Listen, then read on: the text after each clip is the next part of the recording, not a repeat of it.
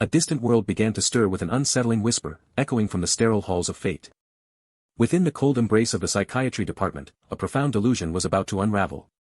A doctor's voice cut through the clinical air, questioning a perception so fractured, so utterly unsettling. Without a word, he affirmed a reality where the ordinary was profoundly twisted.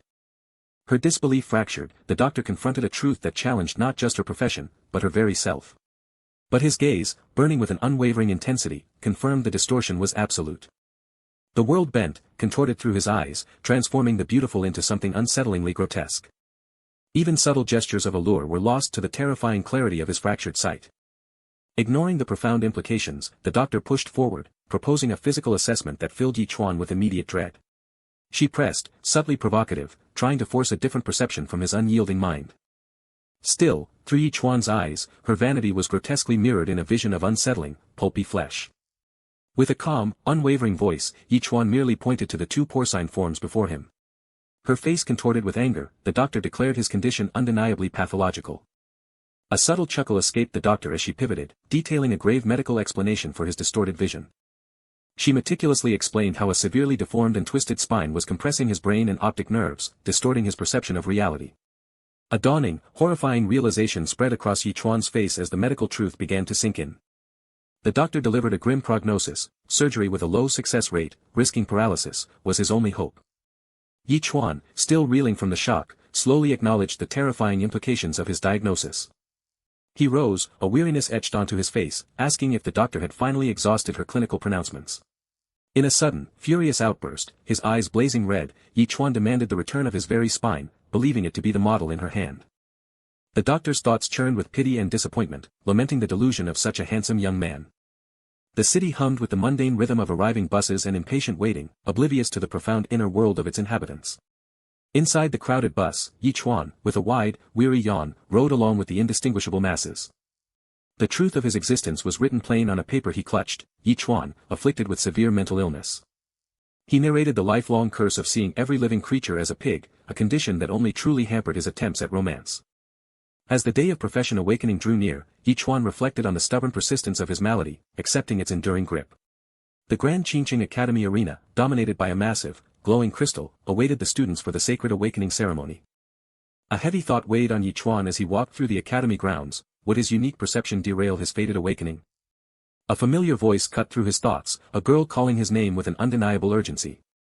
Su Lingxian, flustered and pouting, reprimanded Chuan for his near tardiness, her annoyance clear. Her clenched fist punctuated her threat: tardiness would earn him a physical rebuke. In Chuan's mind, her anger was exaggerated into the menacing snarl of a pig-faced fiend. Su Lingxian, stomping her foot, demanded an answer from a startled Chuan, her chibi form amplifying her exaggerated fury. Chuan swallowed hard, visible unease etched across his face as he endured her passionate outburst. Other students teased them, casually acknowledging their childhood sweetheart status and speculating about their future together. Su Lingxian, blushing furiously and fuming, vehemently denied the playful gossip. While Chuan remained impassive, his childhood sweetheart, perceived as a grinning pig, insisted they ignore the taunts. The principal's booming voice commanded attention, signaling the imminent start of the ceremony and urging students to line up. A magical interface materialized, detailing the core attributes: strength, agility, spirit, that governed the awakening of advanced professions. The principal passionately stressed the ceremony's life-altering stakes, urging focus and promising glory for those who awakened advanced combat professions. With a decisive gesture, the principal announced the ceremony's commencement, beckoning the first student to the stone platform. As the first student reached out, the crystal crackled with purple lightning, brimming with raw energy. A wave of awe rippled through the onlookers as the crystal declared his profession: an intermediate metalworker. The student visibly trembled, overwhelmed by the sheer power of the awakening process. Another student stepped forward, awakening as an advanced healer under the crystal's intense purple glow. A third student cried out, seemingly in pain, as his profession, a junior engineer, manifested from the crashing energy. Lu Jinglong, focused and determined, approached the crackling crystal, preparing for his moment. Sweat beaded on Lu Jinglong's anxious face as he reached out, a mixture of fear and resolve in his wide eyes. His hand connected with the crystal, which exploded with a brilliant, golden light.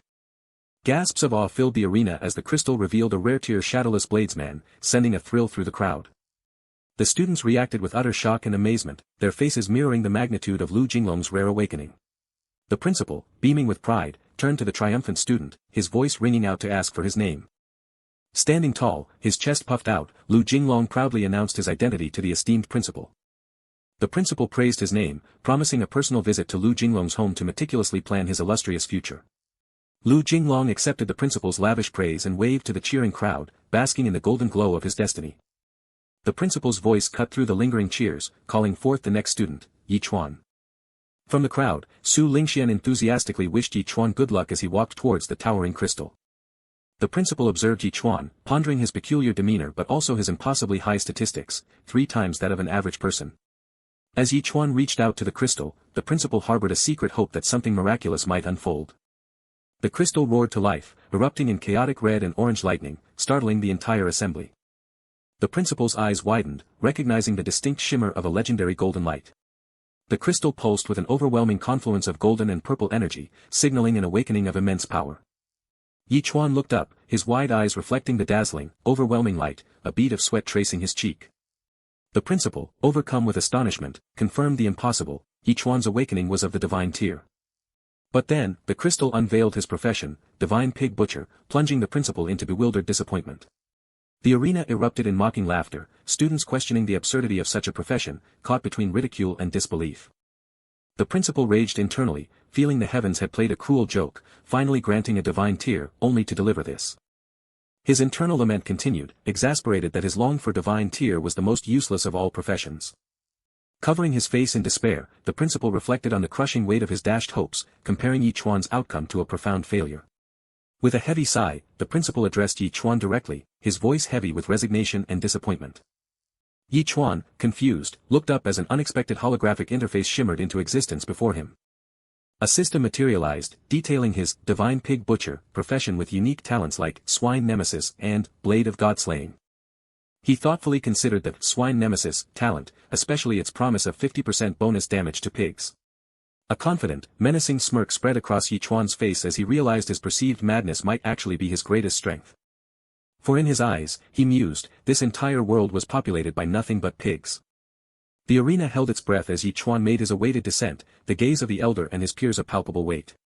Mocking laughter rang out from behind him as Lu Jinglong and his cohort began their cruel taunts. Lu Jinglong's cruel laughter rang out as he declared the academy had expected a dragon, but found only a pig butcher, a dismissal his fellow student affirmed with equal scorn.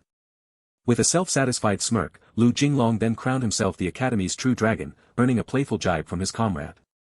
Amidst the jeers, Su Lingxuan's voice cut through, offering a fragile assurance that things would be okay. She gently caressed his head, reminding him that his divine-level pig butcher profession honorably followed his father's path. A fellow student, consumed by intense envy, cursed Chuan as a lucky brat, surely blessed over countless lifetimes. Su Lingxian spoke of their parents' joy, a warmth that triggered Chuan's private reflection on their long history as childhood neighbors. His mind drifted back to a stylized past, recalling their parents' relentless attempts to punishing all who bore witness. Su Lingxian herself seemed utterly shocked as the intense blue light of her awakening swirled magically around her. The older man exclaimed in profound shock, unable to believe the crystal had unveiled a legendary profession. An ethereal vision of a serene, snow-kissed sky drifted into existence. Her legendary combat profession was majestically unveiled, the Snow Soul Sword Immortal. The older man reeled in profound astonishment, questioning how her legendary combat profession could have arisen from life-type parents, suspecting a profound mutation. Su Lingxian stood radiating an awe-inspiring power, blue energy swirling majestically around her. The older man then pledged Qingqing Academy's full, unwavering support for her future, a significant shift in the Academy's focus. With a confident smile, Su Lingxian offered her appreciative thanks as she decisively moved forward. 2 students, their whispers sharp with gossip, speculated on whether Su Lingxian would still follow Chuan around like a puppy, given their drastically divergent professions. Their judgment was swift and dismissive. Chuan, the perceived loser, should wisely distance himself from the now ascendant Su Lingxian. Chuan, wearing a wide, congratulatory smile, offered his hollow best wishes. Su Lingxuan's voice cut through the air, sharp with an unspoken tension, as she called his name. In a somber tone, Su Lingxian acknowledged past misunderstandings, declaring it was time to decisively clear the air between them. Chuan's world seemed to shatter as she delivered the cutting blow, they no longer belonged to the same world. Lu Jinglong and his comrade observed the painful exchange with cruel smirks and ill-concealed amusement. A single, choked, "fine," escaped Chuan's lips, laced with shock and raw disbelief. She relentlessly pressed on, her words a dismissive assault, asserting he was merely a pig butcher destined for no great achievements. A furious defiance blazed in Chuan's eyes as he shot back, "Don't blame me." Her words, laced with contempt, sealed their separation and delivered a final, dismissive command, never to bother her again. A wry sense of relief washed over Chuan, a private thought of being free of that pig head, as he announced his departure with deceptive calm. Lu Jinglong, seizing his opportunity, placed a possessive hand on Su Lingxuan's shoulder, offering to teach him a lesson, to clarify reality. Su Lingxuan's slight aversion hinted at discomfort, contrasting sharply with Lu Jinglong's self-assured smirk. Lu Jinglong's enraged voice ripped through the air, aggressively demanding the pig butcher come to him. Chuan turned, a single, bewildered sound escaping him as he registered the aggression. With a sudden, aggressive grip, Lu Jinglong seized Chuan's arm, spitting accusations of deafness. Chuan's eyes pulsed with an ominous red glow as he fixed Lu Jinglong with a piercing stare and demanded, "What do you want?" Chuan's shadowed presence, radiating an intense, formidable aura, caused Lu Jinglong to recoil in sheer terror. Lu Jinglong cried out in a desperate "whoa," as he stumbled back, his retreat a frantic blur. Lu Jinglong's mind fractured into a nightmarish vision, perceiving Chuan as a monstrous butcher, and himself a helpless pig bound for slaughter. While oblivious laughter continued to erupt from the crowd, male student 3's concern cut through the chaos, asking Lu Jinglong what had transpired. Lu Jinglong roared in an intensely frustrated rage, cursing Chuan as a mere brat. Enraged, Lu Jinglong lunged forward, launching a violent punch as he raged about Chuan's perceived defiance. Chuan met the attack with an intensely focused, counterpunch. Their fists violently collided, an explosive crack echoing through the air as Chuan's red-glowing power met Lu Jinglong's blow. Lu Jinglong's agonizing scream tore through the air as his hand violently fractured from the impact. The arena erupted in chaotic disbelief as onlookers, including Su Lingxian, stared in shock while Lu Jinglong, writhing in pain, questioned how a mere pig butcher could wield such power. Standing tall, enveloped in a powerful red aura, Chuan internally mused on the true nature of being a pig butcher, a deceptive title for immense offensive strength. The arena erupted in confused shouts as students focused on the inexplicable sight of Lu Jinglong's hand. A violent surge of pure rage coursed through Lu Jinglong as he shrieked a death threat at Chuan. Lu Jinglong screamed in exertion, unleashing a powerful, explosive attack with his glowing blue blade. Anxious students declared the fight over, certain Lu Jinglong's serious attack meant Chuan was doomed, questioning why a mere pig butcher dared to challenge a combat class user. A voice from the crowd highlighted the devastating power of the void longsword, capable of slicing through solid steel, as Lu Jinglong prepared to strike. Just as Lu Jinglong vowed to cripple his opponent, a sudden, inexplicable cold enveloped his glowing blue sword, freezing it solid. Lu Jinglong's shock turned to disbelief as he found his entire body paralyzed, encased in shimmering ice. Frustration twisted Lu Jinglong's features as he, still trapped by the supernatural frost, demanded to know why Su Lingxian continued to intervene for Chuan. Su Lingxian, radiating a powerful blue aura, stepped forward with commanding resolve, compelling the confrontation to cease. Her voice sharp with anger and distress, Su Lingxian announcing his departure. The observing students were left bewildered by Chuan's complete lack of seriousness, his indifference stark against the recent tension. Chuan walked down the bustling city street, hands casually in his pockets, lost in thought. Suddenly, a fierce, glowing-eyed dog blocked his path, barking aggressively, startling its shocked owner. Chuan's eye flared with an ominous red glow, a sudden, intense revelation of power beneath claim to the road. Chuan, closing his eyes in calm contemplation, silently decided this was the perfect moment to test a theory, sending the dog violently flying backward. The pig-faced woman wailed in terror and grief, convinced her son was dead, as a translucent spirit rose from the dog's fallen body. A system notification materialized, revealing that his extra damage had increased by 1%. Blinded by rage, the pig-faced woman lunged at Chuan, screaming accusations of murder and vowing to fight him to the death. An unsettling thought surfaced in Chuan's mind: he was a psychopath, as her furious attack mysteriously halted inches from his face. Her attacking hand froze inexplicably in mid-air, a stark psycho appearing on it, mirroring her sudden, terrified realization.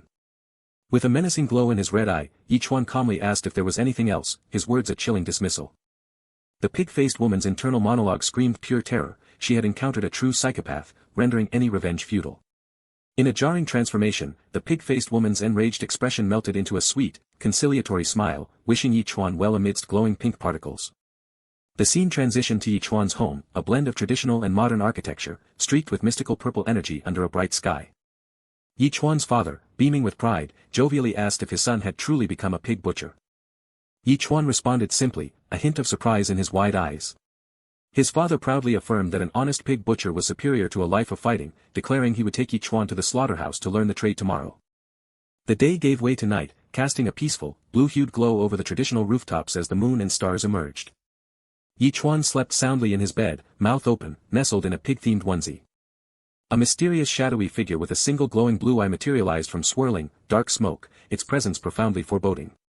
As his parents slept peacefully, Ch1's father's voice echoed, warning the shadowy figure, a spectral presence outside the window, not to disturb their lives again, claiming his son was merely a pig butcher. The shadowy figure, cloaked in mystery, expressed profound disbelief that Ghost Cry's son was a pig butcher, questioning Ch1's paternity. Ch1's father, his eye glowing with suppressed red power, angrily reiterated his warning, promising a less polite response if they were disturbed again. The shadowy figure, surrounded by swirling smoke, offered a conciliatory tone, assuring Ch1's father that the organization would no longer trouble them, accepting his son's humble profession. The mysterious figure dissolved into thin air as the scene shifted to a narrative caption, marking, the next day, slaughterhouse. Ch1 and his father, both wearing aprons, stood amidst the sterile, industrial setting of a brightly lit slaughterhouse. Ch1 and his father stood together, a practical, weary silence hanging between them in the preparation area. His father explained the fundamental principle: a good pig butcher began with the right knife, as a display of sharp tools gleamed. With an encouraging gesture, Ch1's father invited him to choose the knife that felt most fitting in his hand. Ch1's eyes widened with surprise as he surveyed the array of butchering knives before him. Ch1's gloved hand, enveloped in a faint blue glow, reached out decisively, confirming the suitability of a particular knife. A holographic system notification appeared, announcing the selection of a pig-slaying knife, and the activation of the God-slaying edge, which granted attribute points for every pig killed. Ch1's father began his instruction, declaring that a pig butcher's first lesson was knife mastery, as a massive pig carcass hung before them. A chilling squeal erupted from the hanging pig carcass, its eyes wide with fear, vividly capturing the visceral reality of the slaughterhouse. His father instructed Ch1 to aim for the weak spot, emphasizing the goal of a single, decisive kill, and then told him to try. With a violent thrust, the glowing butcher knife pierced the monstrous form. A visceral shudder ripped through the creature as terror seized its distorted form.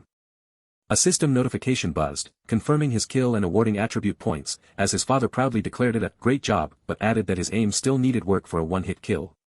His father understood the drudgery of butchering for a boy his age, yet firmly reminded Ch1 that it was their very livelihood. A young Ch1, wide-eyed with an unsettling eagerness, asked his father if he could slaughter all the waiting pigs. His father laughed with booming pride, embracing the boy's zeal and offering him even more pigs from the other uncle's shops. With another precise stab, a system notification confirmed his progress, elevating him to rank 2 with increased damage and attributes. The rhythm continued, another precise strike bringing forth a system notification and his ascent to rank 3. Relentlessly, he performed yet another kill, the system confirming his swift rise to rank 4. After 49 kills, a weary Ch1 reviewed his holographic screen, seeing his stats dramatically boosted and confirming his new title, rank 5 apprentice. Another butcher marveled at Ch1's unsettling addiction to the work, astonished that he had completed an entire week's worth in a single session. His father chuckled, brimming with paternal pride as he declared his son a god-tier butcher. Ch1 quietly reflected on his burgeoning mastery of the butcher knife, a nascent purpose stirring within him. With a quiet squeak, the next day, Ch1 decided it was time to leave the familiar confines of the slaughterhouse and step into the outside world. This world was a perilous tapestry, woven with the myriad races of the heavens standing tall and demons running rampant through its lands. Humanity, devoid of nations, had forged the Human Federation, divided into 9 special zones, with the city of Ch1 nestled in the treacherous borderlands of the 5th. He passed through an imposing stone gate, stepping into the formidable, mysterious expanse of the borderlands.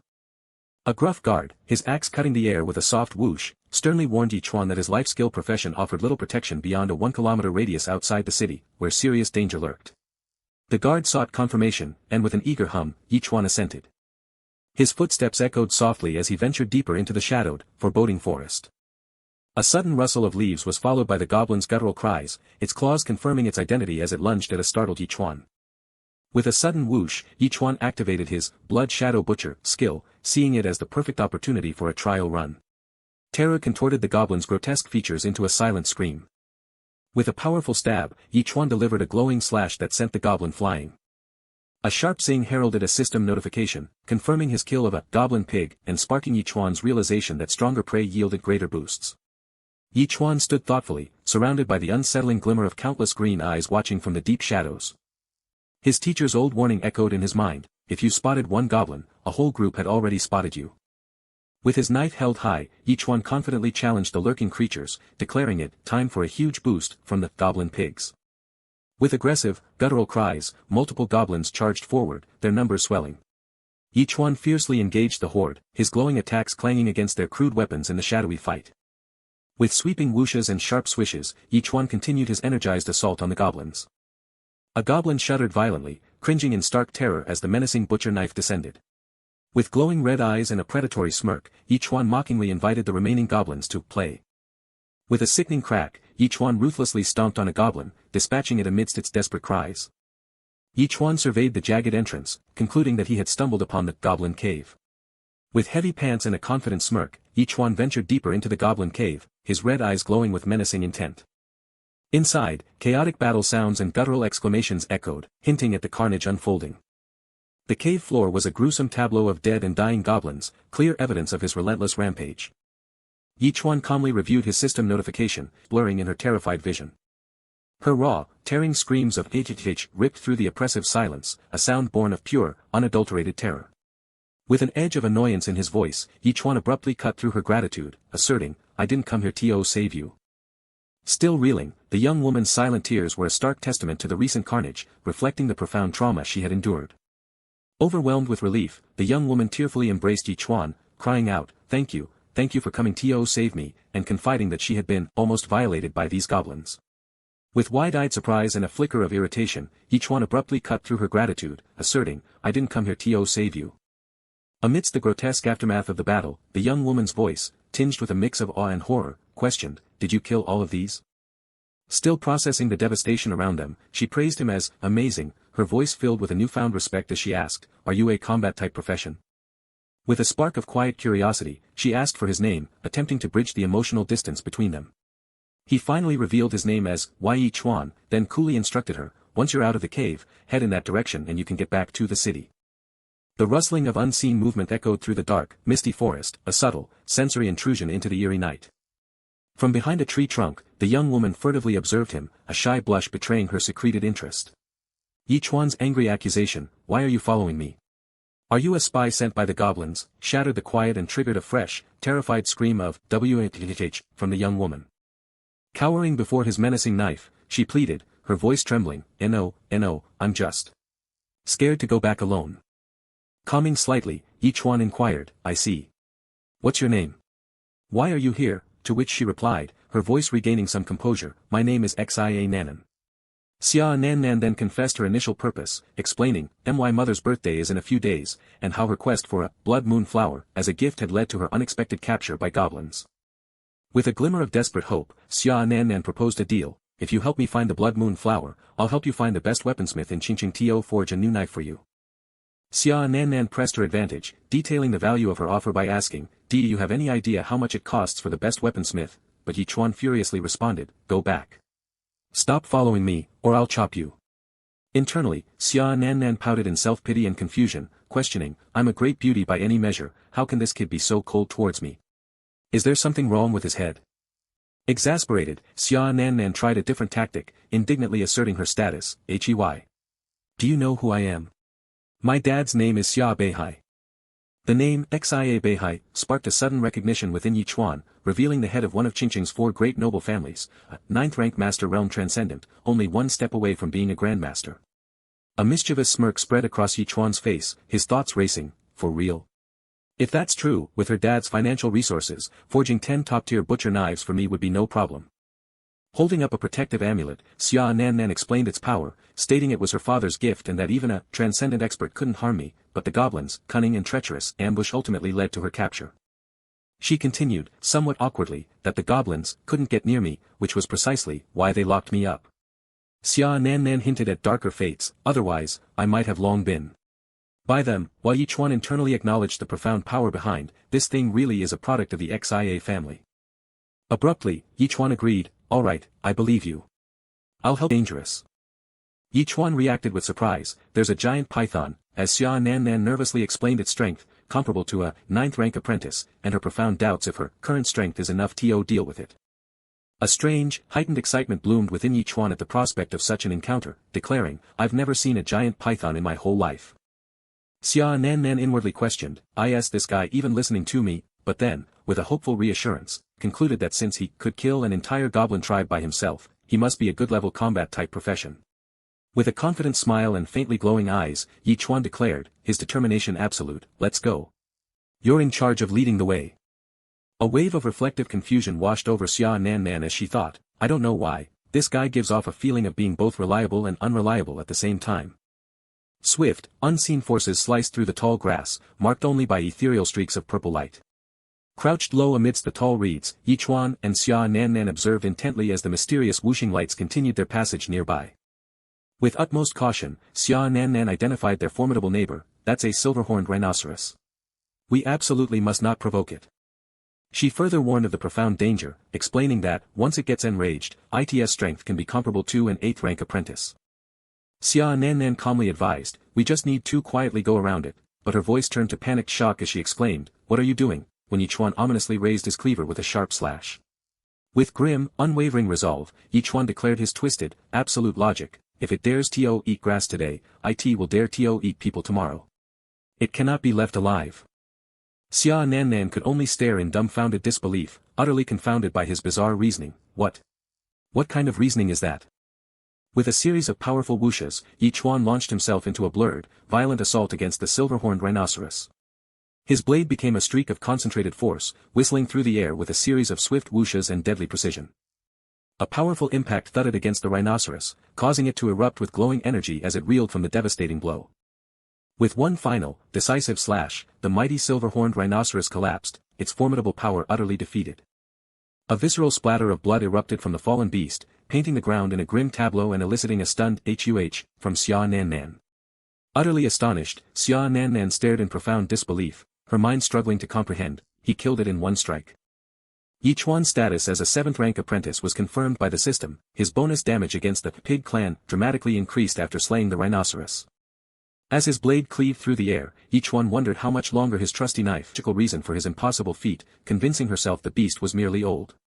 Ch1-54 confirmed their proximity to the blood moon flower, a quiet admission settling in her mind that, despite his peculiarities, Ch1 was not lying. Their footsteps echoed softly as they ventured deeper into the solemn, misty forest. Another group, including the stern older man and the formidable Lu Jinglong, moved through the serene, sunlit forest.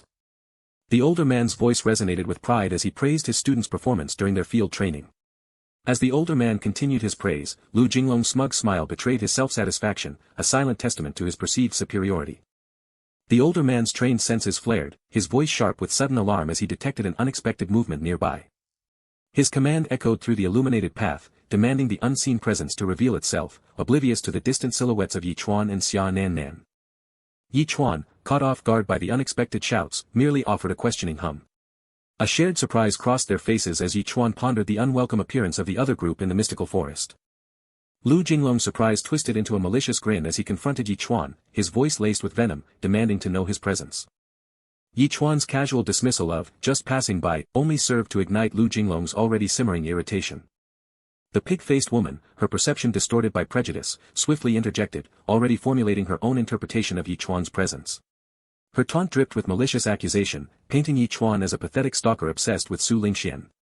A raw, furious anger ignited in the depths of Ch1's eyes, a silent tremor before an outburst. As the pig-faced woman uttered Ch1's name, her features seemed to morph, glowing with a purple aura that intensified his perception of her, fueling his disdain. Ch1's voice, strained with fury, delivered a stark reminder that his boundaries had been explicitly drawn long ago. A fierce red aura flared around him as Ch1 declared, with absolute finality, that their worlds had diverged and she must cease her ceaseless pestering. Lu Jinglong's rage exploded, delighted that Ch1 had appeared, finally ending his frustrating search for retribution. A powerful purple aura hissed and swished around Lu Jinglong as he unleashed his true power, his glowing sword now a deadly extension of his fury. A male student gasped in awe, recognizing the luminous glow of the sword, a true spirit weapon that had ascended to yellow rank, low grade. The older man, marveling at Lu Jinglong's accelerated progress and the acquisition of a yellow rank spirit weapon, acknowledged the boy's genius, recognizing his strength now rivaled a 6th rank apprentice. With a stern resolve, purple energy crackling around her, Su Lingxian reiterated her warning to Ch1, promising no further intervention. Ch1-54, her brow furrowed with worry, tentatively asked if Ch1 harbored a grudge against the opposing group. Ch1, startlingly calm amid the tension, inquired about the precise value of a yellow-rank, low-grade spirit weapon.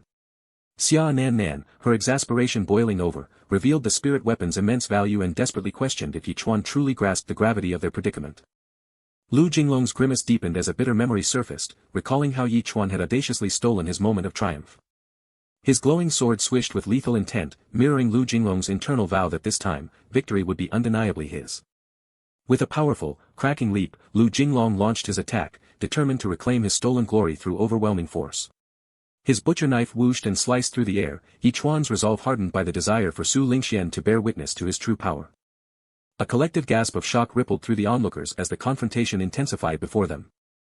Lu Jinglong's face contorted with exertion, his roar echoing his desperate claim to unleash his true, terrifying strength. The two blades crashed together, a violent impact of metal and magic erupting in a shower of brilliant, purple light. Blades clanged and energy crackled as Lu Jinglong's furious assault met Chuan's unyielding defense, both figures radiating raw power. Lu Jinglong's furious insults glowed with volatile energy as he swore to shatter Chuan's arrogance and ruin his very profession. The older man's face was etched with worry, his mind racing with the grim reality that Chuan's simple blade stood no chance against a spirit weapon, questioning the foolhardy provocation. With unnerving calm, Chuan let his butcher knife fall, declaring his independence from the blade, leaving Lu Jinglong utterly stunned.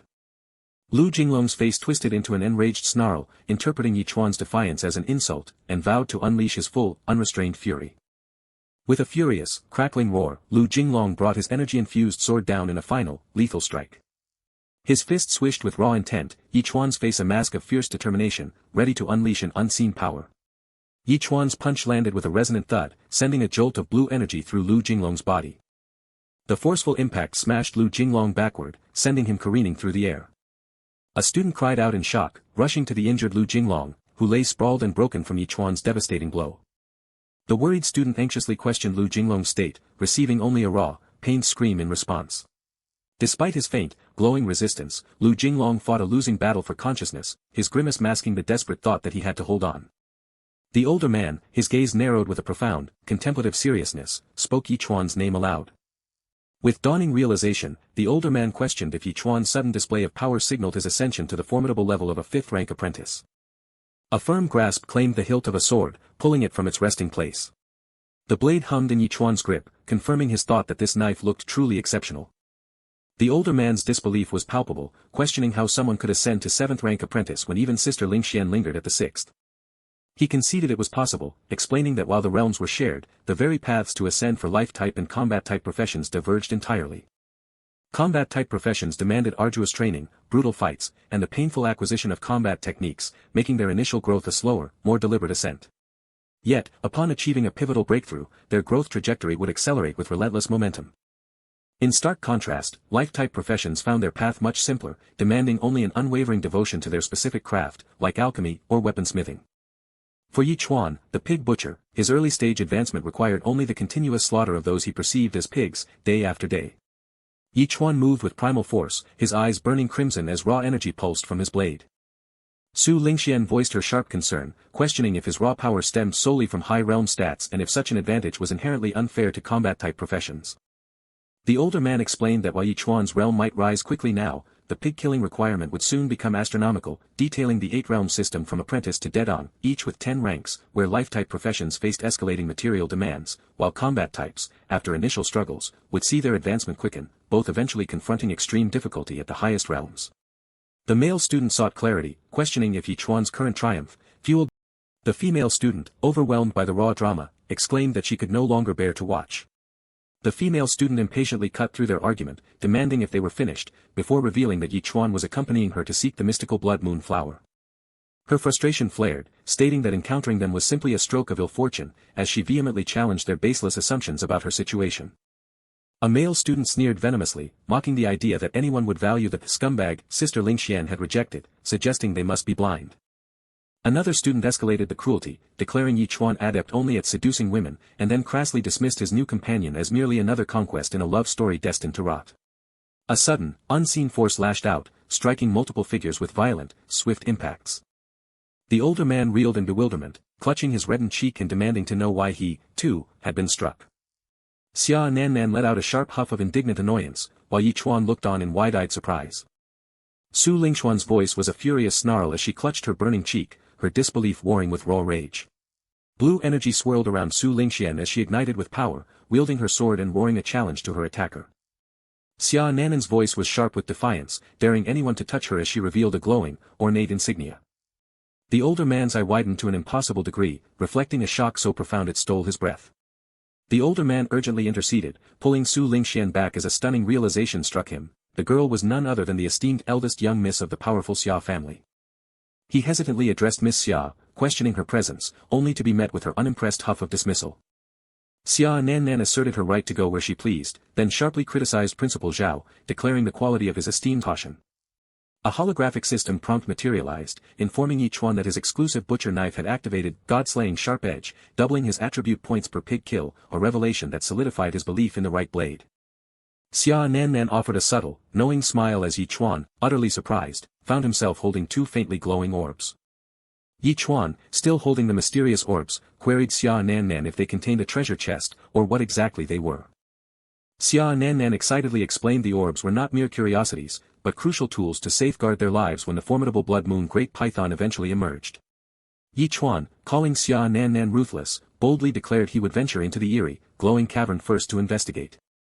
Yi Chuan knelt amidst an ethereal swirl of blue energy and vibrant, glowing red flowers, his hand resting on his sword. Xia Nannan exclaimed with ecstatic joy, confirming the presence of not just blood moon flowers, but the rare and potent blood crystal twin flowers, while Yi Chuan watched in surprise.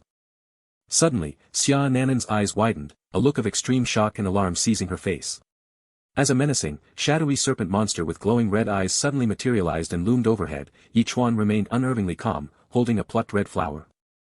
Despite his earlier calm, a bead of sweat trickled down Yi Chuan's face, betraying a flicker of surprise as he still clutched the red flower. With a bold, defiant glare, Yi Chuan questioned the looming serpent monster, asking if it had truly never witnessed someone picking a flower. A foreboding creature materialized from the ethereal gloom, its presence a cryptic question mark in the shifting landscape. Yi Chuan fled across the chaotic, jagged terrain, his sword drawn as he cast a wary glance back at the ominous presence. From a distant cliff, Xia Nannan's voice cut through the air, sharp with exasperation, demanding he hurry and not stand there stupidly. A primal scream of, "Be careful," tore from Xia Nannan's lips, her grip tightening on a small object as unseen danger swished closer. Yi Chuan plummeted into the fray, launching an attack as a powerful energy blast erupted, leaving Xia Nannan struggling on the chaotic ground. A violent explosion erupted, throwing Yi Chuan backward with a surprised "wah," as harsh energy bursts consumed the creature. Xia Nannan's anxious shout pierced the chaos. "Yi Chuan. Are you all right?" as his form was violently dragged away by an unseen force.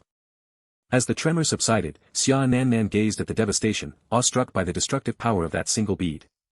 The massive dark creature writhed and convulsed, its form twisting amidst shimmering energy, a truly awe-inspiring and terrifying sight. An ominous, snake-like entity streaked rapidly through the turbulent space, leaving glowing trails in its wake. An ethereal hand emerged, offering a glowing pink flower with the simple instruction, "Here, take it." A blush touched Xia Nannan's cheeks as she gasped in wonder, identifying the rare blood crystal twin flower. Holding the precious bloom, Xia Nannan inquired about its use, then elaborated that the blood crystal twin flower, a mutated blood moon variant, offered not just slowed aging, but the gift of eternal youth, a priceless desire for any woman. Yi Chuan knelt, acknowledging the flower's worth with a thoughtful, "I see," his mind already on his mother, who would surely love this gift. As Yi Chuan abruptly jumped, Xia Nannan looked up in surprise, her unspoken question hanging in the air, "Do you mean to give the other one to me?" A subtle smirk played on Yi Chuan's lips, the brat, he mused, had finally figured out his true intentions.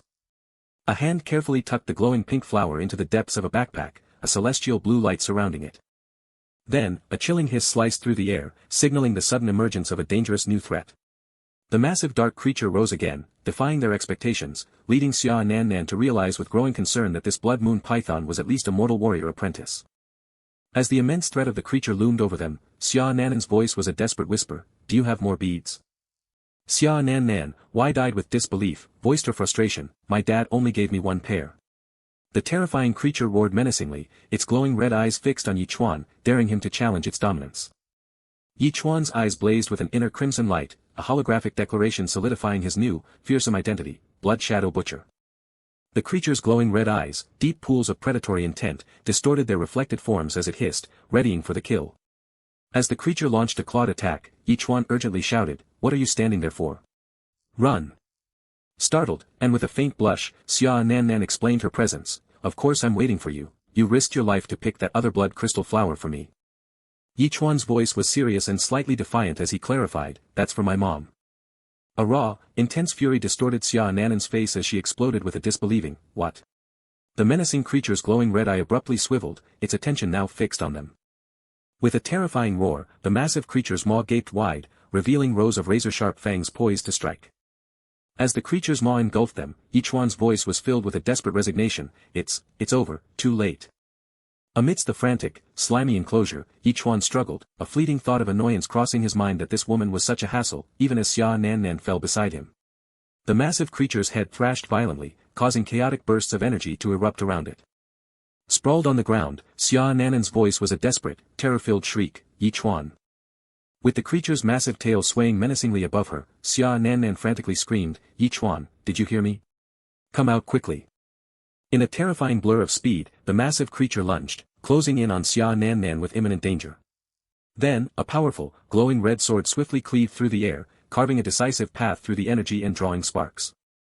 The creature's mouth gushed blood, a violent, painful wound marking a severe injury. Ch1-54 gazed in wide-eyed horror and disgust at the creature's gushing, bleeding head. From the grotesque, fleshy depths of the creature's mouth, Ch1 emerged with surprising composure, asking, "Were you calling me just now?" Ch1 caught Ch1-54, a wave of relief washing over him as he declared, "Great. You're safe. I don't want anyone dying because of me." Ch1 wrinkled his nose in disgust, remarking on the terrible stench and pointing out how close she was to being digested and turned into python dung, while Ch1-54 covered her mouth in revulsion. A system prompt shimmered into existence, announcing that Ch1 had defeated a special pig, gained 80% level increase, advanced to an 8-rank apprentice, and received enhanced nemesis damage against the pig clan, along with free attribute points. With the immediate danger past, Ch1 calmly stated, "Let's head back." At the ancient city gates, silhouetted figures questioned Miss Ya's late return, their voices echoing with a hint of magical concern. An older man, his face etched with profound concern, admitted he had been so worried he was about to dispatch a search party. Beaming with joyful affection, Ch1-54 presented the glowing pink flower, certain her mother would be utterly delighted. The older man scolded Ch1-54 for her dangerous excursion, arguing she could have sent servants for the blood crystal flower, but she defiantly asserted she wanted to pick it personally for her mother and that Ch1's protection ensured there was no problem. The older man's gaze sharpened with scrutiny as he intently inquired, "And this young man is?" Ch1 offered his unexpected introduction, "I am Ch1, pig butcher." The older man's thoughts swirled in deep recalculation, pondering why Miss Xia would choose a life-class fool for protection where blood moon pythons inevitably appeared, yet he couldn't shake the question, could this young man truly have killed the monstrous creature? The older man offered praise, declaring, "Student Yi truly is promising at a young age," as a pair of hands presented a gleaming gold ring.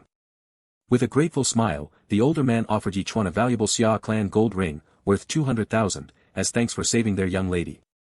But Ch1, eyes wide with an assertive refusal, declared, "No, I only want a pig slaughtering blade."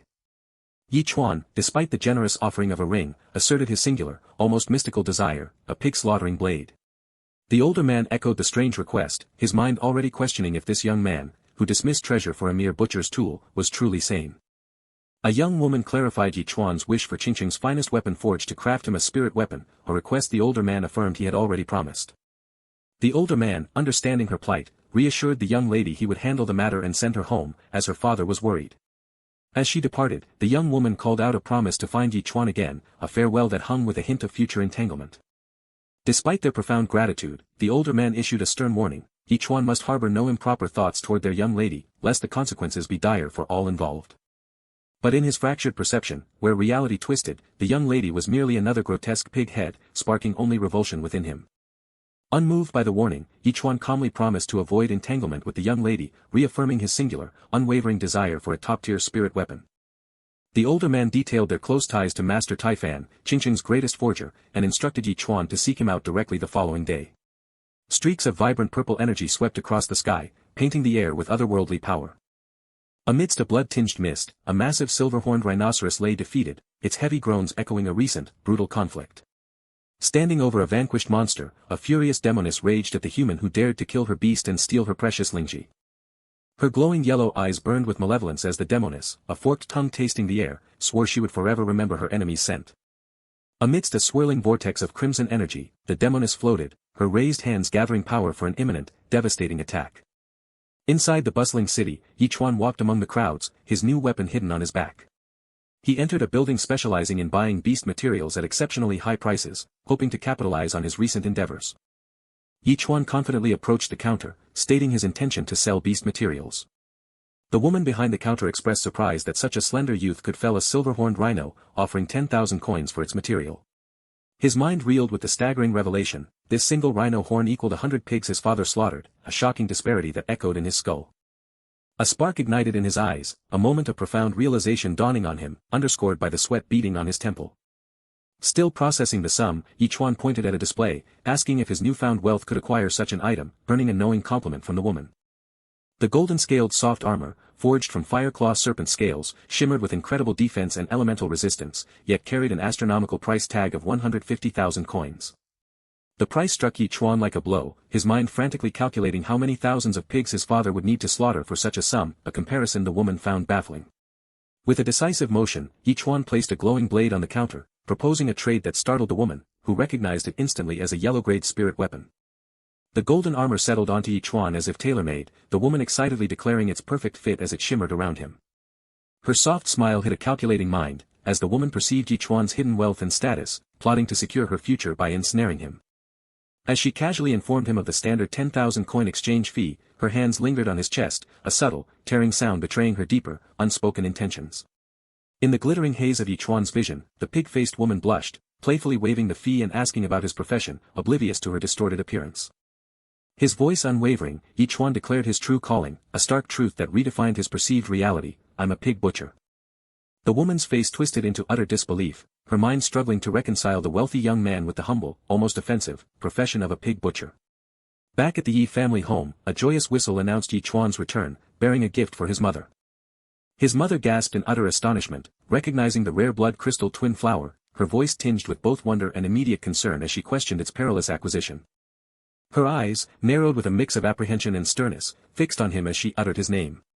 She accused him directly of theft, a charge he vehemently denied, explaining he merely found the flower after witnessing a brutal clash between two colossal snakes outside the city. Affectionately, she pinched his cheek, scolding him for risking danger outside the city, reminding him that as mere pig butchers, they had no means to handle serious trouble.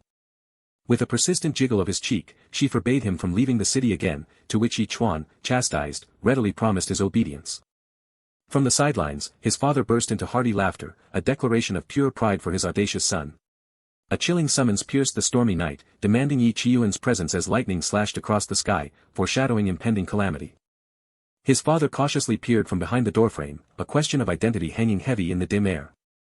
Lu Xing, the older man, launched a furious accusation, demanding to know if Chuan's son had stolen his Jinglong's azure blade, leaving the father reeling in shock and recognition. The father nervously denied the charge, his mind flashing back to Lu Xing, his childhood friend, now a powerful figure whose elevated status had fractured their connection over time. Desperate, Chuan tried to deflect the accusation by pleading his son's humble profession: my son is just a pig butcher, how could he possibly steal a spirit weapon? But Lu Jinglong, enraged, pointed a furious finger directly at Chuan, confirming his identity as the one responsible. Lu Xing angrily chastised his old friend, shaming him for his son's alleged theft, and declared he had already verified the truth with Principal Zhao Ming. The older man then turned the weight of his accusation onto Chuan, challenging him to directly confront his son about the theft. His father, his face etched with worry, turned to Chuan, pleading for an explanation for the unfolding calamity. Chuan, unwavering, defiantly countered that Lu Jinglong had attempted to kill him, asserting that merely taking his blade was, in his eyes, a lenient act. Lu Jinglong furiously denied the accusation, insisting he had merely intended to spar, not to kill. For the sake of his father, the older man offered a grim ultimatum: return the blade now, and the matter would be dropped. With wide, defiant eyes, Chuan delivered the crushing revelation: the blade, he had already sold it. The older man and his companions recoiled in stunned disbelief, their faces reflecting the profound shock of Chuan's casual confession. The revelation hung heavy in the air, eliciting a chorus of shocked, angry disbelief from Lu Jinglong and his companions. Lu Jinglong's voice cut through the tension, a chilling demand for 1 million in compensation for the sold blade. Chuan's father attempted to reason, arguing that a yellow-grade, low-tier spirit weapon was worth a mere fraction of that exorbitant sum. But Lu Jinglong's intent was not negotiation, his words were a stark, ominous declaration, underscored by the swirling purple energy that seemed to emanate from his very presence. Faced with the impossible demand, Chuan's father reluctantly conceded, pleading for time to gather such a colossal amount. Lu Jinglong's threat was unambiguous, a personal challenge and a grim ultimatum: half a month to pay, or face his hostile wrath, hinting at a promise to teach Chuan a lesson himself. As Lu Jinglong departed with a satisfied smirk, the lingering threat was a palpable weight in the air, promising future confrontation. Ch1's mother's voice trembled with anxiety, wondering aloud what their desperate next step could possibly be. She urged her husband to properly beg his childhood friend, while Ch1's father lamented the crushing $1 million debt and the humiliating apology he now had to consider. A sudden resolve hardened Ch1's voice as he reassured his father, declaring his intent to handle the daunting problem himself.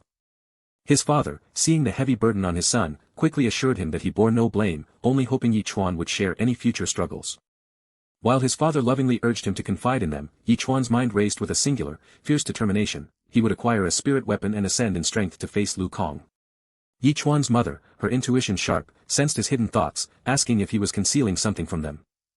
Within Ch1's mind, the logical argument formed, a mere pig butcher could not possess such a valuable flower, and he realized he could not hide the truth forever.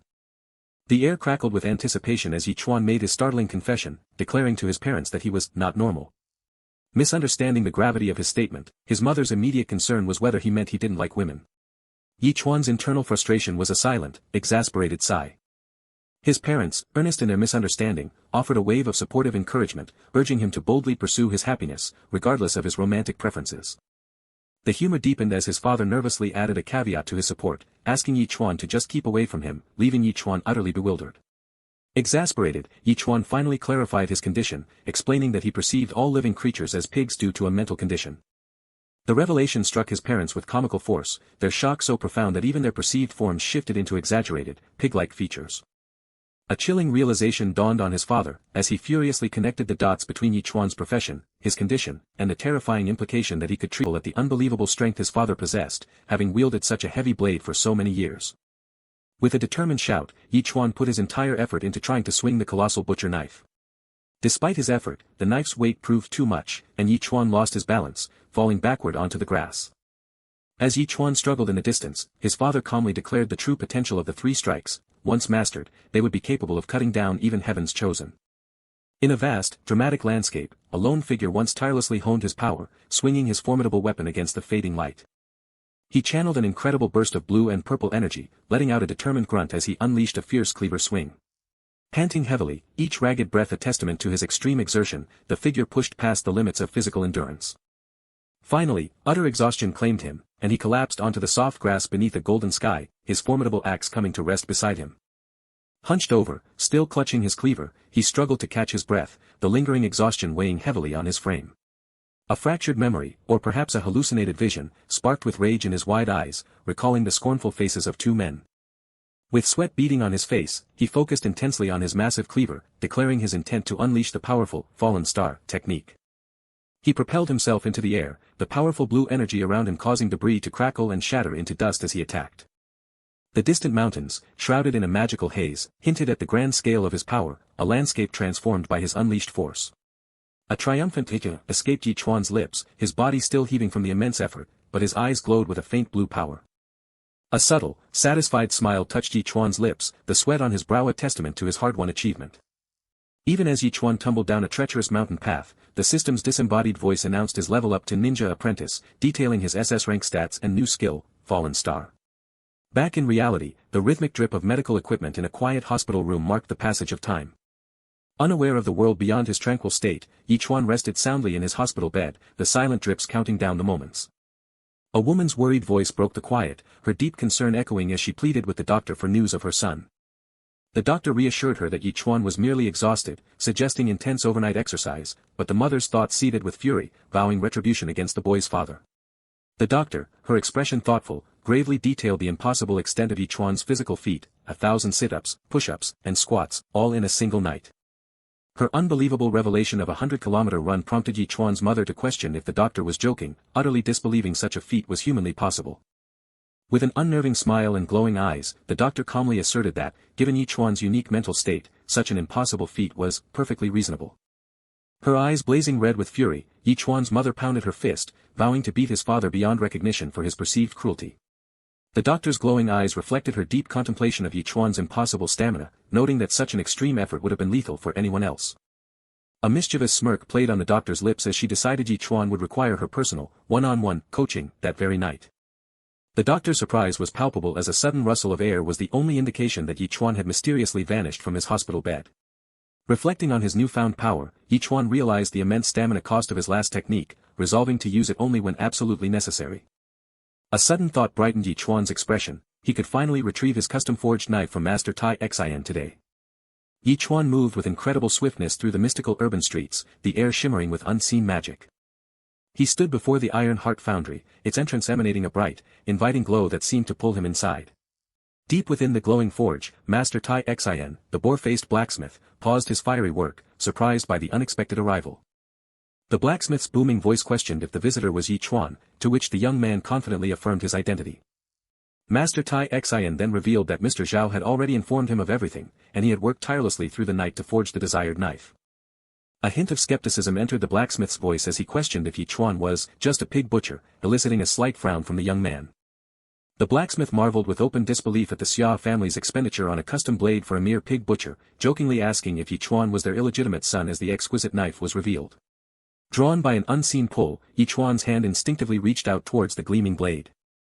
With a swift motion, the blacksmith's hand blocked Chuan's impatient reach, a sharp warning in his voice as an ethereal glow emanated from Chuan's fingers.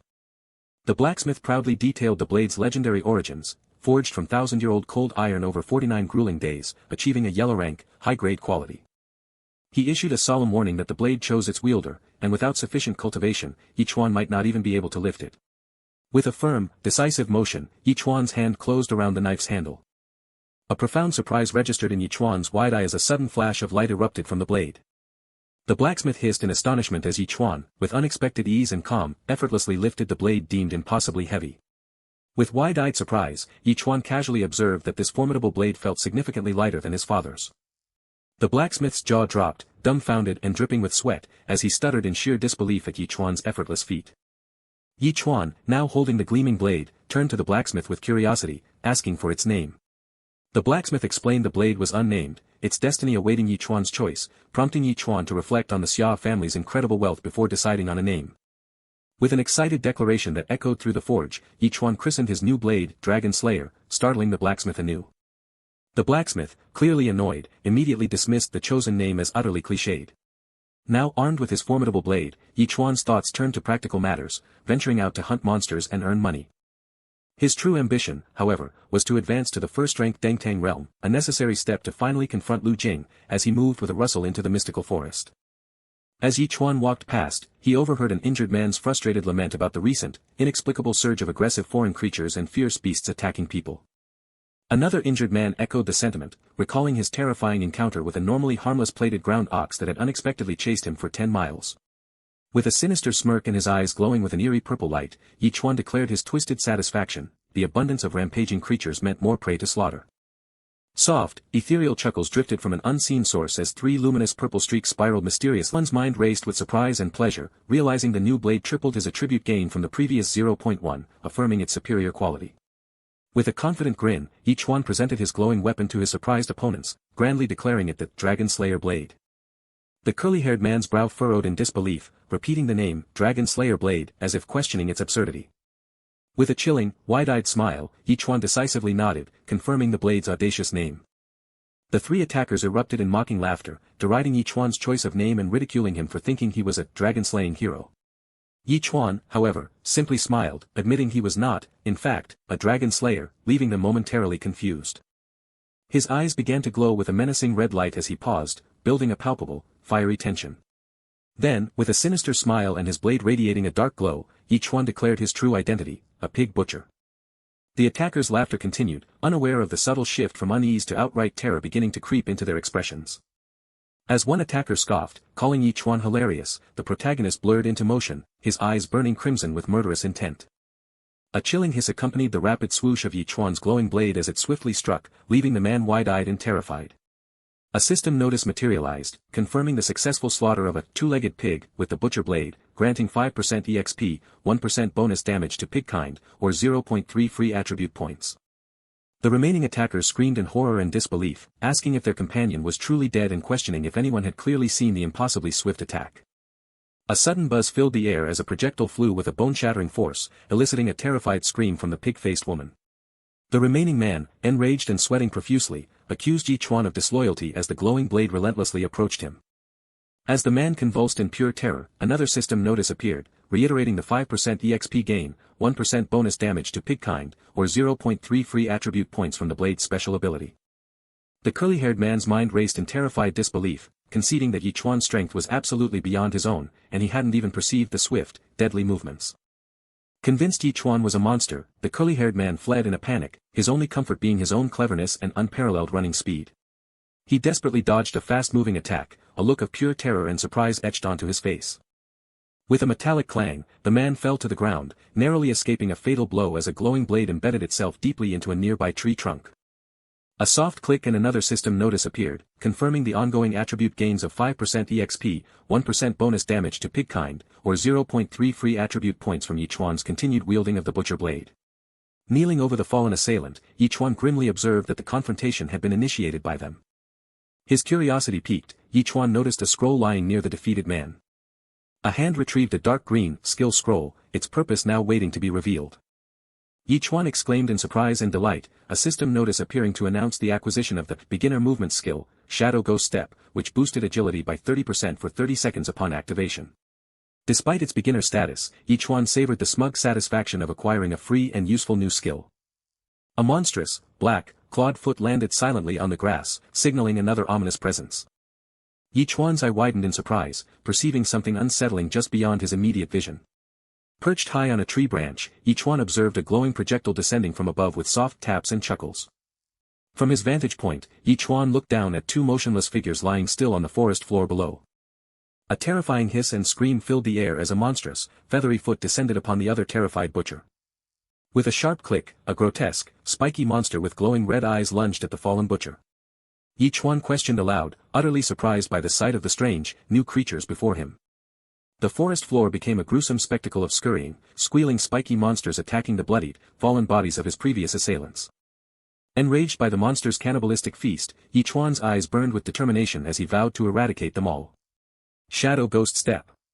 Ch1 commanded, activating his new skill as a holographic display confirmed his agility had increased by 30%. He moved with explosive speed, a blur of motion as he closed in on one of the red-eyed monsters. With swift slashes and chilling chuckles, Ch1's blade carved through a small, squealing monster. Ch1 continued his relentless, rapid assault, his face contorted in intense effort. Hisses and swooshes filled the air as Ch1, in a flurry of motion and red energy, furiously slashed at a large monster. Despite being impaled by multiple projectiles, an unfazed Ch1 sarcastically asked the monster if it hurt, before a system notice confirmed yet another successful slaughter of a pig-kind monster. From an otherworldly brilliance, two monstrous forms roared into existence, their eyes glowing with intense, alien light. Within the mystical twilight of the forest, the monsters roared, a primal challenge echoing their fierce intent to attack. Ch1 lay impaled and broken amidst the cracking earth, his body pierced by sharp spikes beneath a mystical, indifferent sky. From within the razor-sharp confines, a question mark formed in his mind, blurring reality with a mysterious confusion. Ch1's wide eyes reflected a dawning horror as the spikes tore into his arm and shoulder, a brutal, cracking reality. A grotesque foot, with a sickening, grinding creak, pressed an impaled arm further into the bright, indifferent grass. Terror seized Ch1, his teeth grinding as the monster's presence cracked through his composure, a raw, primal fear. A powerful energy rippled through the air as the monster's glowing eyes widened and palpable, radiating surprise at Ch1. Amidst a blur of blue energy, Ch1 unleashed a fierce kick, the monster thrashing as the dynamic impact resonated.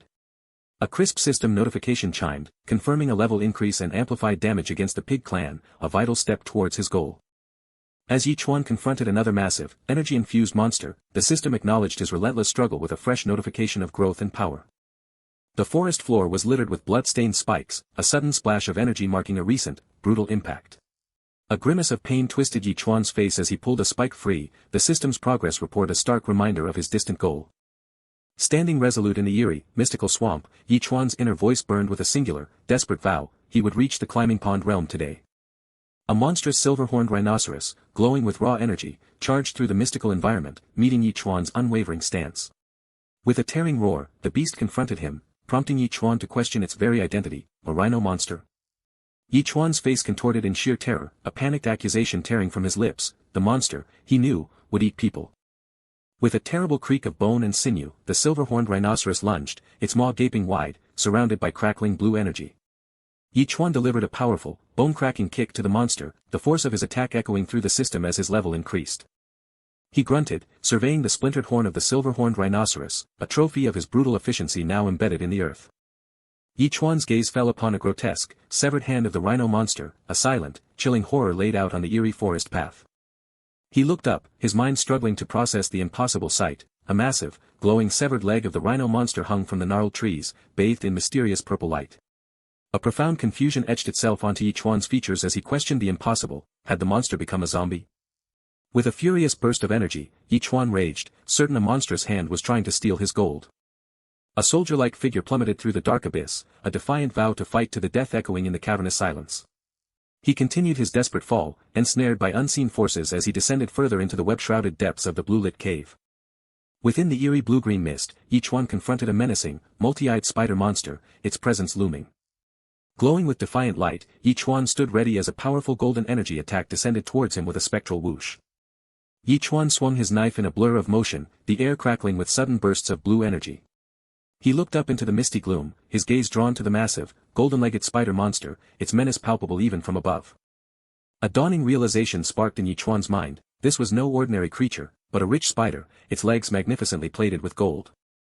A surge of frantic excitement propelled Chuan forward, with a triumphant declaration, he decided the spider's golden legs were his for the taking. He leaped with fierce determination, knife in hand, launching himself at the spider monster in a blur of motion. With a powerful thud, Chuan swung his axe, the sheer force of the blow radiating outward. The spider monster shrieked and spat a projectile, catching Chuan off guard with a jolt of surprise. A sudden impact struck Chuan, eliciting a guttural sound of pain and surprise as he recoiled.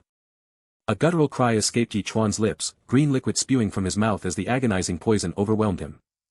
As the spider monster loomed, a system notification confirmed the grim reality, Chuan was poisoned, its toxic venom inflicting neural confusion and fever. From a mass of white tendrils, mysterious glowing blue eyes emerged, hinting at a power awakening deep within. Overwhelmed by the venom, Chuan screamed, a guttural wail of agony as green light flared in his eyes, distorting his reality. Chuan stood radiating a strange, green-tinged aura, the monster recoiling with a surprised shriek as green liquid still trailed from his mouth. In a frenzied, enhanced state, Chuan fiercely assaulted the spider monster, blue energy crackling around his every relentless blow. Chuan screamed, an agonizing release of power as bursts of yellow energy thudded and pulsed violently from his form. With a heavy thud, the spider monster reeled and spun from the devastating impact, its massive body unable to withstand the assault. The spider monster gasped in distress, a chilling realization dawning that it could no longer move. Covered in web, Chuan's maniacal laughter echoed through the cavern, a chilling sound of triumph over the defeated, hanging spider monster. Eyes still blazing with green energy, Chuan raised his axe high, prepared to deliver the final, definitive blow to the monster below. With a violent slam, Chuan brought his axe down, unleashing a torrent of blue energy that tore through the very air.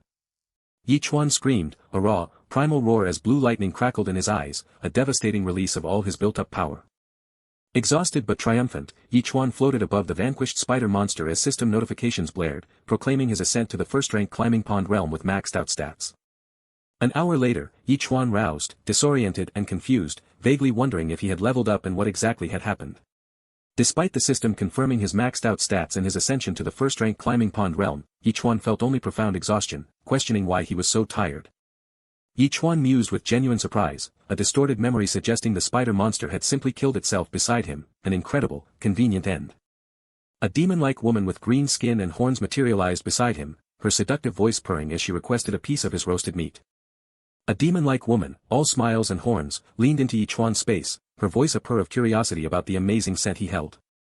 Her simple question hung in the air, a subtle challenge that widened Chuan's eyes with a start. Her gaze intensified, a potent pink glow promising absolute command over any who succumbed, demanding he become her pet. Chuan defiantly dismissed her, his words sharp as he declared his meager meal was for him alone. Confusion rippled across her features, her powerful gaze, meant to ensnare, had inexplicably faltered. As her mind fractured in bafflement, her form began to distort, while Chuan, oblivious to her power, simply mused about the strangeness of her horns. Giving up her coercive attempt, the demon-like woman instead adopted a sweet demeanor, intending to simply ask a question. His mouth still full, Chuan grumbled an annoyed response, demanding to know what she wanted. Her tone sharpened, demanding to know the whereabouts of a blood crystal twin flower she had cultivated for decades, and mentioned the killing of her pet. Her intense gaze drilled into him, a silent question ringing with the weight of her suspicion, causing sweat to prickle Chuan's skin. A sudden, shocking realization flashed through Ch1's mind, a dawning horror that he might be the true culprit. When she playfully probed if he was responsible, Ch1 nervously denied it with a forced, uneasy laugh. Her brow furrowed, the demon-like woman's narrowed eyes betrayed her deep suspicion, unconvinced by his flimsy denial. Ch1, with a deceptive smile, quickly spun a tale, blaming a fictional Lu Xing for the stolen flower and the death of her adorable little snake. A sly smirk played on her lips as the demon-like woman acknowledged his fabrication, declaring she would find this Lu Xing at once. A wave of relief washed over Ch1 as he watched the demon-like woman walk away, seemingly appeased. Before he could relax, the demon-like woman's enraged roar shattered the momentary calm, her monstrous claw grabbing Ch1 in a furious attack that crackled with energy. "I tracked you by your scent," she raged, revealing her deception as Ch1 screamed, frustrated by her manipulative game. The demon-like woman's sarcastic smirk twisted her features as she challenged Ch1, asking if he truly saw himself as the victim. Enraged, the demon-like woman stood engulfed in menacing dark red energy that pulsed with her fury. Ch1 cried out, flailing in the air as he became entangled in her swirling, crimson energy. Her face contorted with fury, the demon-like woman threatened to strangle him if he did not reveal the flower's location. Ch1's eyes glowed ominously red, revealing his true identity as the Blood Shadow Butcher. The demon-like woman's eyes widened in profound shock at the revelation. Suddenly, she perceived herself bound and terrified, a monstrous hand wielding a butcher's knife hovering above her, a chilling nightmare of his influence. Blindfolded and enraged, the demon-like woman clenched her arm, a silent testament to her struggle against the unsettling power. Ch1, leaving a trail of blue energy, fled through the mystical forest, shouting an offer of spider legs and meat as a trade for the stolen flower. Panic seized Ch1, this woman was trouble, and he realized he might have to unleash a forbidden move to escape. Blue energy propelled Ch1 as he continued his desperate flight, the demon-like woman, wreathed in red energy, relentlessly pursuing him. A massive, ape-like monster with glowing red eyes suddenly roared, gripping a tree with powerful hands. Ch1 found himself running directly towards the formidable wingfire ape. The wingfire ape unleashed a green energy attack, startling the demon-like woman who questioned its sudden, unexpected appearance. The wingfire ape roared, trapped between the demon-like woman's aerial assault and Ch1's poised readiness. The wingfire ape bellowed in fury, its fists crackling with blue energy as the demon-like woman, a red blur, sped past. The demon-like woman shrieked at the beast, her frustration palpable as she demanded it get lost. The wingfire ape roared, stomping with energy-infused fists that created a powerful, booming impact below the demon-like woman. The demon-like woman, eyes closed in fierce determination, landed a powerful punch on the wingfire ape. She continued her relentless, aerial assault, striking the roaring wingfire ape amidst crackling bursts of energy. With a heavy thud, the wingfire ape collapsed, defeated. Her eyes glowed yellow, a new focus now sharpened upon Ch1 after the intense battle. Ch1 stood ready for confrontation, his knives glinting as he faced the demon-like woman. The demon-like woman gasped, a profound surprise registering on her face as she recognized his technique. Surrounded by purple energy, Ch1 raised a knife above his head, preparing a devastating strike. With fierce determination, Ch1's eye glowed orange as he proclaimed the name of his attack, Fallen Star. The demon-like woman reeled in disbelief, questioning if the impossible technique before her was a bluff or a terrifying reality. Her terror mounted, certain that if his technique was genuine, her demise was inevitable as mist swirled around the charged air. As an unknown voice echoed Uncle Qian, a woman moved through the ethereal mist, her purpose yet unclear. A soldier-like voice declared that trouble brewed ahead, drawing their group deeper into the mysterious, mist-shrouded forest path. The air crackled with unspoken tension, mirroring the powerful emotions that bound both Ch1 and the demon-like woman in their confrontation. Through the ethereal blue light and mist, three formidable figures advanced, their unified presence commanding the mystical forest. Fury contorted the demon-like woman's face as she accused Ch1 of a deliberate trap, vowing that she would remember his deception. Desperate, the demon-like woman decided flight was her only option, transforming into a fiery creature as she rapidly escaped through the swirling air. Ch1 stood in the serene clearing, a quiet calm settling over him in the aftermath of the intense, energy-laden conflict. Ch1 watched as the three imposing figures emerged from the ethereal mist, their arrival casting a new shadow over the forest. The older man mercilessly struck the wingfire ape with his hammer, a brutal display of power that left Ch1 utterly shocked. The older man, full of exasperation, informed Miss Jiang that the escaped wingfire ape had been killed by the young man before them.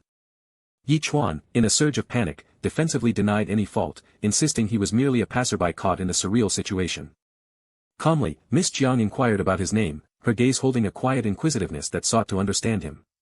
Ch1 quickly introduced himself, attempting to explain the true circumstances before being abruptly cut off. With bright enthusiasm, Miss Jiang extended a significant invitation to Yi Chuan, urging him to join their prestigious Nine Heavens alliance. Yi Chuan stared in wide-eyed shock at the unexpected offer, while the man with the eye patch watched him with a knowing, subtle smirk.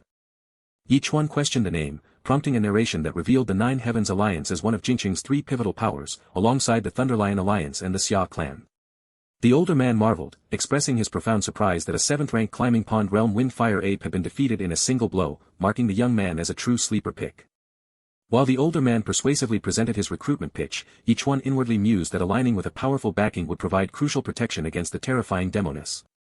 Miss Jiang then revealed their critical mission to confront the Flame Blade King, earnestly stating their urgent need for strong allies.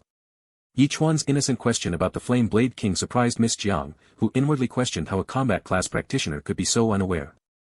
Narration then unveiled the intricate tiers of professional advancement, culminating in the Sealed King realm, an ultimate sovereignty embodied by the formidable Flame Blade King. I see, Yi Chuan pondered, his curiosity immediately turning to the practical benefits of defeating such a powerful sovereign. The Eye Patch Man, with cynical wisdom, revealed that defeating a Sealed King realm powerhouse granted inheritance of their title and realm, though he warned it was no challenge for ordinary individuals. Yi Chuan's inner thoughts blazed with ambition, perceiving the challenge as a direct path to ascension he was determined to seize. With unwavering resolve, Yi Chuan declared his agreement to join the Nine Heavens alliance. Miss Jiang joyfully celebrated the new addition to their team, believing they were now one step closer to victory. The Eye Patch Man, however, scoffed with disdain, muttering a cynical remark about naivete. A hand deftly unsheathed a glowing knife, its blade humming with readiness for the task ahead. The older man knelt beside the fallen wingfire ape, preparing to undertake the grim, practical task of skinning the creature.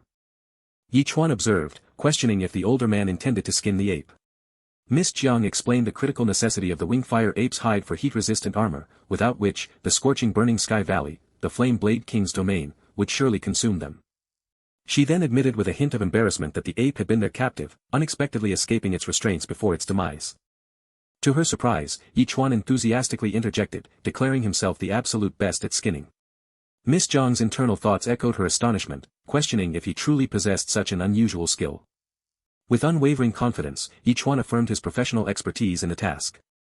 Imbued with a surge of energy, Yi Chuan decisively leaped onto the dead ape, his knife poised. He swiftly drew another knife, its blade glinting with a focused intensity. In an astonishing feat, Yi Chuan completed the intricate process of skinning the ape in merely 1 minute, his blades moving with impossibly swift precision. The wingfire ape lay before them, perfectly skinned, its raw muscle now exposed in a stark, efficient manner. Even the ape's hide was neatly packaged, glowing with residual energy, a testament to Yi Chuan's extraordinary and precise skill. The Eye Patch Man exclaimed his utter astonishment at the sheer professionalism, while the older man declared Yi Chuan a true talent, leaving Miss Jiang speechless with surprise. The group ventured deeper into the dark, misty forest, now united and equipped with the essential hide, its purple energy subtly marking their path. The older man expressed satisfaction that the hide's acquisition meant their fire-resistant armor and preparations were complete, to which Miss Jiang confidently asserted they would now surely claim the Sealed King inheritance. Their footsteps echoed through the misty path, abruptly halting as they encountered another group, signaling an imminent confrontation. A new, intense figure emerged, his scarred face and piercing gaze hinting at a formidable presence. The older man's voice filled with sudden alarm as he recognized their rivals, the Thunderlion Alliance, leaving Miss Jiang utterly shocked. The leader of the Thunderlion Alliance directly confronted Miss Jiang, his voice demanding as he asked her to hand over the windfire ape's hide. The woman's voice cut through the ethereal dark, brimming with suspicion as she questioned if their adversaries had known their plans all along. Lord Lei, the man with ear piercings, conceded Miss Jiang's shrewdness, yet his words carried a chilling threat about what would happen if their demands were not met. The boar-faced blacksmith roared a defiant warning, his hammer a looming promise that no one who dared to defy him would be spared its might. As Ch1 suggested taking the windfire ape hide for safekeeping while he sought reinforcements, a deep unease flickered in the boar-faced blacksmith's worried gaze. Then, with a swift, almost imperceptible whoosh, Ch1 reached for the precious windfire ape hide as it began to fall.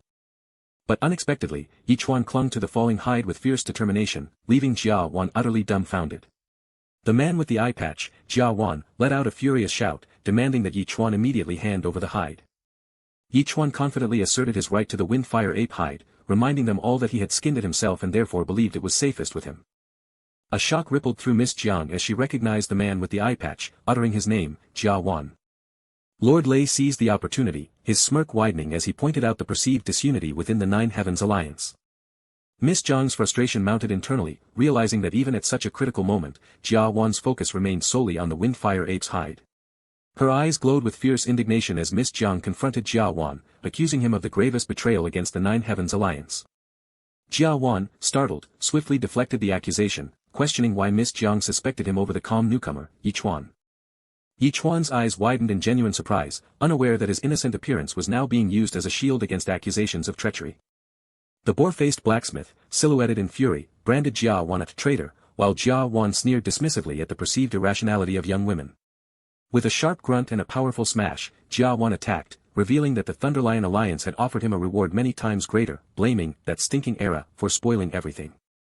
Lord Lei, eyes serious, informed Ch1 that they had almost succeeded and now needed to escalate their assault as Ch1 seemed to be strategically retreating. From below, the enraged boar-faced blacksmith lifted his hammer, his furious grunts a clear warning of the dire consequences awaiting traitors like Ch1. Ch1, with a confident smirk and a blur of motion, mocked his opponent's slowness, asserting that with his speed, he was untouchable.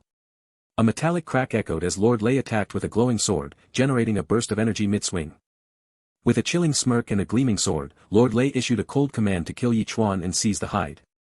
The boar-faced blacksmith, fueled by raw anger, bellowed as he prepared to bring his massive hammer down.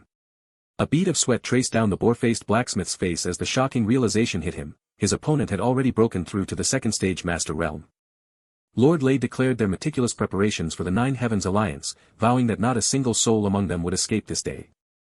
Lord Lei's eye glowed with intense focus as his power surged, radiating lines of pure energy from his form. Lord Lei leapt with lethal grace, striking the boar-faced blacksmith with a flurry of sword strikes amidst a flash of purple energy, sending him falling. A pained grunt escaped the boar-faced blacksmith's gritted teeth as he reeled from the powerful blows. Lord Lei continued his relentless assault, leaping into the air to deliver another powerful strike upon the already fallen boar-faced blacksmith. Ch1 glanced back, sword at the ready, assessing the rapidly escalating chaos around him. With a sudden whoosh, Ch1 rapidly descended towards Chuan, who remained steadfastly clinging to the windfire ape hide. Ch1 aggressively launched himself towards Chuan, creating a shockwave as he took to the air, sword in hand, leaving Chuan briefly surprised. A powerful kick from Ch1 unleashed a massive energy blast, while Miss Jiang could be seen launching her own distant attack. Ch1 yelled an urgent command, pointing to his startled allies, instructing them to stop Miss Jiang from interfering. Two of Ch1's men reacted with wide-eyed shock to the sudden and intense turn of events. As massive, clashing energy blasts ignited the distant fight, two of the men cowered on the ground amidst the chaotic spectacle. Miss Jiang expertly weaved through the chaotic energy, her movements precise as she dodged another incoming magical attack. Miss Jiang's mind raced with worry, realizing that Chuan, merely a first-rank climber, was severely outmatched by the fifth-rank climber Ch1. Laughing menacingly as he flew, Ch1 taunted Miss Jiang for her foolish choice of backup, while Chuan looked up, surprised by the approaching threat. Miss Jiang cried out a desperate warning to Chuan, her voice sharp with alarm. Chuan stood firm, his gaze steady, as the menacing red eyes of a demonic presence seemed to glow in the ethereal background, observed by Ch1. Ch1's eye widened in extreme shock, a cold sweat breaking out on his forehead. A holographic system screen appeared, notifying of the acquisition of a primitive windfire ape bloodline, as Chuan, axe in hand, looked menacingly at Ch1's pig-like, crucified form. Chuan and Ch1 fiercely clashed, their swords meeting with glowing energy trails as they engaged in a dynamic duel. With a swift downward swing, Ch1 unleashed a nether shadow sweep, sending Chuan and the windfire ape hide tumbling amidst swirling dark energy. Ch1 looked back with a taunting smirk, questioning Chuan's ability to keep pace with his speed and experience. Chuan, eyes filled with worry, instinctively blocked Ch1's incoming attack with the hide, convinced that the precious windfire ape hide absolutely could not be damaged. Ch1 leapt through the air, delivering a quick and powerful slash with his sword. The man with the eye patch erupted in fury, yelling accusations of dirty play. With a menacing smirk, Chuan successfully apprehended the man with the eye patch, his grip firm as the man's face contorted in shock and pain. Miss Jiang pondered Chuan's extraordinary combat prowess, wondering if his ability to fight and defeat much stronger foes hinted at a god-tier combat profession. As Miss Jiang unleashed powerful energy blasts, engaging in fierce combat against various opponents, Chuan observed the chaotic scene from a distance. Miss Jiang urgently called out to Chuan for help, her voice strained amidst the ongoing battle. Chuan's eye narrowed, reflecting a newfound seriousness and intense focus. Lord Lei relentlessly attacked the boar-faced blacksmith with his swords, striking him down with a surge of purple energy. The boar-faced blacksmith screamed in agony as crackling purple lightning enveloped him, the relentless attack from Lord Lei electrifying his body. With a determined glint in his red-glowing eyes, Ch1 swiftly strategized to prioritize taking out the Thunderlion Alliance leader. An unknown power unleashed a blinding, forceful strike that tore through the very fabric of the air. Uncle Chen, the older man with long white hair, channeled immense, crackling purple electricity, his muscles straining against the overwhelming surge. He confidently declared that a single stage difference in the Master Realm created an insurmountable chasm, making his opponent no match for him. Uncle Qian's sword crackled with power, as he further explained that his Thunder Net domain would relentlessly paralyze his foe. He then angrily shouted a menacing threat, commanding his opponent to join his fallen teammates beneath the earth. Lei Gang, the male with dark hair, suddenly reacted with disoriented surprise, questioning how he could still be alive after such a devastating attack. As his eyes widened in terror, a profound shock contorted Lei Gang's face, realizing the true nature of his predicament. The menacing narrator's voice resonated, proclaiming Ch1 as the Blood Shadow Butcher, as his glowing red eyes bore into Lei Gang, whose own eyes flared crimson in primal fear. A monstrous, pig-like spirit, roaring with red eyes, manifested above Ch1, both figures enveloped in powerful, malevolent red lightning. Lei Gang's teeth clenched in sheer terror as the monstrous pig's head roared menacingly above him, its red eyes promising a horrifying end. Ch1's glowing blue blade swiftly cut through the air, delivering a sharp, impactful blow. Lei Gang, gasping in disbelief, questioned how a technique from someone only at the first tier of the Master Realm could affect him as if it were God tier. His eye narrowed with venomous rage, Lei Gang internally vowed that his opponent would not be allowed to live. Uncle Qian frantically warned someone to run, emphasizing that the difference in their realms was far too great to overcome. Lei Gang, smirking, attacked his opponent, proclaiming that escape was now utterly impossible. A powerful kick connected forcefully, driving the wind from Ch1's lungs. Another powerful kick landed, creating a massive burst of energy that sent its target reeling. Standing over Ch1's unconscious form, Lei Gang gloated about his superior power, believing a single kick was enough to end him. Ch1 lay still, his eyes closed, his breathing shallow, appearing utterly defeated. The older man reflected on the young man's sacrifice, acknowledging that Ch1 had bought him a precious moment with his life, and then began to channel intense energy into his hammer. With a resolute expression, Uncle Qian leapt into the air, his hammer glowing with blue energy, prepared to unleash his fury upon Lei Gang. Uncle Qian roared, bringing down his colossal, glowing, mountain-splitting overlord hammer, with destructive force towards his opponent. Lei Gang's sword crackled violently, imbued with raw, electrifying red lightning, preparing for an impossible defense. Overpowered, Uncle Qian was struck by the red lightning, his body contorted as he plunged downwards, defeated. He lay screaming on the ground, enveloped in relentless, agonizing red lightning that tore through him. Lei Gang stood victorious over the older man, taunting him with the power of Miss Zhang's network and mocking his alliance. He then sneered, arrogantly questioning the Nine Heavens Alliance's ability to stand against his Thunderlion Alliance and made a vile threat against Miss Zhang. Enraged and desperate, Uncle Qian roared, challenging Lei Gang to face him with courage, begging for a fight. From the shadows, Ch1 swung a glowing blue blade with sudden, immense force. Ch1's glowing eye was visible as he made a swift, decisive move in the darkness, turning the tide. Lei Gang screamed in surprise and pain as a powerful blue energy blast slammed into him, sending him recoiling. From a rocky outcrop, Ch1 attacked with his falling star technique, sending Lei Gang plummeting downwards, enveloped in a storm of blue energy and dark spikes. Uncle Qian reacted with wide-eyed astonishment, his face etched with disbelief at the sudden turn of events. Lei Gang, injured and bleeding, expressed his shock and anger that Ch1 was still alive, demanding to know the nature of the powerful technique just used against him. Ch1 reflected on his narrow escape, realizing with a thoughtful expression that his golden-scaled soft armor had saved his life from the previous devastating kick. He then smirked cunningly, revealing his true strategy, faking his death to bait Lei Gang into lowering his guard, creating the perfect opening for a counterattack. Uncle Qian, impressed, praised Ch1's exceptional combat instincts, recognizing that only by playing dead could he have created such an opportunity. Lei Gang, enraged and bleeding, cursed himself for falling for the trick, vowing to finish Ch1, before questioning his opponent's sudden attempt to flee. Uncle Qian looked at Ch1 with shared surprise, bewildered that their opponent had seemingly vanished. Uncle Qian called out to a surprised Ch1, who stood holding an axe, clearly caught off guard. The older man grabbed Ch1, who looked panicked while still clutching his axe. Miss Zhang, the demon-like woman, approached them with concern, asking if they were all right. Uncle Qian expressed his admiration for Miss Zhang's judgment, explaining that Ch1 had saved him and severely injured Lei Gang, despite the latter's escape. He profusely thanked Ch1 for saving his life, promising extravagant rewards and celebrations once they returned to Qingsheng. Miss Jiang, annoyed, chastised Uncle Qian, warning him to stop teaching Yi Chuan bad habits. Privately, Miss Jiang remained confused, questioning how someone with Yi Chuan's lower power level could have managed to injure an enemy even Uncle Qian couldn't handle. A hand, lying on the grassy ground, subtly glowed with a faint, ethereal energy. The terrified Lei Gang looked up from the ground at three ominous, shadowy figures with glowing red eyes standing over him. The other butcher reacted with sudden terror, raising a hand instinctively to shield himself from an unseen threat. The terrified butcher desperately pleaded for mercy from the towering shadowy figure, citing his pregnant wife and sick mother as reasons for his actions. The older man, smirking sinisterly, delivered a chilling, sarcastic promise to take care of the butcher's family, implying a grim fate. The other butcher screamed in abject terror, begging for his tormentor to stop. A powerful, unseen force violently crushed the other butcher, ending his desperate pleas in a brutal splash of blood. The older man, worried after their recent conflict, warned Miss Jiang that the Thunderlion Alliance would likely seek revenge, fearing an ambush on their return journey. Miss Jiang, with a soft blush, reassured him that she had already dispatched a distress signal, and the Nine Heavens Alliance would soon arrive to collect them. Her hands presented 2 high-grade recovery pills, a generous offering to aid their injured bodies. Yi Chuan's eyes widened in surprise, an internal thought revealing that each glowing pill was worth approximately 50,000, confirming the Nine Heavens Alliance's immense wealth.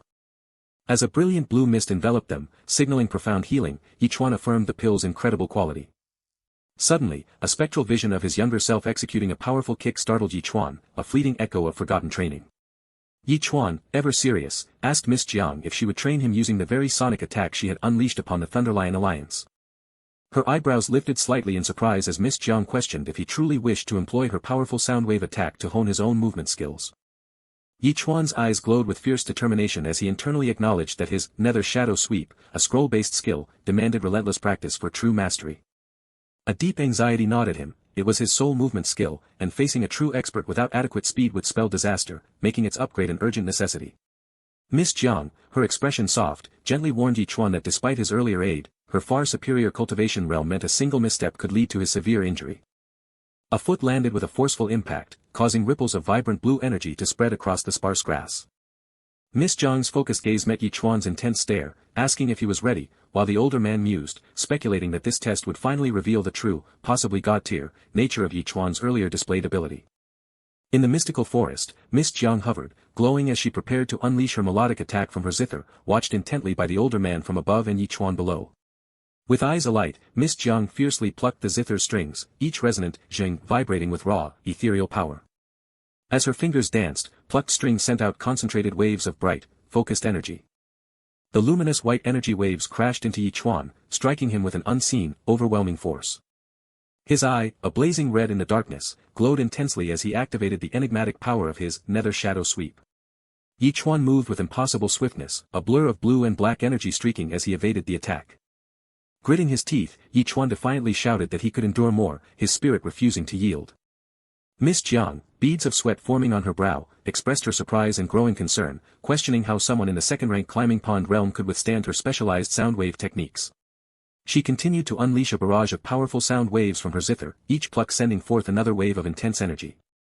The relentless sound waves violently tossed and buffeted Yi Chuan, throwing him about with brutal force. With fierce concentration, Miss Jiang strained, her fingers scraping across the zither's glowing strings, intensifying the barrage.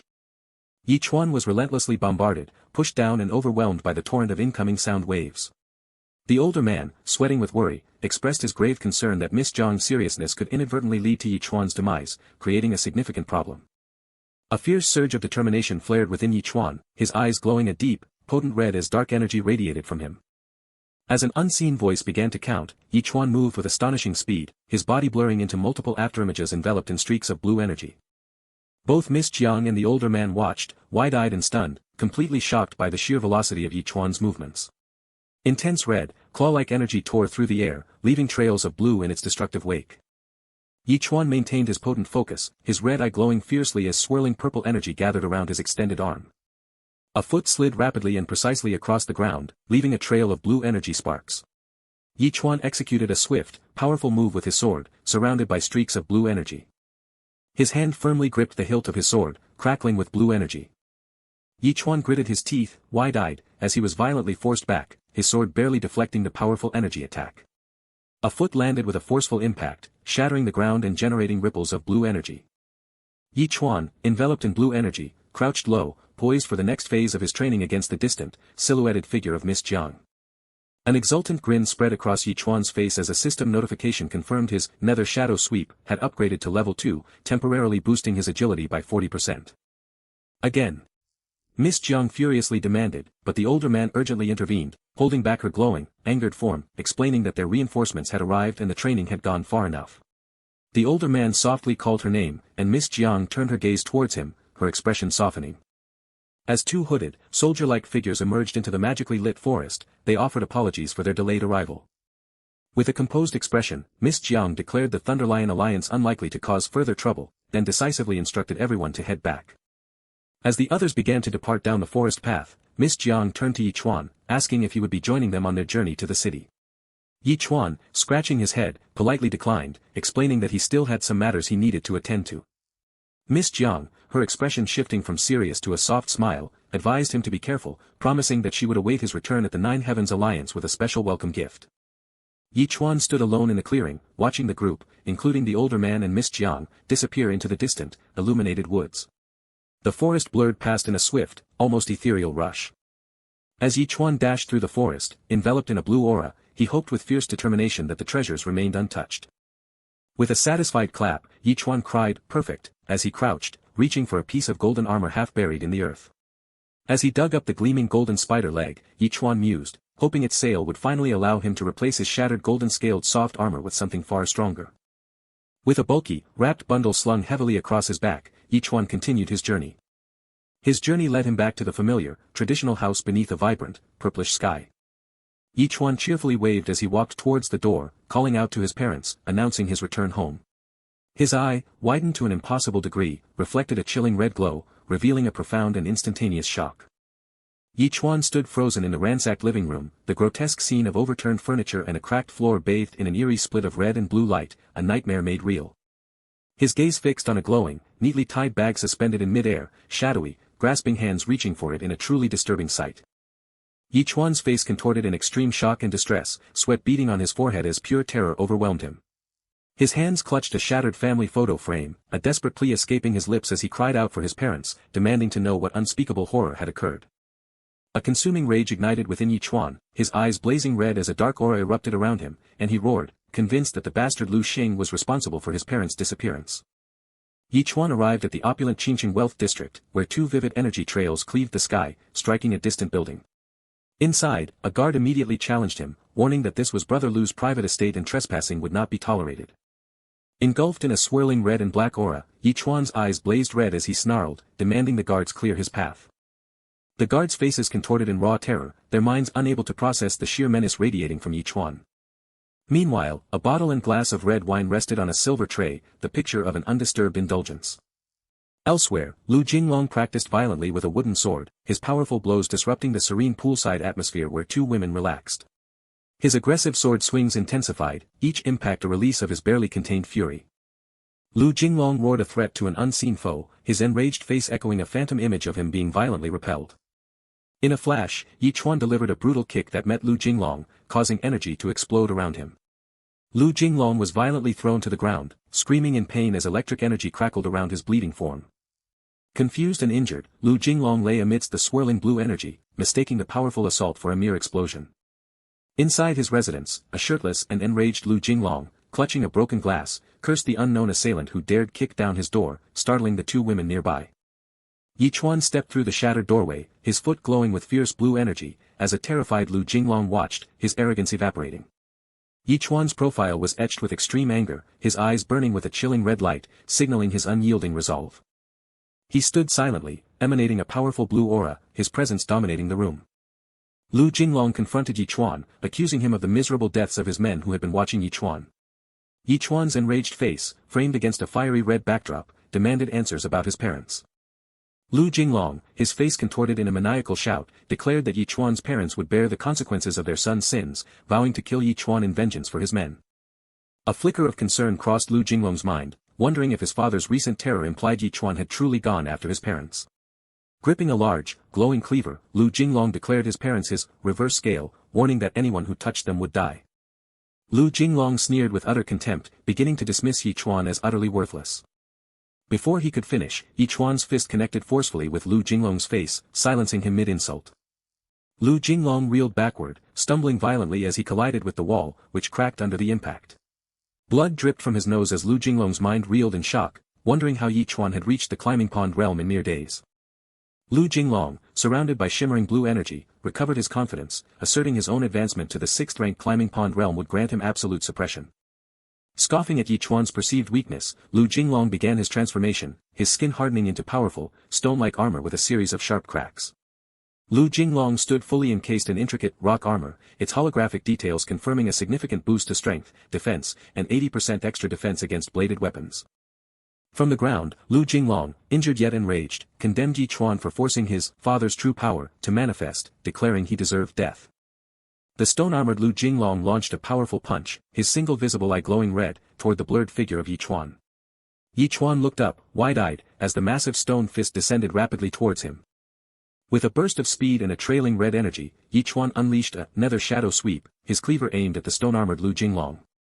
The cleaver struck Lu Jinglong's stone arm with a loud clang, but the fortified armor absorbed the impact, merely producing sparks. The stone-armored Lu Jinglong then launched a powerful attack from above, leaping high before descending on Chuan. Chuan was violently knocked backward, sent flying by the powerful blow from Lu Jinglong. Lu Jinglong, confident in his stone armor, gloated about the unbridgeable gap between them, claiming Chuan could not break his defense and would die from a single touch. Kneeling amidst the dim light, Chuan held his cleaver, a holographic display affirming that damage from pigs was reduced by 65%. An enraged Chuan drew a new weapon from his belt, his eyes wide with fierce determination. Within his stone armor, Lu Jinglong's eye widened in shock, unable to comprehend how Chuan remained standing after his full-force strike. With new resolve, Chuan declared that if blades could not break the armor, he would resort to his fists.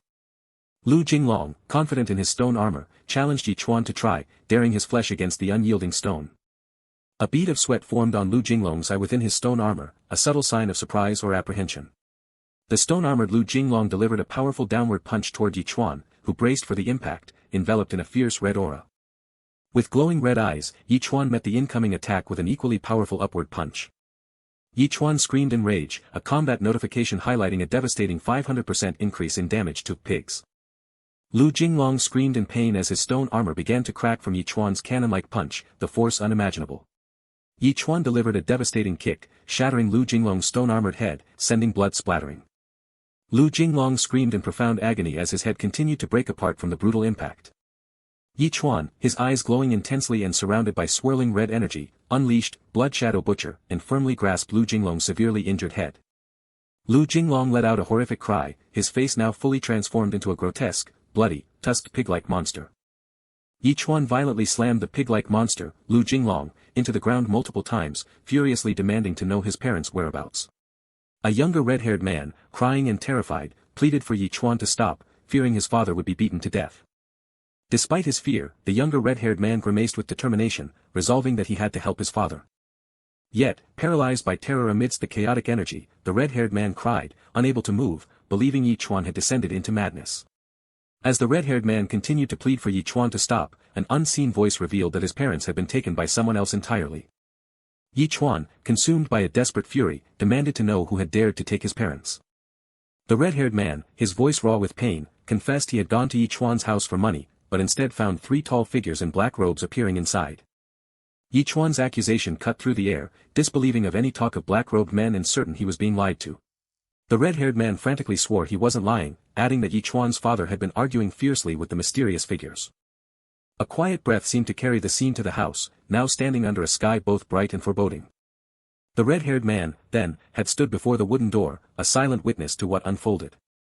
From his vantage, the red-haired man watched as Chuan's father confronted 2 shadowy figures cloaked in black. One of the spectral figures turned, its gaze piercing, a mysterious symbol glowing faintly on its forehead. Menacing red eyes glowed from the shadowy figure as Chuan's father visibly strained, overwhelmed by an unseen, crushing force. Then, Chuan's father collapsed to the cold stone, utterly defeated. The red-haired man concluded his harrowing account, stating that when he awoke, both Chuan's parents and the black-robed figures were gone, prompting Chuan to demand proof of his wild tale. As if to answer the unspoken question, the red-haired man turned, about to reveal what he had discovered after the mysterious departure. With a heavy heart, the red-haired man presented a letter, claiming it was left for Chuan by his parents. A tear echoed with the finality of a hidden truth as the envelope was opened. The paper rustled softly as it unfolded, revealing its solemn message. Ch1's father, Ch1, revealed in his letter that he had once envisioned an ordinary life for them, but Ch1's unique vision had changed everything, urging his son not to follow them, for he was not yet strong enough, and simply to live happily and freely. A wave of realization washed over Ch1. The handwriting was undeniably his father's, affirming the crushing truth. A wave of profound grief tore through Ch1, tears glowing with an inner light as he clenched his fist, a silent vow forming amidst his sorrow. In a poignant, dreamlike memory, Ch1's father, embraced by a woman and watched by the shadowy figures, reassured someone that Ch1 had now truly grown up. With calm resolve, his father expressed a profound wish for Ch1 to forge his own destiny, promising to lay the very steps for his ascent to the highest peak. His father's voice carried a heavy truth: if Ch1 ever wearied of his path, his father would bear that burden, allowing his son to live an ordinary life, as the accompanying woman wept. Embracing the weeping woman, Ch1's father uttered a final, bittersweet promise: they would reunite only when he reached the summit of his own journey.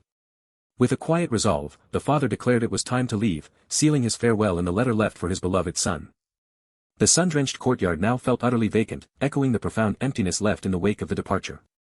Ch1 stood somberly, the weight of the letter in his hands heavy with unspoken grief and unresolved questions. The red-haired man gazed into a misty doorway, a faint silhouette in the distance embodying the incomprehensible departure of Ch1's parents and their captors. Still bloodied and weeping, the red-haired man passionately vowed to avenge his father, as another man tried to offer comfort amidst his raw grief. The comforting man, revealing his own deep regret and helplessness against their powerful enemy, questioned how the red-haired man could possibly seek vengeance. With a grim determination, the man promised that the red-haired man's own father would ultimately make their enemy pay, suggesting a deeper, hidden strength. A decisive click signaled the red-haired man's hand reaching for a smartphone, about to initiate a critical call. The screen glowed, displaying "Cousin," a focused resolve hardening the red-haired man's grip. Amidst opulence, a bandaged man, surrounded by women, answered his phone as it buzzed, his voice carrying an air of slight impatience. The red-haired man's frantic voice burst through the line, pleading with his cousin to avenge him, claiming he had narrowly escaped death. The cousin's surprise quickly turned to a challenging question, demanding to know who dared to cross his family in Qingcheng. The red-haired man's voice crackled with fury as he named his attacker, a pig butcher named Ch1. The cousin's initial shock morphed into disbelief, the name, Ch1, and the title, Pig Butcher, lingering, unexpected. Rage consumed the cousin as he snarled, vowing to settle both old and new debts with Ch1, his eyes glowing with menacing intent.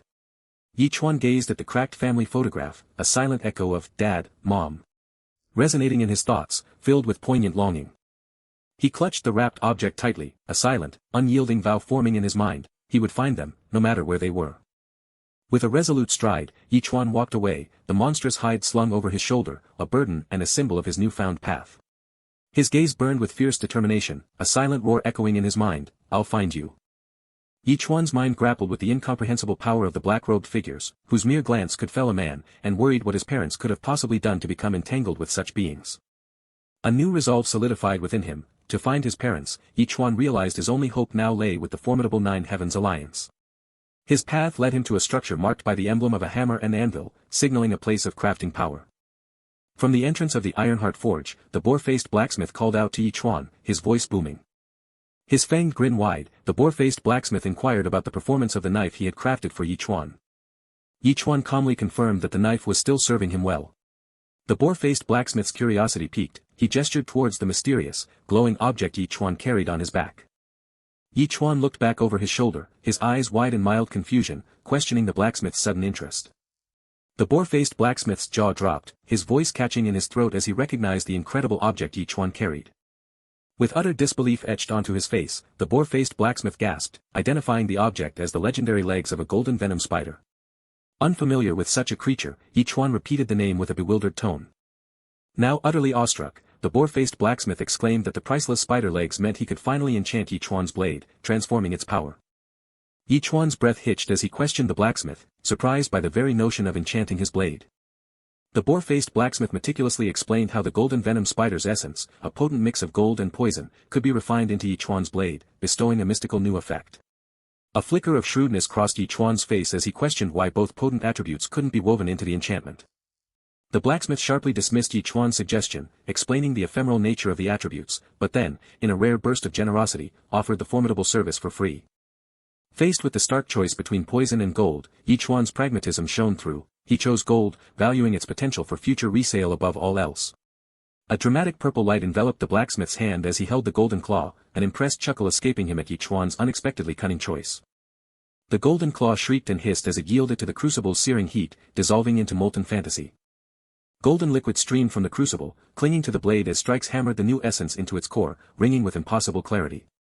Sparks erupted like miniature stars as the boar-faced blacksmith's hammer connected with the blade, infusing it with furious energy. A few dozen minutes later, the clang of forging faded into the quiet hum of completion within the industrious shop. The newly enchanted blade pulsed with an ethereal golden light, intricate patterns now woven into its very being.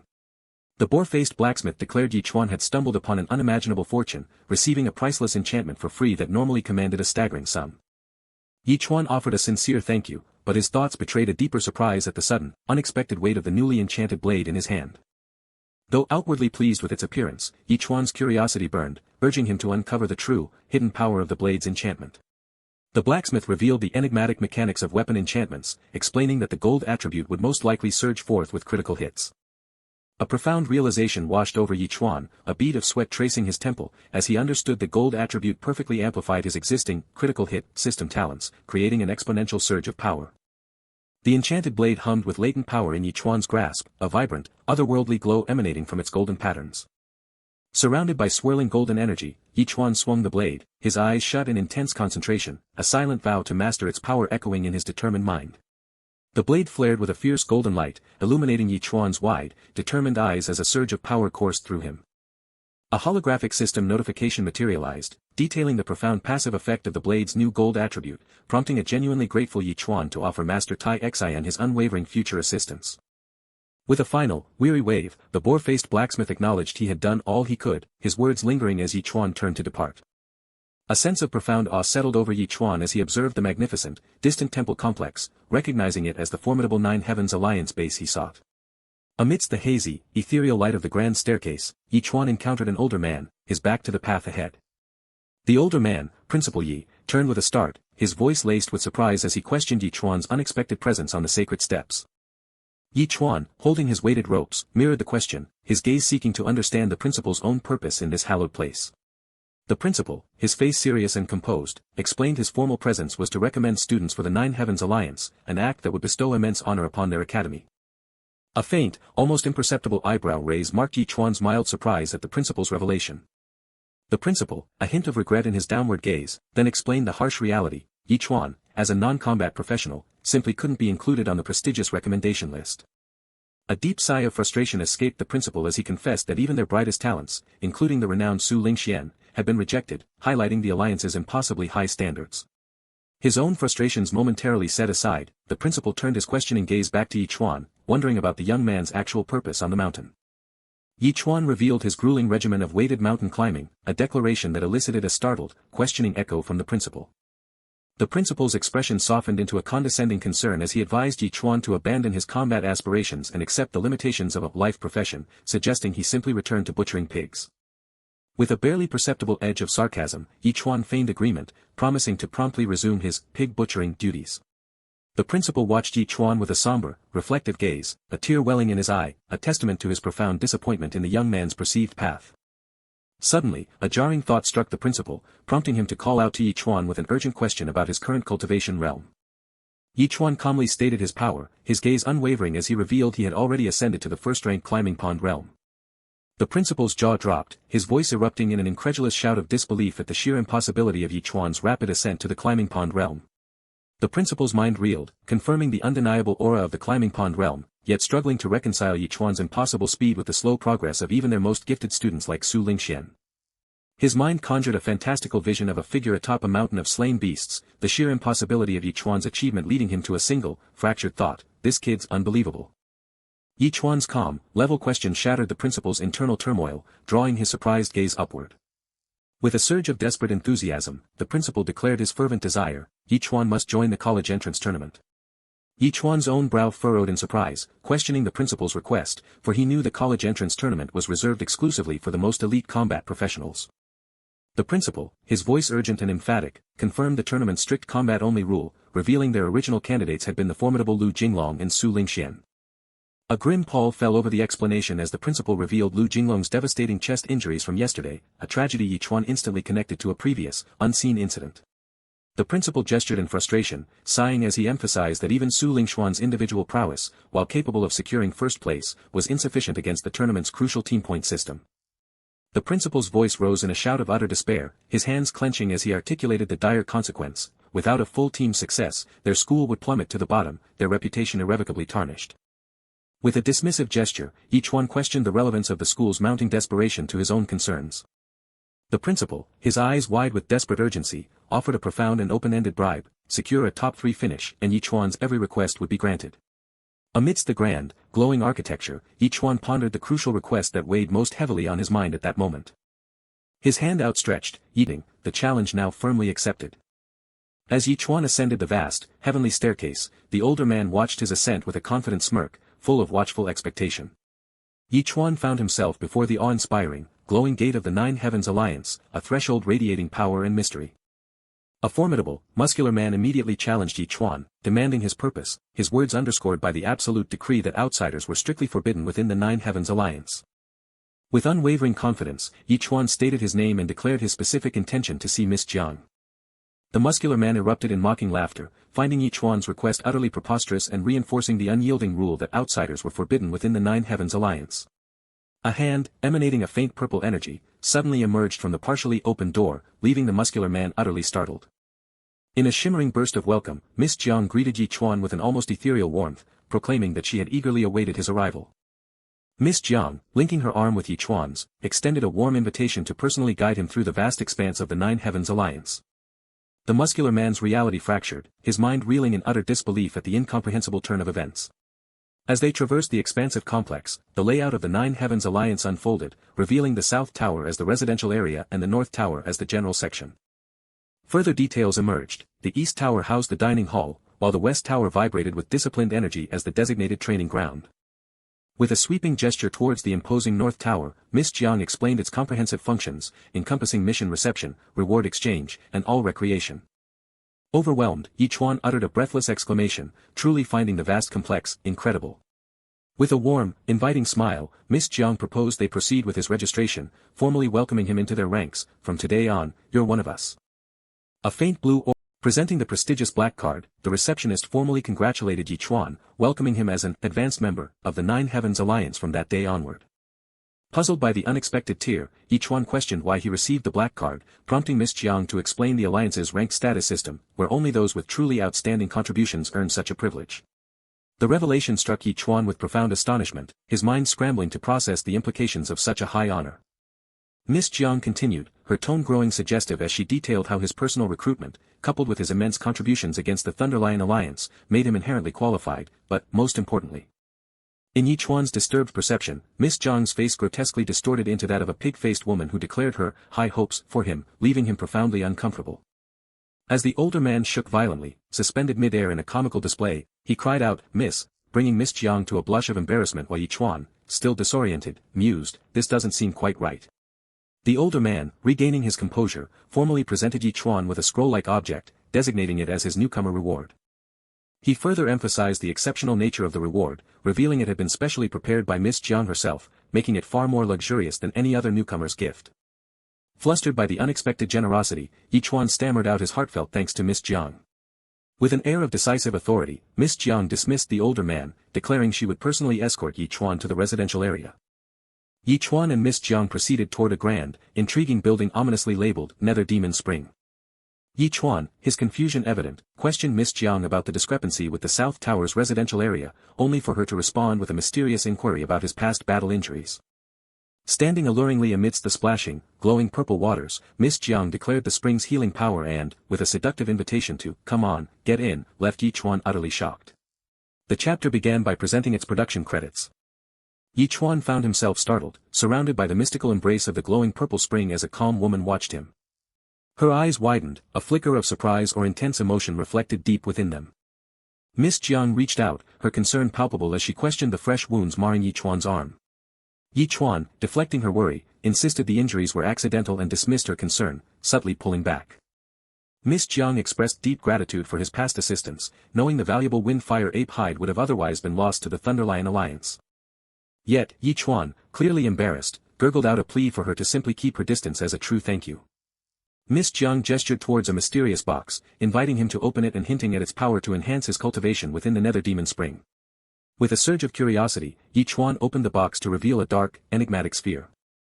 Miss Jiang smiled, encouraging him to consume the mysterious sphere with the promise of unparalleled strength, speed, and resilience. A wave of alarm washed over Yi Chuan as he recognized the sphere's description from an unsettling, pig aphrodisiac label, leaving him deeply suspicious.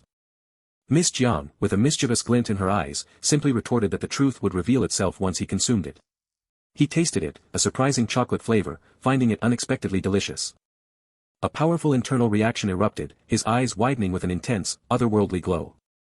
As purple energies surged and crackled around him, Yi Chuan cried out in alarm at the sudden, overwhelming transformation, though Miss Jiang watched on calmly. Miss Jiang proudly explained that the sphere was a rare Vitra pill, a testament to the Nine Heavens Alliance's mastery, with only one produced every 6 months. As Miss Jiang detailed the pill's permanent constitutional enhancements, a holographic system notification confirmed a dramatic increase in Yi Chuan's attributes, astounding him. A new system notification announced the acquisition of a high-grade passive skill, Golden Bell Shield, now crackling with golden energy, ready to activate. The Golden Bell Shield activated, a success rate of less than 10%. Yi Chuan reeled in shock, questioning if they were walking into certain death and why someone of her stature, the Alliance head's daughter, would personally risk such a perilous endeavor. Miss Jiang declared her unwavering determination to prove herself, refusing to live forever bound by her father's shadow, preferring death to such an existence. A somber flashback revealed the harsh criticisms Miss Jiang endured as a child, whispered insults about her father's legacy and her perceived inadequacy. An unseen man's annoyed voice cut through the air, sharply criticizing Miss Jiang's unreasonable way of doing things, as Yi Chuan listened intently. Yi Chuan mused, realizing that even the daughter of the Nine Heavens Alliance head couldn't escape skepticism and myth, flustered, awkwardly chuckled and claimed he was merely healing his wounds, quickly offering to leave. Yi Chuan stopped Uncle Qian, declaring he had an important favor to ask. He then asked Uncle Qian to be his sparring partner, a serious and unexpected request. Uncle Qian, with a paternal smile, acknowledged Yi Chuan's eagerness to grow but cautioned him about the vast realm gap between them, warning of the potential suffering. Miss Jiang, a confident smile playing on her lips, felt a surge of satisfaction, certain she had correctly assessed Yi Chuan's boundless potential. The setting shifted to the grand, open expanse of the West Tower training ground. Yi Chuan and the boar-faced blacksmith stood poised on the ornate training ground, ready to begin their sparring session. Deep within, Yi Chuan made a resolute vow, he would become stronger, enduring just a little longer until he could finally reunite with his parents. Yi Chuan challenged Uncle Qian to hold nothing back as the blacksmith gripped his glowing, ornate cleaver, poised for battle. With a wide grin and a fierce gleam in his eyes, Uncle Qian declared his intention to get serious, swinging his massive hammer with powerful force. Yi Chuan's face hardened with intense resolve, his mind singularly focused on the urgent need to become stronger. A new day dawned over the majestic training grounds, promising a fresh start for the relentless pursuit of strength.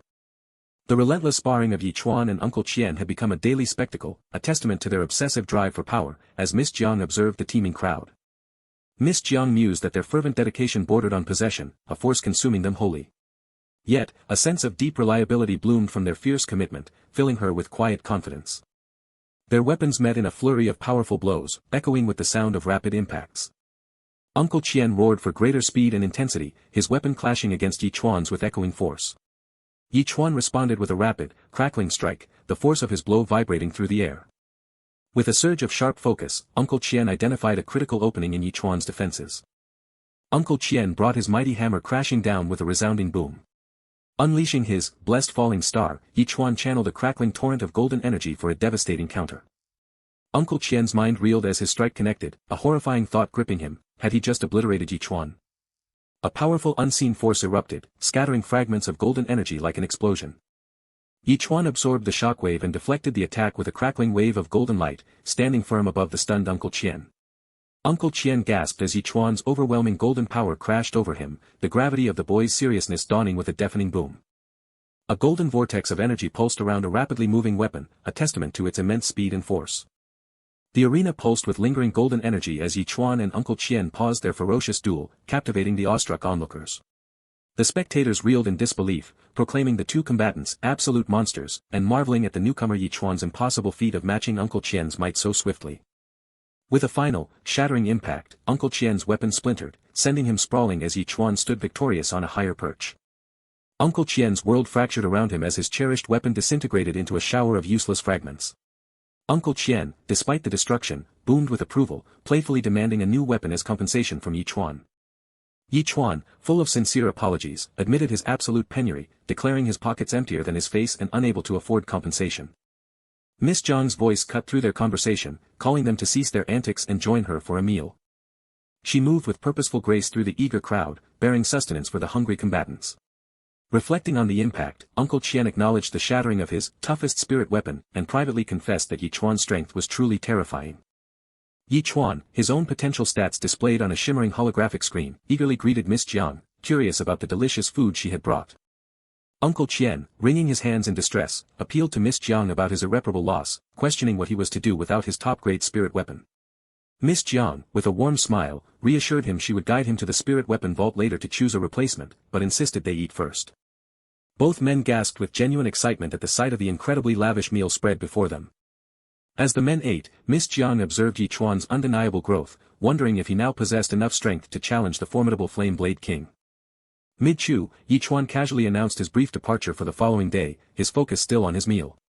Uncle Qian and Miss Jiang reacted with immediate concern, questioning Ch1 about his sudden plans. Even as playful slaps landed on his chest, Ch1 remained unfazed, continuing to chew. Ch1 calmly reassured them that his absence was merely to fulfill a promise to Principal Zhao for an exam, promising a swift return. Uncle Qian, overwhelmed with fondness, desperately pleaded for Ch1 to reconsider, grasping his hand and begging to continue their training.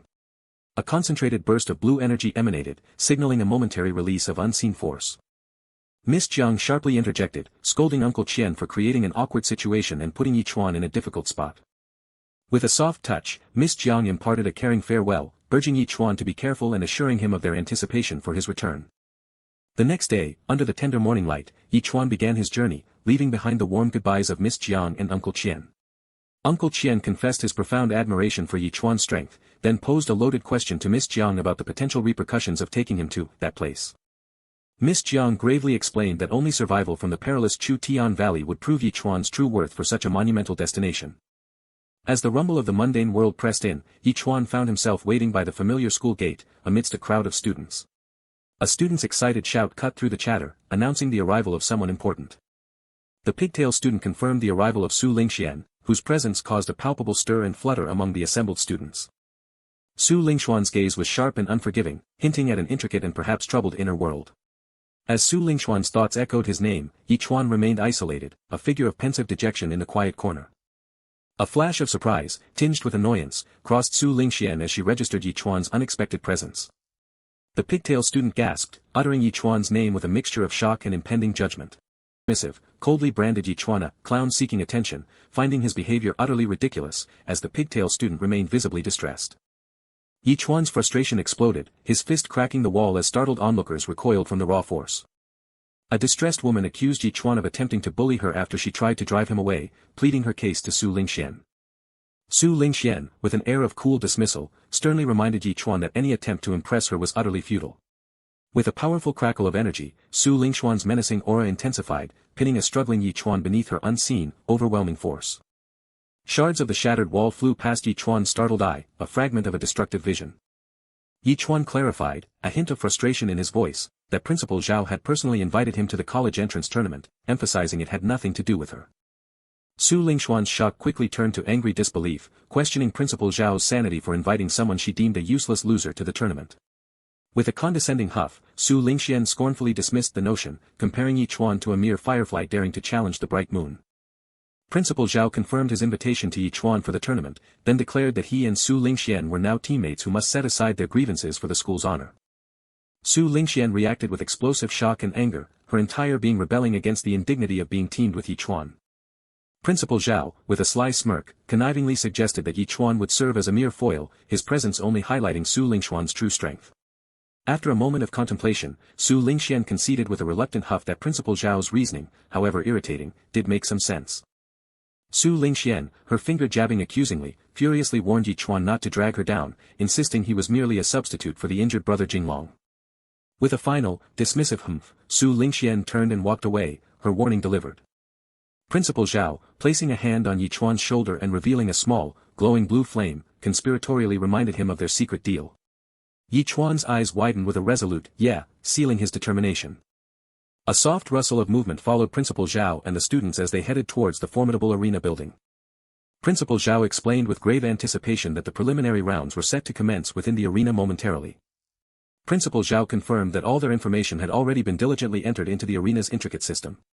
Su Lingxian concisely outlined the straightforward rules: contestants would draw lots and face opponents with matching numbers. Principal Zhao further elaborated that victors would remain on the platform, poised to challenge their next opponent. Ultimately, Principal Zhao revealed, contestants would be ranked by their total wins, with only the final 4 from all arenas advancing to the climatic final round. Principal Zhao added a crucial reminder: students from the same school would not face each other in the preliminaries, a rule that brought immediate, comedic relief to one male student fearing a match with Sister Linglei. He then detailed the precarious second chance rule: preliminary losers could challenge again on another arena, but a second defeat meant utter elimination. The woman who had earlier complained about Chuan now defensively assured Principal Zhao that with Sister Linglei's prowess, first place was undeniably theirs.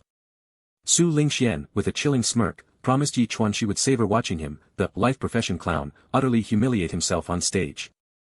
The grand arena buzzed with the vibrant, energetic cheers of countless spectators, eagerly awaiting the spectacle.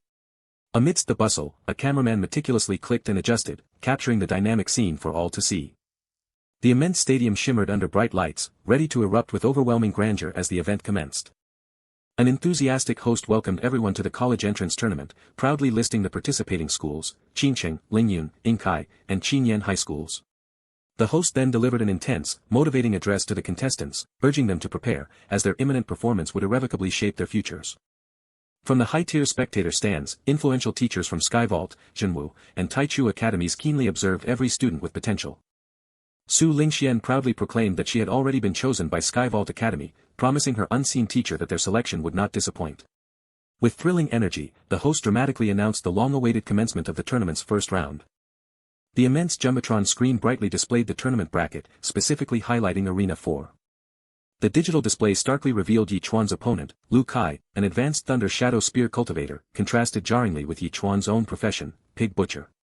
From the noisy crowd, an excited male student loudly expressed his utter shock, questioning why a pig butcher was even allowed to compete in Arena 4. Another male student, near frantic with disbelief and outrage, bellowed that a pig butcher on stage must be a joke, questioning the organizer's sanity.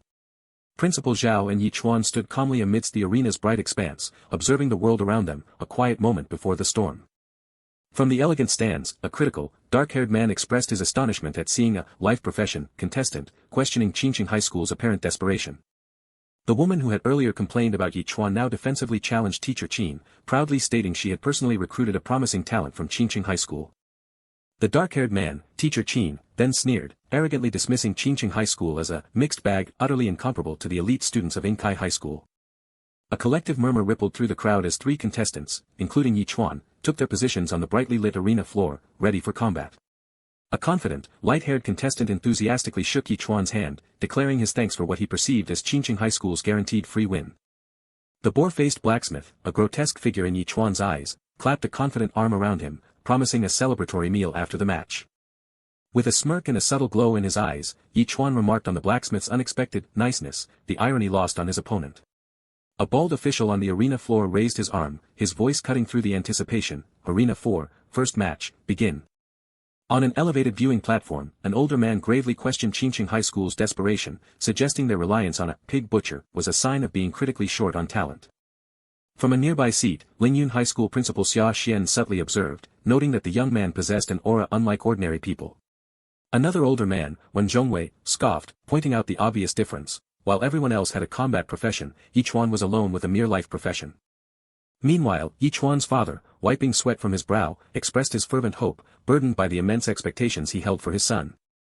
Across the arena, a spear, charged with vibrant purple energy, was dramatically brought into position. The light-haired student lunged, his spear cutting through the air with powerful, energy-infused thrusts. Standing confidently, the student boasted that an 8th-rank apprentice realm cultivator like himself would need only a single move to defeat a life profession, leaving little room to even demonstrate his skill. His thoughts drifted to an internal decision: he would prolong the inevitable, showcasing his abilities a bit before delivering the killing blow. Chuan, however, offered a sarcastic round of applause, complimenting the spear technique with an unnerving politeness. A stern dark-haired man behind the student urged him to stop showing off and get on with the fight.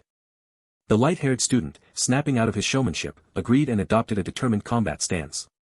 He warned Ch1 not to blame him for what was to come, his spear poised for a decisive strike.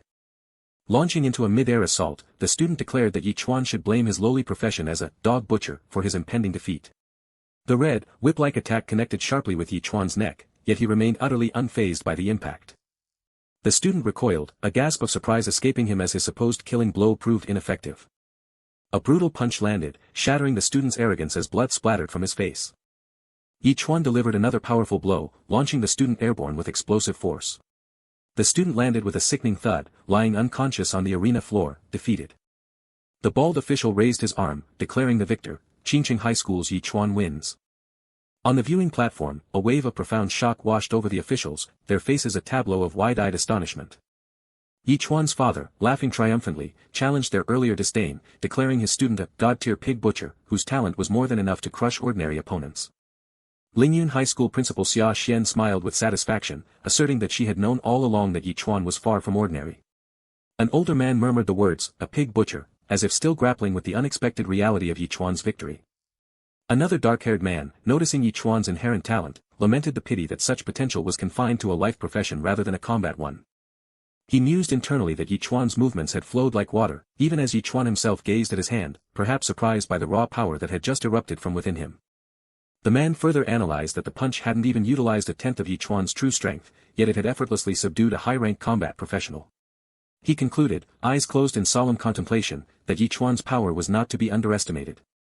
Meanwhile, a woman recalled Su Lingxian mentioning a useless guy named Ch1, realizing with dawning clarity that this formidable contestant was the very same person.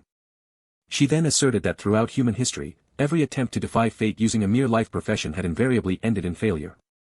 Dismissing Ch1 as nothing more than a self-important fool, she advised teacher Ch1 to pay him no mind. The arena screen flickered, announcing the next match, Ch1 High School's Xiao Jiji, an intermediate fire cloud mage, versus Ch1 High School's Ch1, the pig butcher. A massive, fiery explosion dramatically erupted, signaling the start of a new, intense battle. The new contestant, a man with spiky red-brown hair, stood confidently on the arena floor, his hands engulfed in dancing flames. Ch1, recoiling in a rare display of fear, questioned how his opponent's hands could burn without consuming themselves. The boar-faced blacksmith snarled aggressively, telling Ch1 not to talk to him like an idiot and promising he would soon discover the true heat of his hands. The older man with white hair declared that the farce of the tournament should now conclude, boasting that his student had already reached the 9th-rank apprentice realm in just 3 months. His eyes narrowed with fierce pride, he added that his student was on the very brink of breaking through to the climbing pond realm. A hand reached for a cup, a quiet moment in the midst of mounting tensions.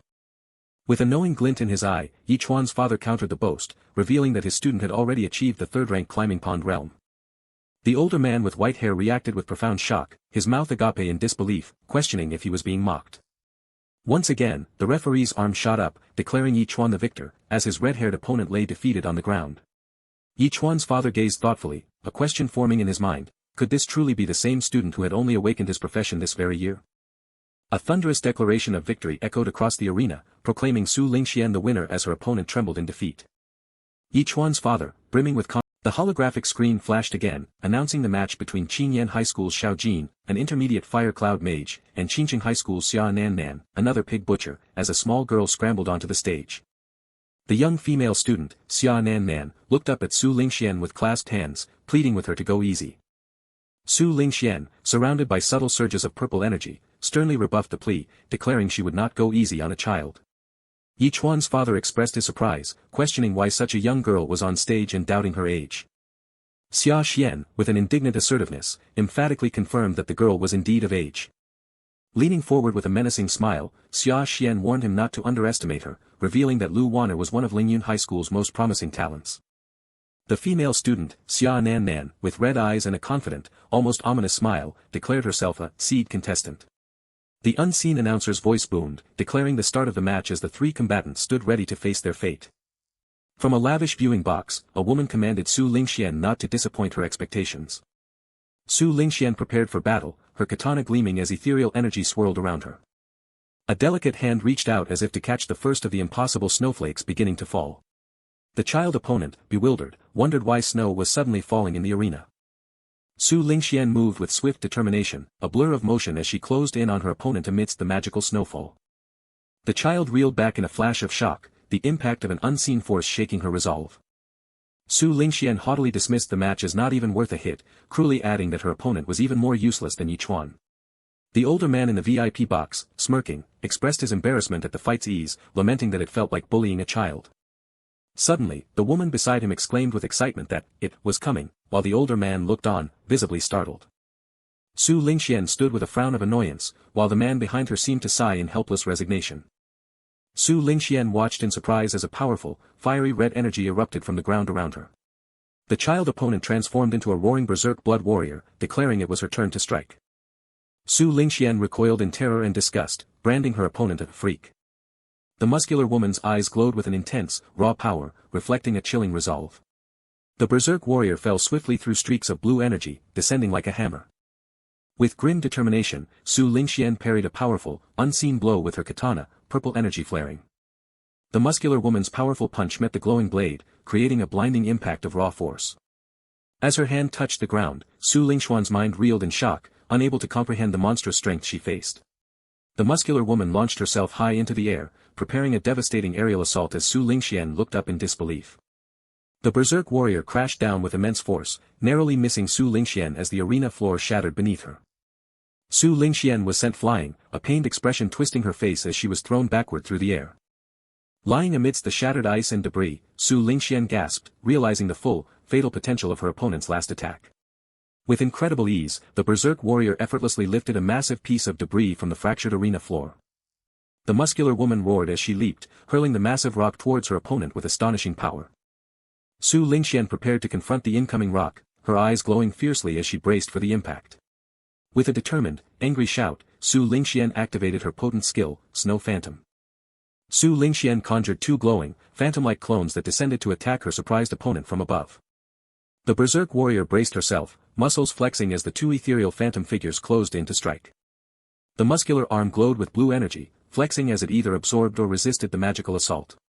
The sharp edge of the glowing blade reflected the intense light, poised for a decisive strike. With a fierce expression, Su Lingxian thrust her katana, piercing the berserk warrior's body. With a scornful humph, Su Lingxian dismissed her opponent, her eyes narrowed in cold determination. The berserk warrior grimaced in pain as Su Lingxian's glowing blade remained embedded in her shoulder, blood seeping out. Su Lingxian laughed maniacally, tears in her eyes as she declared the fight completely over for the freak. The berserk warrior's injured shoulder was now encased in crystalline ice, freezing her in place.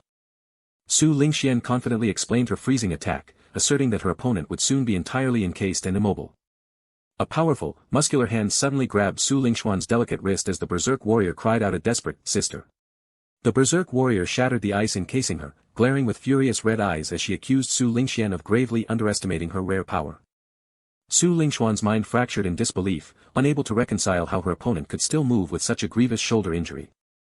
Su Lingxian gasped in astonishment as her opponent defied logic, using the very heat of her blood to melt the ice trapping her. Su Lingxian was violently struck by an unseen force, her head snapping back as blood splattered from the brutal impact. Pinned and bloodied on the ground, Su Lingxian despaired, questioning the immense strength that rendered her utterly unable to break free. The older man in the viewing box wondered aloud if Su Lingxian was about to lose, while the woman beside him raged, demanding her opponent be beaten to death. Held firm by a massive hand, a terrified and bloodied Su Lingxian pleaded for help, admitting her error in a desperate cry.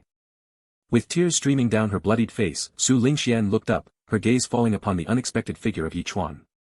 Chuan clapped his hands with a confident smirk, offering a chillingly calm, "Nice hit," to the unfolding violence. The woman in the luxurious setting gazed upward, her subtle smile hinting at a deeper, unspoken thought. From her vantage point, the woman impatiently urged Su Lingxian to unleash her ultimate move, a worried question betraying her concern. With a thunderous impact, the red-haired man charged, his enraged grin promising a brutal assault. Su Lingxian's scream tore through the air as a powerful blow struck her, shattering her defenses. A vicious hee-hee preceded two sharp impacts as a fist connected violently with Su Lingxian's face. Su Lingxian registered a flicker of surprise as her attacker inexplicably shrank to a childlike form, realizing with a panicked curse that his skill's duration had expired. Consumed by a ferocious rage, Su Lingxian vowed terrible retaliation for the blow to her face, and the green robe announced her departure to the surprised officials. Turning to the older man, the woman unexpectedly voiced greater optimism for the pig butcher than for Su Lingxian, a surprising endorsement. The older man, with a slight smirk, dismissively critiqued Su Lingxuan's performance and confidently predicted his school's Lu Chen would be her true final opponent. The declaration of Inkai High School, Lu Chen wins, rang out across Arena 3, as his massive, glowing golden blade pulsed with triumphant energy. Towering over his trembling, bleeding opponent, Lu Chen chillingly remarked on the true lethality of his attack, the blade's hilt a stark reminder of averted death. A mystical energy swirled around Lu Chen's raised hand as he began to control an unseen force. With whooshing sounds, the immense, glowing blade obeyed his command, rapidly shrinking amidst an intense burst of purple and blue energy. Lu Chen held the now normalized, yet still glowing, sword, the streaks of light confirming his mastery over its transformation. A distant impact was overshadowed by the fervent admiration of female students, one exclaiming about Lu Chen's overwhelming handsomeness. Sweat beading on his brow, the older man's worry deepened as he doubted Su Lingxuan's ability for first place, immediately dismissing any possibility of relying on Chuan. Qinyan High School, Xia Nannan wins, echoed through the arena, solidifying her victory over a groaning, defeated opponent. Xia Nannan joyously celebrated her triumph, her exuberant, yea, ringing out amidst the cheers of the crowd. Kneeling on the cold arena floor, the defeated opponent uttered a single, hollow phrase, "I lost," embodying the crushing weight of his failure. A grim realization dawned in the defeated opponent's mind, triumphing over Xia Nannan, the Xia family's eldest daughter, might invite a dangerous retaliation from figures with glowing red eyes in the stands. With a bead of sweat tracing his temple, the opponent decisively concluded he would forego this ranking, a silent sacrifice to avoid unseen repercussions. As Xia Nannan watched with concern, Ch1 was locked in a fierce battle, delivering a powerful kick that sent his opponent flying. Xia Nannan excitedly scurried across the arena, calling out Ch1's name as she rushed towards him, catching him by surprise. She leapt towards him with a joyful, "Long time no see," her enthusiasm met with Ch1's genuine surprise at her presence. As Xia Nannan's hand clasped Ch1's arm, a mysterious blue energy sparked, signaling an inexplicable connection between them. With a pout and a blush, Xia Nannan confronted Ch1, accusing him of lying and demanding to know why he hadn't sought her out. Ch1, his eyes wide with worry, explained that Xia Nannan's family had prevented him from seeking her out. Surprised and a hint of blush on her cheeks, Xia Nannan pressed him for answers, demanding to know who dared to interfere.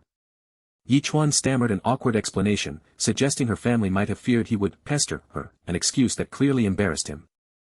The thought of being pestered brought a flush to Xia Nannan's face before her embarrassment twisted into angry blame, aimed squarely at Uncle Zhao for ruining her plans. In the distance, Su Lingxian ascended the stage, her form radiating a bright, ethereal glow, capturing the attention of all.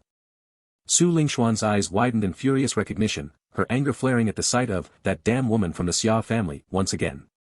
As the arena screen displayed the fantastical professions of Wang Modi, advanced elemental mage, and Su Lingxian, legendary snow soul sword immortal, Wang Modi smugly declared Su Lingxuan's genius nothing but empty fame. Su Lingxian stood poised for battle, her sword humming as a powerful blue, ethereal aura enveloped her in preparation. The referee's clear declaration, "The match begins," cut through the arena, marking the official start of the impending clash. Holding a glowing purple orb that pulsed with energy, Wang Modi arrogantly taunted Su Lingxian, suggesting a humiliating surrender for an easier fight. A sudden, sharp gasp escaped Wang Modi's lips as an unexpected blow struck him, contorting his face in surprise and discomfort. With cracking and crushing sounds, Su Lingxian unleashed a fierce counterattack, her blue energy meeting Wang Modi's in a powerful, whistling burst. A guttural scream of pure agony tore from Wang Modi's throat as he was severely impacted, his body contorting in pain as consciousness began to recede. Defeated and sprawled on the ground, Wang Modi gasped in disbelief, his shattered pride forcing him to acknowledge Su Lingxuan's true, overwhelming strength. Su Lingxuan's eyes held a fierce, unwavering determination, revealing the depth of her inner resolve. With a serious gaze, Su Lingxian issued a direct challenge to Xia Nannan and Ch1, warning them against facing her in the finals. The host's jubilant voice echoed through the stadium, officially marking the end of the grueling preliminaries and the triumph of the top 4 contestants. With an electrifying crackle, the announcer declared Su Lingxian of Qinqing High School would compete in Arena 1. Next, for Arena 2, came the exuberant announcement of Qinyan High School's Xia Nannan, who cheered her own name with irrepressible joy. A crackling energy accompanied the call for Lu Chen of Inkai High School to enter Arena 3. Then, the announcer called for Qinqing High School's Ch1 to Arena 4, a name that visibly jolted him. The Lingyun High School principal erupted with fervent joy, marveling at Ch1's unexpected clutch performance and calculating Qinqing High School's guaranteed first place in total points. The stadium erupted into a thunderous chorus of cheers, showering Xia Nannan with fervent support and declaring her the best. Xia Nan Nan, a subtle blush on her cheeks, playfully questioned Yi Chuan about the sudden emergence of his formidable strength. With a confident smirk, Xia Nan Nan asserted her inherent strength, hinting tantalizingly at a powerful secret weapon yet to be unleashed. A quiet thought drifted through the VIP box, observing how a contestant had seemingly forced his way into the top 4, all for Su Lingxuan's sake. She pondered whether to commend his arduous effort or simply dismiss him as a mere jester, lost in the ambiguity of his motivations. The host's voice, charged with electric anticipation, declared the next stage of the tournament, the 2v2 semi-final round.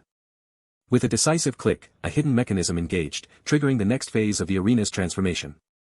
As the announcer proclaimed that semi-finalists deserved a grander stage, the arena floor began its dramatic descent, its vast sections shifting with a powerful whoosh. With a soft whirring and a powerful hum, colossal sections of the arena floor seamlessly merged into a unified, expanded space. The announcer continued, detailing that the next matchups would be determined by a system lottery, as the transformed arena now settled into place with a resounding clang. A luminous, purple holographic screen materialized, revealing the first electrifying semi-final matchup, Xia Nan Nan against Su Lingxian, as the announcer directed undrawn contestants to wait.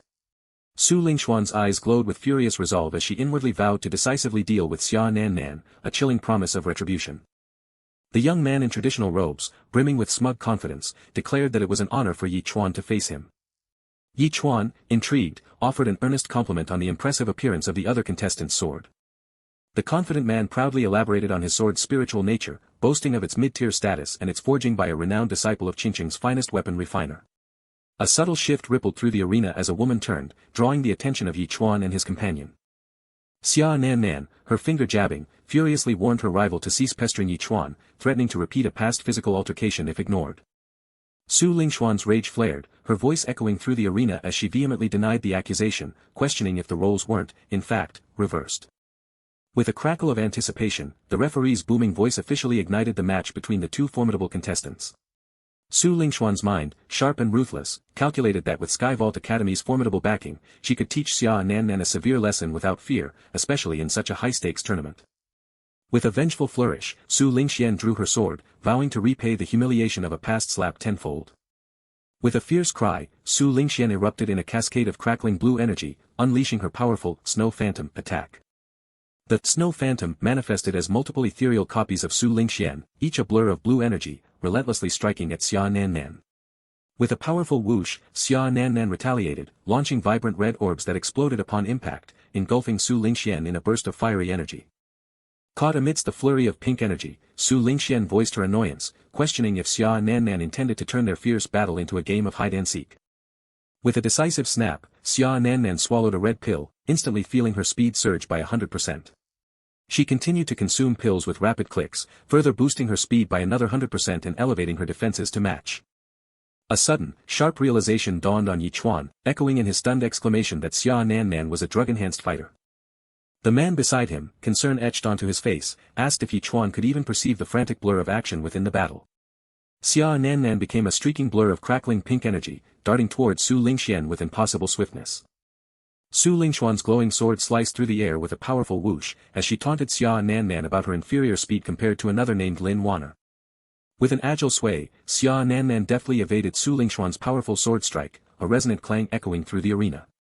A profound, sudden shock seized Su Lingxian, her wide eye reflecting an unexpected turn of events.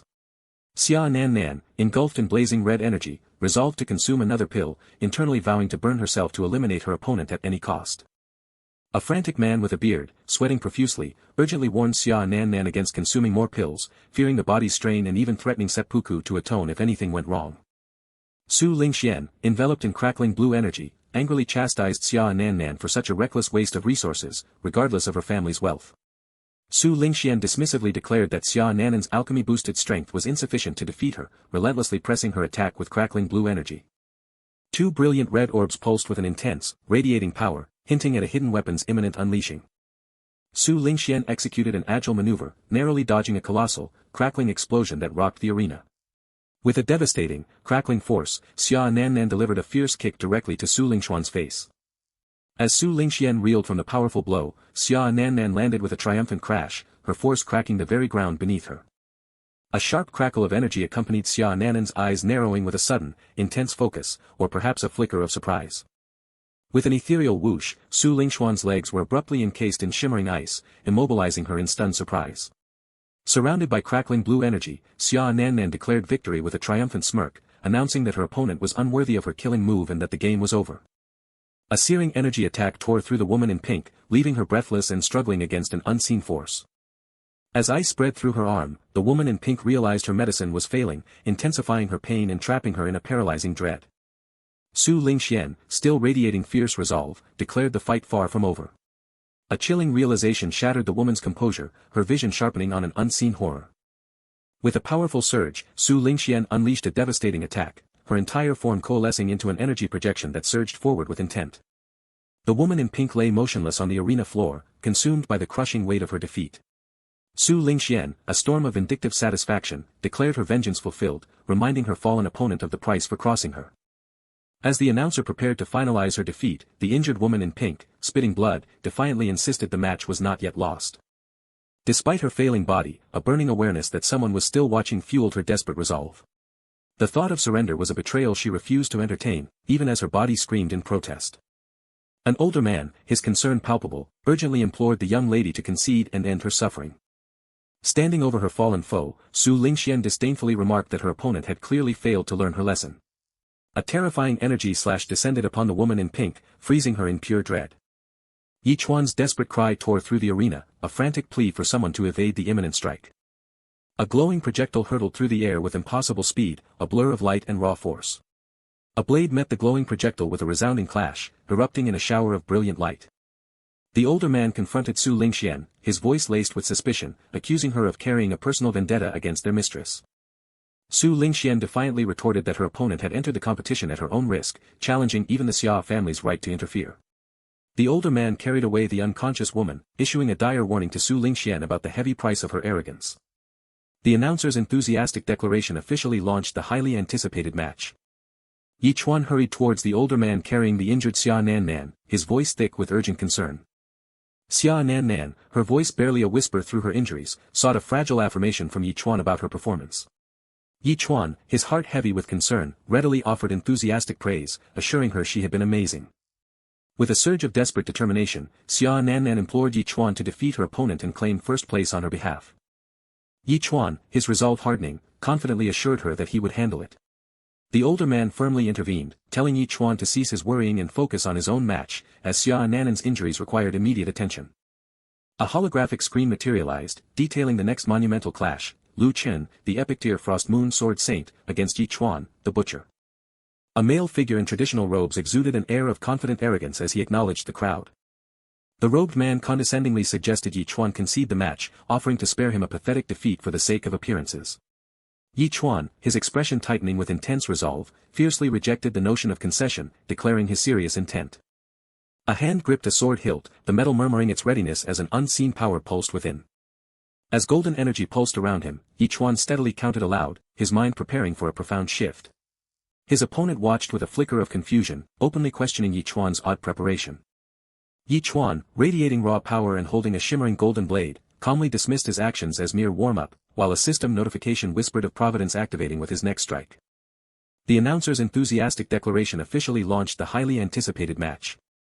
The robed man, a smirk playing on his lips, brandished a glowing purple blade, warning Chuan to prepare for the inevitable and not blame him for what was to come. With eyes burning purple, the robed man commanded his sword to enlarge, a faint hum of power echoing his will.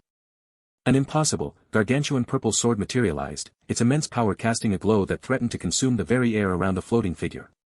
The colossal purple blade descended with terrifying speed, threatening to crush Chuan beneath its overwhelming magical might. The older man's voice tore through the air, a desperate warning that certain death awaited if the attack was not evaded. Chuan stood defiant, a solitary figure amidst swirling purple energy, his own glowing blade facing the gargantuan weapon hurtling towards him. Surrounded by an intimidating aura of purple energy, Chuan braced himself, his glowing blade humming with suppressed power, ready for the impact. The Lingyun High School principal's frantic shout echoed, a desperate plea for Chuan to move from the path of destruction. Su Lingxian, a sneer twisting her lips, scornfully dismissed Chuan as an idiot about to make a fool of himself before a true powerhouse. With a guttural roar, Chuan unleashed Star Fall, his eyes blazing yellow as dark energy erupted and swirled around him. Yi Chuan's golden blade met the massive purple sword in a cataclysmic explosion of energy, instantly triggering a critical hit X-17 notification. Lu Chen's terrified scream tore through the arena as blinding energy ravaged his form. The catastrophic collision unleashed a torrent of energy, a blinding flash ripping through the air. Lu Chen cried out in absolute devastation, clutching at the shattered remnants of his mid-tier spirit weapon and demanding recompense for its ruin. The referee, calm amidst the chaos, inquired if the student still harbored any desire to continue the fight. Lu Chen, tearful and distraught, declared his absolute refusal to fight any longer, his spirit broken with his sword. The referee's voice boomed through the arena, declaring Yi Chuan of Ch1-54 High School as the triumphant victor. Lu Chen's inner thoughts echoed with profound relief, realizing how narrowly he had escaped utter destruction. The sheer terror of the prior attack gripped Lu Chen, his mind reeling from the impossible thought of complete annihilation. Yi Chuan, his eyes glowing with an inner intensity, mused on the oddity of Lu Chen's sudden surrender, considering its strategic implications. Su Lingxian, taken aback, questioned how Yi Chuan had managed such an unexpected feat. A scandalous thought struck Su Lingxian, perceiving Yi Chuan's victory as a shameless manipulation, a bribed victory. A blush crept upon Su Lingxian's face as she wondered if Yi Chuan's desperate ambition was all for her, to meet her in the finals. The Lingyun High School principal burst into exuberant laughter, celebrating the triumph of having both finalists hail from his own Ch1-54 Academy. The principal proudly attributed the student's hard-won success entirely to his own tireless guidance. The older man, stroking his beard, scowled in frustration, convinced that Lu Chen must have disastrously underestimated Yi Chuan. From their grand stand, a trio of influential figures intently observed the unfolding drama below. The robed observer slumped in his chair, lamenting the humiliating defeat of Inkai Academy by a mere pig butcher. The elegant woman scoffed, confidently asserting that Yi Chuan's success was based on cheap tricks and that he would surely be exposed in the finals. The robed observer, contrary to expectations, confessed a growing amusement and fondness for the young competitor. The announcer's voice soared, dramatically heralding the highly anticipated final match between Ch1-54 Academy's Su Lingxian and Yi Chuan. As a murmur rippled through the electrified crowd, Yi Chuan stood illuminated, bathed in a blue aura on the stage. The announcer, with a mischievous gleam, openly questioned Su Lingxian about her history with Yi Chuan, hinting at their past as childhood sweethearts. Shock rippled through the audience as students overheard the announcer's revelation that Su Lingxian had abandoned Yi Chuan after her awakening, despite his desperate efforts to catch up. A male student, overwhelmed, expressed his profound awe and sympathy for the immense effort Yi Chuan must have poured into elevating his trash class for love. A female student, seething with anger, furiously condemned Yi Chuan's behavior as a pathetic and disgusting obsession. Another female student echoed the outrage, demanding to know when women's safety would finally be treated with the seriousness it deserved. Surrounded by a vibrant aura, Su Lingxian's voice cut through the air, emphatically declaring that she and Yi Chuan would never, ever be together. Yi Chuan, exasperated by the public spectacle, finally demanded that the match begin. Su Lingxian's voice, sharp with contempt, hurled accusations at Yi Chuan, insisting his actions only intensified her hatred and urging him to simply give up. A bead of sweat traced a path down Yi Chuan's temple as he grappled with a mounting sense of distress. From the stage, Su Lingxian's voice, laced with bitter sarcasm, echoed as she offered Yi Chuan a cruel form of encouragement. Su Lingxian's thoughts raged, dismissing her detractors as mere clowns and vowing to silence them with her actions. Yi Chuan, visibly impatient, directly requested the referee to commence the match. With a decisive gesture, the referee declared the final match officially underway. Su Lingxian's voice dripped with accusation, asserting that Yi Chuan had employed despicable tricks just to reach this stage and face her. With a furious roar, Yi Chuan transformed into a menacing, shadowy figure, striking out as Su Lingxian screamed in terror.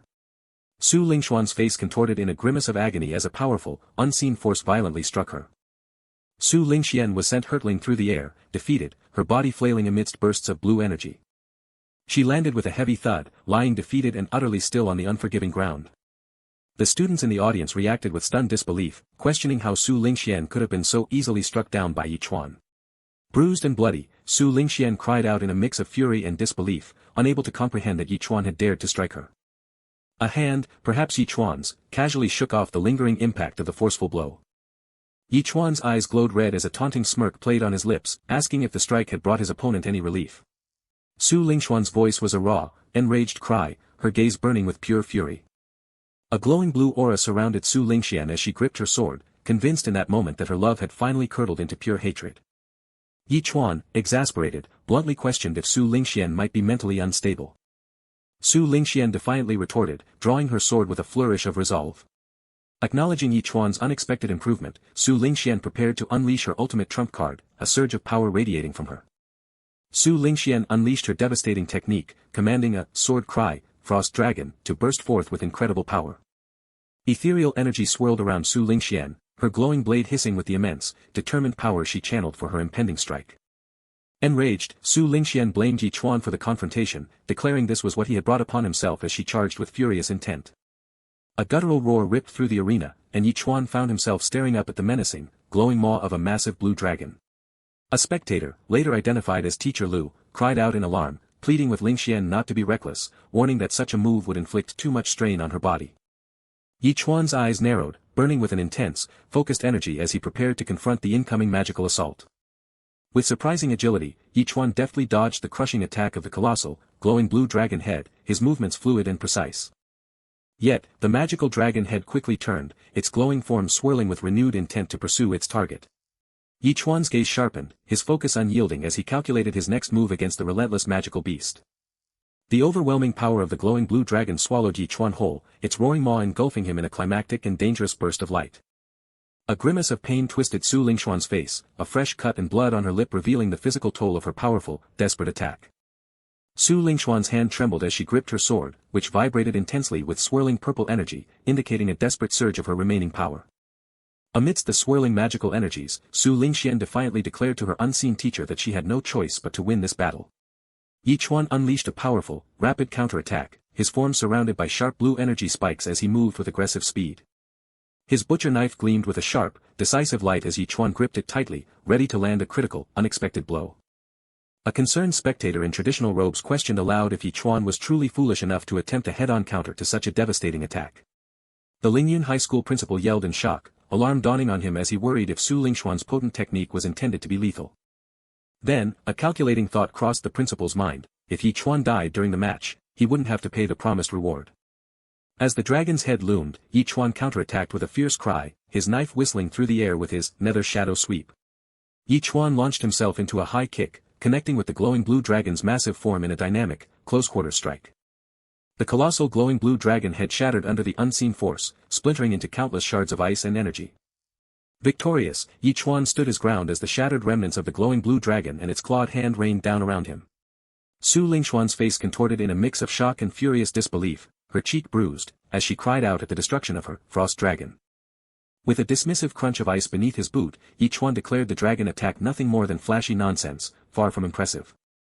Su Lingxian, her rage swelling, accused Chuan of cheating once more, unable to accept that her powerful technique had been so easily overcome. Chuan, a menacing silhouette with glowing red eyes, declared Su Lingxian's defeat, his presence towering and dominant over her. Gripping her sword amidst swirling blue energy, Su Lingxian defiantly refused to accept her impossible loss, refusing to yield. A swift, painful blow struck Su Lingxian in the face, a burst of light signifying the forceful impact. Injured and tears streaming down her face, Su Lingxian could only manage a choked, pained utterance in her defeated state. Chuan delivered a brutal, decisive final strike to Su Lingxian, his declaration that the match was over echoing with finality. The man in traditional robes commented on Chuan's effortless victory, perceiving it as nothing more than bullying the weak. The sharp edge of Chuan's butcher knife gleamed menacingly, its shimmer hinting at a continued, unspoken threat. With his butcher knife held perilously close to a terrified, injured Su Lingxian, Chuan warned that any further challenge would transform their match into a life-and-death duel. Cowering in fear before Chuan and his butcher knife, a terrified and humiliated Su Lingxian quickly surrendered. An unknown announcer triumphantly declared Chuan of Qingqing High School the winner of the finals, his voice echoing through the arena. In the stands, the students erupted in shock and disbelief, loudly questioning how a pig butcher could possibly be the champion. Two students gossiped, musing on the apparent brutality of the match and concluding that Chuan must have turned love into hatred for his childhood sweetheart. The man in traditional robes questioned Teacher Lu's judgment, asking why she had chosen Su Lingxian when Qingqing High School clearly possessed a stronger competitor. Teacher Lu turned, a suspicious glint in her eye, to inquire if anyone was now planning to recruit Chuan despite his profession. The man in traditional robes explained his admiration for Chuan, but stated he wouldn't recruit him due to his combat type, noting that if others didn't want him, he wouldn't either. He then declared his ultimate decision, unwilling to let the reputation of Shenwu Academy be tainted by a pig butcher. Teacher Lu, angered and resentful, declared a personal grudge against Chuan for humiliating her student, solidifying a future conflict. Her expression serious, Teacher Lu intently watched a silhouetted figure in the distance, her thoughts hidden. A man in traditional robes, his presence imposing and dramatic, walked onto the arena floor, his back to the light. Approaching Su Lingxian, the man offered comforting words, advising her that victory and defeat were common. The chapter began, unveiling Yi Chuan, a figure of mysterious power, wielding a butcher's blade capable of piercing all realms. Publishing credits followed, acknowledging the creators and contributors of the story. Amidst the bustling arena, a man in traditional robes taunted Yi Chuan, dismissing his victory and cruelly branding him a worthless pig butcher. Yi Chuan's fury flared, demanding to know the origin of the pig-head who dared to insult him. The man in traditional robes, enraged by the insult, warned Yi Chuan not to blame him for the lesson he was about to deliver. Su Lingxian, fueled by vengeance and the backing of Sky Vault Academy, declared that today she would repay Yi Chuan for every humiliation he had inflicted. With a defiant, "So what?" Yi Chuan abruptly retaliated, striking the man in traditional robes and sending him flying with a series of powerful impacts. As the man in traditional robes screamed in disbelief at being defeated, another man lunged forward, while spectators reeled in shock from the chaotic scene unfolding before them. The bald man firmly grasped Yi Chuan's hand, sternly questioning the honor of intervening on behalf of someone who couldn't accept their own defeat. The defeated man's eyes widened in raw terror, barely uttering a fragmented whisper of, "The Xia family." Yi Chuan's audacious challenge to face the entire academy shocked his defeated opponent, while the bald man erupted in rage, joined by others preparing to fight as an older man frantically questioned the escalating commotion. A radiant woman, emanating an ethereal glow, descended with a powerful surge of energy. Her high-heeled shoe landed with a definitive sound, sparking with subtle blue energy. The woman confidently addressed Old Zhao of the Xia family, challenging his senior status for bullying a student from her academy. Lu Yingya, a king-sealed realm cultivator and senior inspector of Sky Dome Academy, challenged their respect for Sky Vault, while the man with ear piercings conceded his group's slight inferiority to the academy that nurtured such geniuses. The man with ear piercings acknowledged the burgeoning trouble, as Su Lingxian, consumed by rage, defiantly challenged the Xia family, vowing to repay tenfold a past humiliation.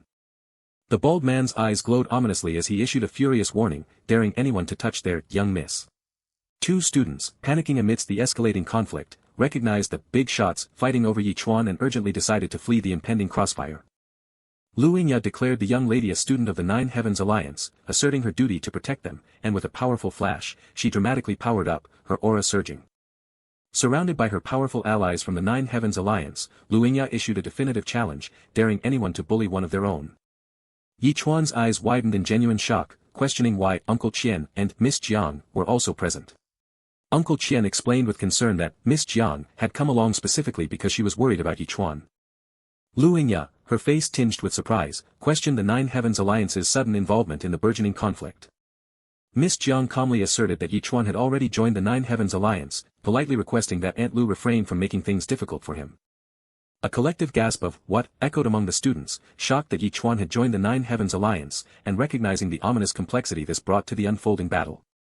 The older man with long white hair stared in utter disbelief, his mind fracturing as he questioned if he was truly dreaming. Su Lingxuan's mind reeled in frustration, unable to reconcile how the Nine Heavens Alliance, who had rejected her entire graduating class, could possibly accept Yi Chuan. An unseen mind echoed the pervasive confusion, questioning what exactly was transpiring. With a subtle smile, Lu Yingya decided to let the matter drop, citing her old friendship with the other's father as the reason. Miss Jiang, bowing slightly in gratitude, thanked Aunt Lu on behalf of her father.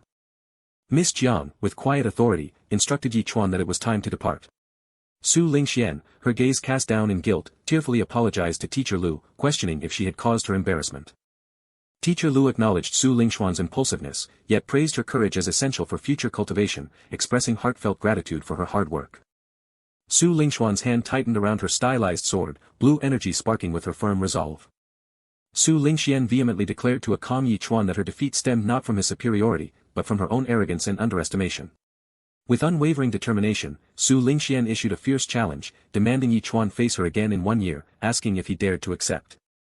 Yi Chuan stood calmly amidst the red-hued tension, his silent contemplation of the challenge observed by Uncle Qian and Miss Jiang. With a chilling smirk, Yi Chuan accepted, a sinister purple aura emanating from him as he declared, "As you wish." The chapter concluded with a menacing, distorted image of Yi Chuan, his laughter echoing the lingering psychological unease, followed by a thank you to the readers and a prompt to join the Discord server. An epic merger of scanlation groups unleashed combined power, promising lightning-fast releases and explosive chapter drops for readers to become absolutely hooked. The production credits detailed the creators and origins of the captivating story. Whispers of speed tore through the air, unseen. Yi Chuan offered his thanks, but Miss Jiang, blushing, questioned if she should truly accompany him so revealingly, to which he playfully declared his complete approval. Chuan bristled, questioning if she perceived herself as one of the many pigs, causing Miss Jiang to ponder a heavier weapon for her self-defense, a thought that secretly pleased him. Miss Jiang's urgent voice echoed, demanding Chuan wait. Chuan stood with Miss Jiang, the Lingyun High School principal, and the formidable war god Qian. The principal's hearty laughter filled the air as he warmly greeted Miss Jiang and war god Qian from the Nine Heavens Alliance. The principal, surprised, questioned Chuan's recent entry into the Nine Heavens Alliance, which Chuan confirmed had just happened days ago. The principal boasted triumphantly, claiming he had always recognized and thought highly of Chuan's immense talent. Principal Zhao Ming declared his word true, presenting Chuan with the promised spatial spirit weapon. Chuan recognized the artifact as a streaming light bracer, while war god Qian expressed disbelief that the notoriously stingy principal Zhao would part with such a treasure. The principal confidently asserted that Chuan, a talent he personally cultivated, deserved such a generous gift as his own student. With a soft click, Chuan placed the bracer upon his wrist, eyes wide with a sense of wonder. A soft hiss preceded the ethereal blue glow of a holographic inventory screen that shimmered into existence before Chuan, leaving him surprised. With a soft swoosh, the holographic display revealed 2 money pouches, indicating their presence within the spatial storage. The principal explained that the bracer's spatial dimensions were remarkably vast. He then clarified the bracer's versatile storage capabilities, revealing it also held the promised reward of 200,000 in basic origin stones, readily accessible at any moment. Chuan offered his gratitude, but the principal, reminding him not to forget his roots, instructed Miss Jiang to watch over him, to which she agreed, playfully noting Chuan's resemblance to the principal himself. Miss Jiang mused about Chuan's intentions, questioning his plans, before war god Qian's booming laughter teased her about her obvious interest, startling Chuan. Miss Jiang, acknowledging his lone wolf spirit, conceded to let him go alone, yet warned him fiercely to prioritize his safety, her words edged with subtle care. Chuan affirmed his readiness with a determined nod. The journey led him to the functional heart of the mission center. Chuan stood before the mission terminal, his mind already weighing the countless possibilities before him. The terminal hummed, presenting a spectrum of missions ranging from collecting alpine flowers to hunting a giant armored crocolion or destroying a mutated blood fiend cave. A crisp system notification confirmed that Chuan had accepted the 2-star mission. His bracer shimmered, displaying a holographic notification of Food X10, confirming its practicality. Chuan exclaimed his pleasant surprise at the bracer's immense convenience, appreciating its design. As he sped through the nocturnal landscape, Chuan mused over the rather verbose name of his target, the giant armored crocolion. Chuan strode forward, determined to face his mission, unaware that a shadowy figure reported his solo departure from the Nine Heavens Alliance to an unseen lord. From a dimly lit chamber, a mysterious figure, cloaked in shadow, smirked, finally declaring that the long-awaited brat had revealed himself. As Chuan walked through the eerie quiet of the forest, a wide yawn escaped him. His eyes snapped wide as a deep, resonant snore broke the silence, signaling a presence he had not anticipated. Chuan, surprised, finally located the source of the colossal snoring, a massive, goblin-like monster slumbering deeply. A fresh yawn escaped Chuan as he admitted to feeling a bit sleepy himself. With a casual disregard for danger, Chuan asked the snoring beast if it minded sharing a bed, then lay down beside it. A final announcement warned against unauthorized reproduction while inviting skilled individuals to join their energetic and professional scanlation team. 2 hidden figures held their breath in the ethereal, misty forest, a deep, resonant snore echoing the tension in their own chests. Unaware of the lurking eyes, Chuan slept soundly in the arm of the giant creature, his world often blurring the monstrous into the mundane. The dark-haired man whispered, wondering if Chuan had actually fallen asleep, while his companion's voice, laced with fear, predicted their cover was already blown. Impossible, the spiky-haired man seethed, convinced their perfect hiding spot remained secret and this was their golden opportunity to attack. The dark-haired man, voice strained with dawning horror, recognized the goblin giant as a formidable fish-rank monster, realizing Chuan's slumber was a calculated, protective shield. So he's not so simple after all, the dark-haired man concluded, a chilling understanding passing between them as they finally recognized Chuan's unexpected depth. A sudden jolt of alarm stirred the giant goblin from its slumber. As the giant goblin roared, its form radiating purple energy, Chuan shrieked, abruptly jolted from his sleep. His mind struggled to surface from the murky depths of sleep, lost in a daze of lingering confusion. Chuan woke with a jolt, his mind still trying to untangle reality from the chaos of his dreams. Chuan screamed in pure terror, the giant goblin's sudden movement startling him as much as it did the creature itself. With a swift, powerful kick, Chuan's leg connected with the giant goblin's stomach, unleashing a burst of blue energy. The creature shrieked, writhing in agony, its true grotesque form revealed by the unexpected sight of a second head emerging. "Were you looking for your spiked club?" Chuan innocently asked, explaining he'd put it away for safety, utterly oblivious to the monster's rage. A menacing grunt filled the air as Ch1 gazed up at the towering, shadowy form of the monster, its red eyes burning like coals. "There's no need to be so angry," Ch1 calmly suggested, skillfully dodging the purple energy radiating from the enraged giant goblin. A shared glance of absolute terror confirmed their worst fears. Ch1, and the creature beside him, were undeniably heading their way. "Run!" the dark-haired man screamed, their frantic escape punctuated by the rushing wind as Ch1, pursued by a shadowy monstrous presence, charged towards them. As they fled, the dark-haired man indignantly accused Ch1 of feigning innocence after weaponizing the Goblin King against them, leaving his confused companion to wonder what he meant. "Why waste words with him?" Ch1 roared, demanding his weapon back from the massive, pig-faced monster with burning red eyes that loomed before him. Armed with a glowing cleaver, Ch1 sighed, wondering if the monster truly meant to force his hand, especially after their shared, if brief, slumber. "Your temper is too bad," Ch1 declared, mid-air, as he struck the giant goblin with his glowing blade in a powerful burst of blue and purple energy. The giant goblin let out a deafening, primal roar. Ch1 unleashed the Nether Shadow Sweep LV3, enveloping the goblin in swirling purple shadow energy. His eyes burning with crimson light, Ch1 activated Blood Shadow Butcher LV3, a surge of power coursing through him. A torrent of raw, red energy surged, manifesting in the searing glow of Ch1's eye.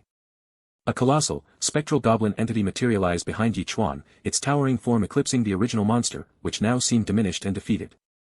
The defeated goblin crumpled to its knees, its power sapped, as the larger spectral form watched over it. Ch1 stood calmly, his cleaver held ready, victorious over the kneeling, utterly defeated goblin. The glowing blade remained poised, shimmering with deadly readiness. With a decisive slice, the glowing blade cut through the monster, and a system notification confirmed the brutal slaughter of a goblin giant pig.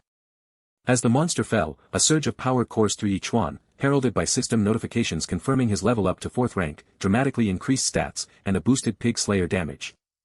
With his bloody cleaver still in hand, Ch1's first thought after the kill was a purely practical one: could this thing be skinned? A sudden, bright flash of light announced the startling appearance of a demon-like woman, her red glowing orbs momentarily capturing Ch1's attention. You are..." Ch1 stammered, utterly taken aback by her sudden, unexpected presence.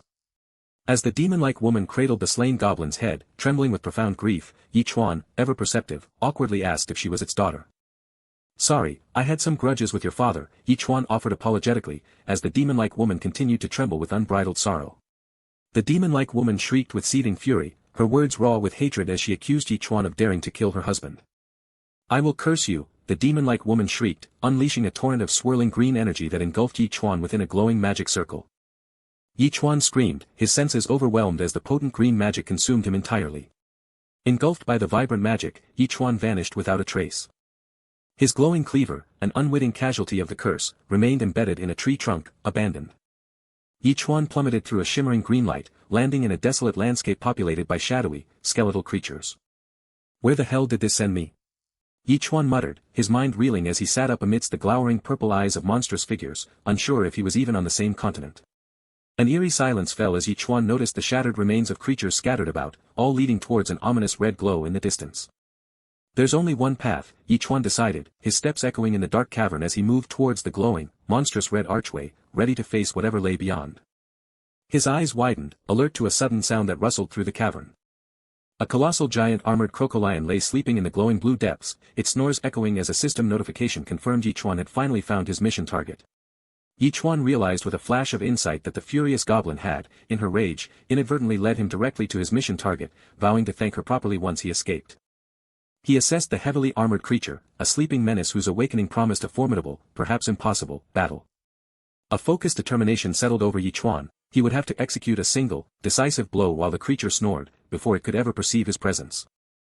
With a peculiar, grim sympathy, Ch1 offered the beast a final, sardonic warning about the perils of indiscriminate genetic blending in its next life. His hands moved instinctively, reaching for the familiar, weighty presence of his weapon. A jolt of pure panic surged through him as he realized his crucial butcher's knife, his very essence, was gone. But then, with an almost whimsical cruelty, his glowing cleaver drifted away, seemingly abandoned by his very grasp. The shadowy forms with their piercing, crimson eyes were too many, a tactical retreat was his only desperate option. A streak of luminous green sliced through the cavern's oppressive gloom, carrying a silent, deadly purpose. The arrow struck the monster's scales with a resounding clang, igniting a primal fury within the slumbering beast. The archer exclaimed triumphantly that they had finally located their quarry, but his companion then observed another presence within the cavern. A terrifying roar erupted from the depths as the monster violently thrashed awake, sending torrents of water crashing around Ch1. Amidst the chaos, Ch1 frantically tried to distance himself from the monster's sudden wrath, gesturing wildly as he spotted the other two figures. All three recoiled, sensing unseen threats that whipped through the air around them. The archer, with an air of casual arrogance, suggested Ch1 cede the beast to them, but Ch1 countered with a direct, challenging question of his own. The archer, his voice laced with thinly veiled disdain, dismissed Ch1 as a non-combatant, yet still deigned to inquire about his name. Ch1 declared his name and profession, a pig butcher, a title that immediately sparked visible disbelief in both of the hunters. The archer's loud, derisive laughter echoed, a clear signal of his utter contempt for Ch1's seemingly mundane profession. The archer, now openly smug, declared their status as professional hunters, making it clear that such formidable mutant beasts were beyond a mere lifestyle profession like Ch1's. Ch1 retorted, his annoyance evident, that the spoils of battle inherently belonged to whoever proved capable enough to defeat the creature. The archer questioned his companion's confidence in facing the king-tier beast, just as the monster itself unleashed another earth-shaking, ferocious roar. As the monster's energy surged, the two hunters leapt clear, while Ch1 was thrown violently backward by the sheer force of its raw power. The archer, a picture of intense focus, drew his bowstring taut, crackling energy shimmering around him. A volley of arrows whistled through the air, each a luminous streak aimed at the behemoth. But the arrows struck the monster's formidable scales with dull clangs, deflecting harmlessly as its thick armor proved impervious. Amidst the beast's low growl, the archer warned Ch1 to fall back, claiming he wouldn't be able to protect him from the ominous, glowing red eyes that now loomed behind them. The archer, a smirk playing on his lips, confidently challenged the beast, scoffing at its perceived smugness. Meanwhile, Ch1's hands, imbued with a soft, ethereal glow, once again moved behind his back, a silent, determined gesture. With a face contorted in anger, the archer aimed his bow, his voice tight with frustration over the immense effort it had taken to track the creature. As the monster unleashed a guttural, aggressive roar, the archer held his aim steady, preparing for a decisive shot. The archer urgently called out to his companion, revealing her name as Ch1, signaling the critical moment for their combined attack. Ch1, now enveloped in a radiant blue aura, declared with unwavering resolve that the moment for action had arrived. As a shimmering energy surged forth, Ch1 began to channel her power, casting the light moon blessing, to significantly enhance her teammate's next attack. As the blessing connected, the archer's eyes ignited with intense, crackling blue energy, signifying the surge of power. Now fully enveloped in a tempest of crackling blue energy and lightning, the archer became a conduit of raw power, poised to unleash his enhanced shot. A concussive blast of glowing blue energy descended with a roar and struck the monster with immense force. The beast's massive claw exploded with powerful blue energy, either absorbing or deflecting the incoming magical assault. Even as arrows relentlessly peppered its glowing blue eye, they ricocheted away, unable to pierce its seemingly impenetrable defense. But with a sudden, explosive crack, the monster's glowing eye finally fractured into shards, shattering the arrows upon impact. The archer grimaced in frustration, lamenting that had his powerful shot not been blocked, the beast would have instantly perished. Ch1, with an unsettling mixture of awe and potential sarcasm, offered a round of applause for the archer's effort, catching him completely by surprise. The archer, his confidence quickly resurfacing, smugly challenged Ch1, demanding to know if he now grasped the sheer power of true combat professions. The injured monster unleashed a fresh, guttural roar, a raw expression of its pain and festering rage.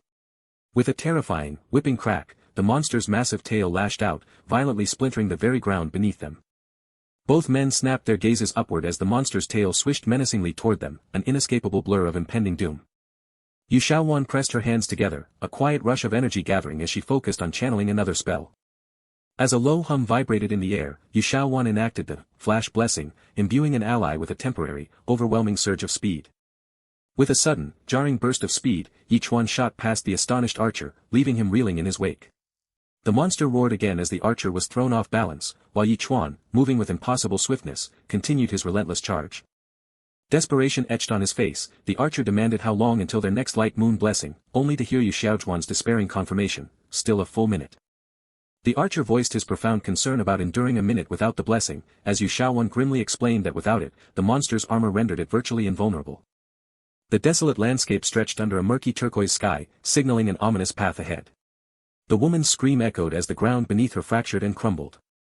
A man cried out, Ch1, his voice laced with shock as she crumpled to the glowing ground. He urgently questioned her well-being, but with a shiver, Ch1, distressed, implored him to abandon her and run. A massive, purple glowing, snake-like appendage coiled ominously above them, its power crackling visibly. With a heroic surge of determination, the man commanded Ch1-54 to run, confessing that there was something he had always wanted to tell her.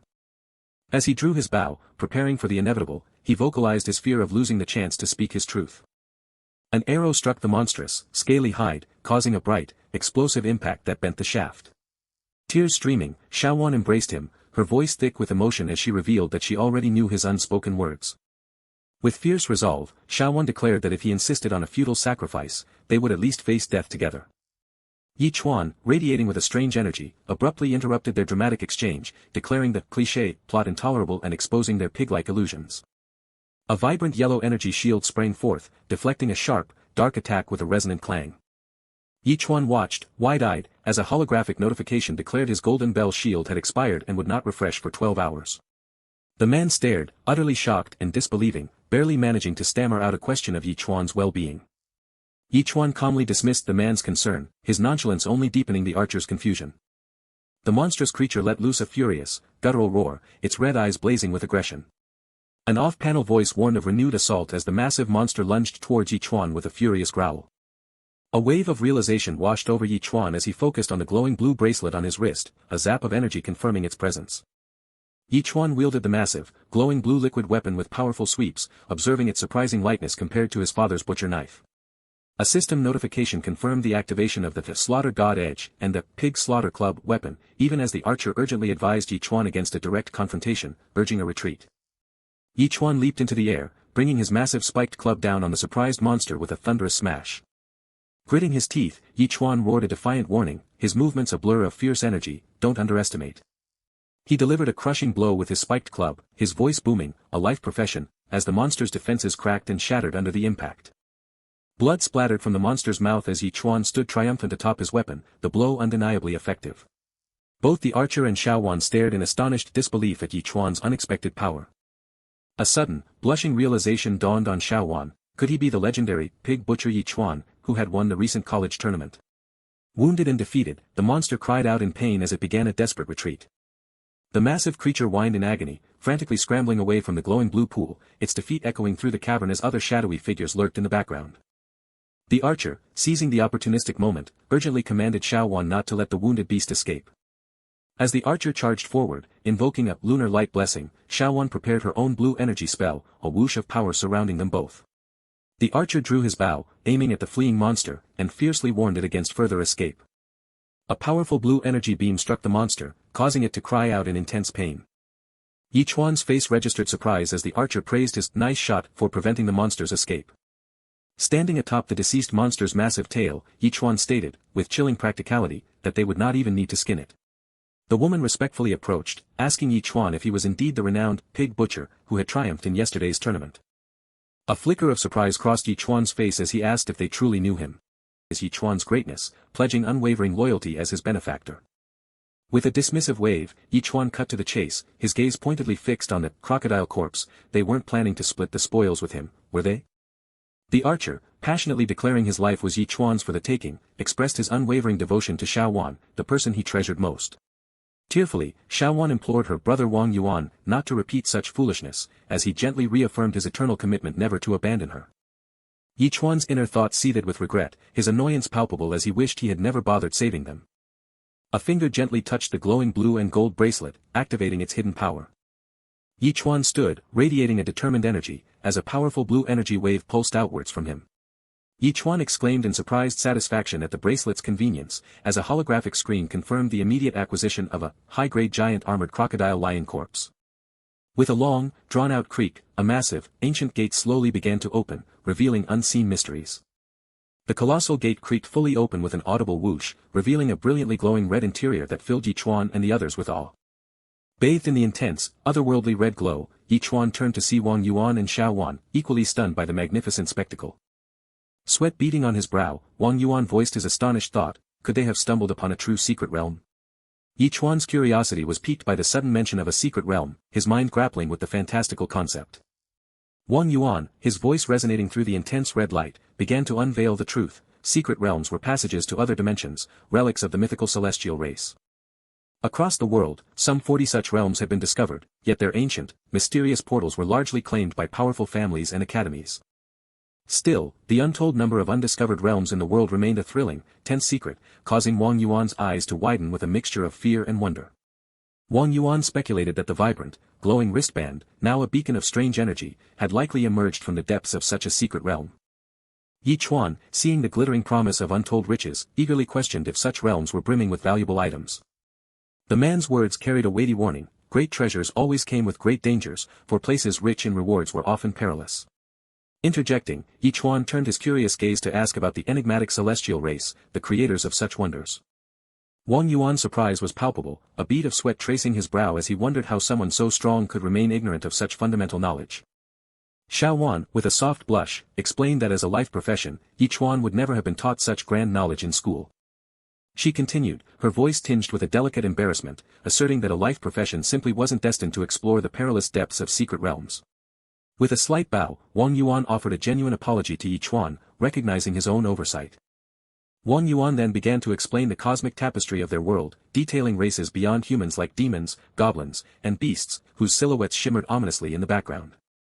He revealed that the celestial race, once the strongest known to history, had mysteriously vanished, leaving behind only ethereal visions of their angelic glory. Chuan inwardly groaned, his peculiar vision made distinguishing between these fantastical races nearly impossible when all he saw were pig heads.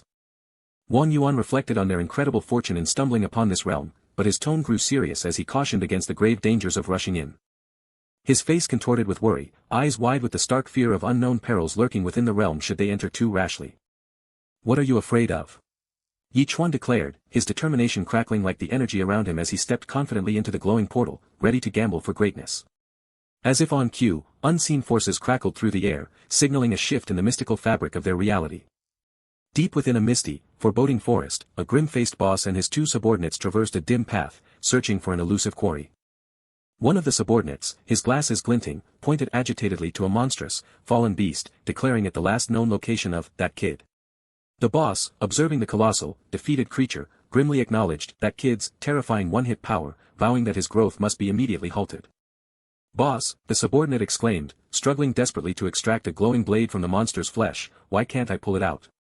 Enraged, the boss snarled at his useless fool's will, gripped the hilt of the radiant, golden blade, attempting to wrestle it free from the ground. The boss strained with all his might, the sound of his exertion echoing, as he wrestled with the blade, unable to dislodge it from its resting place.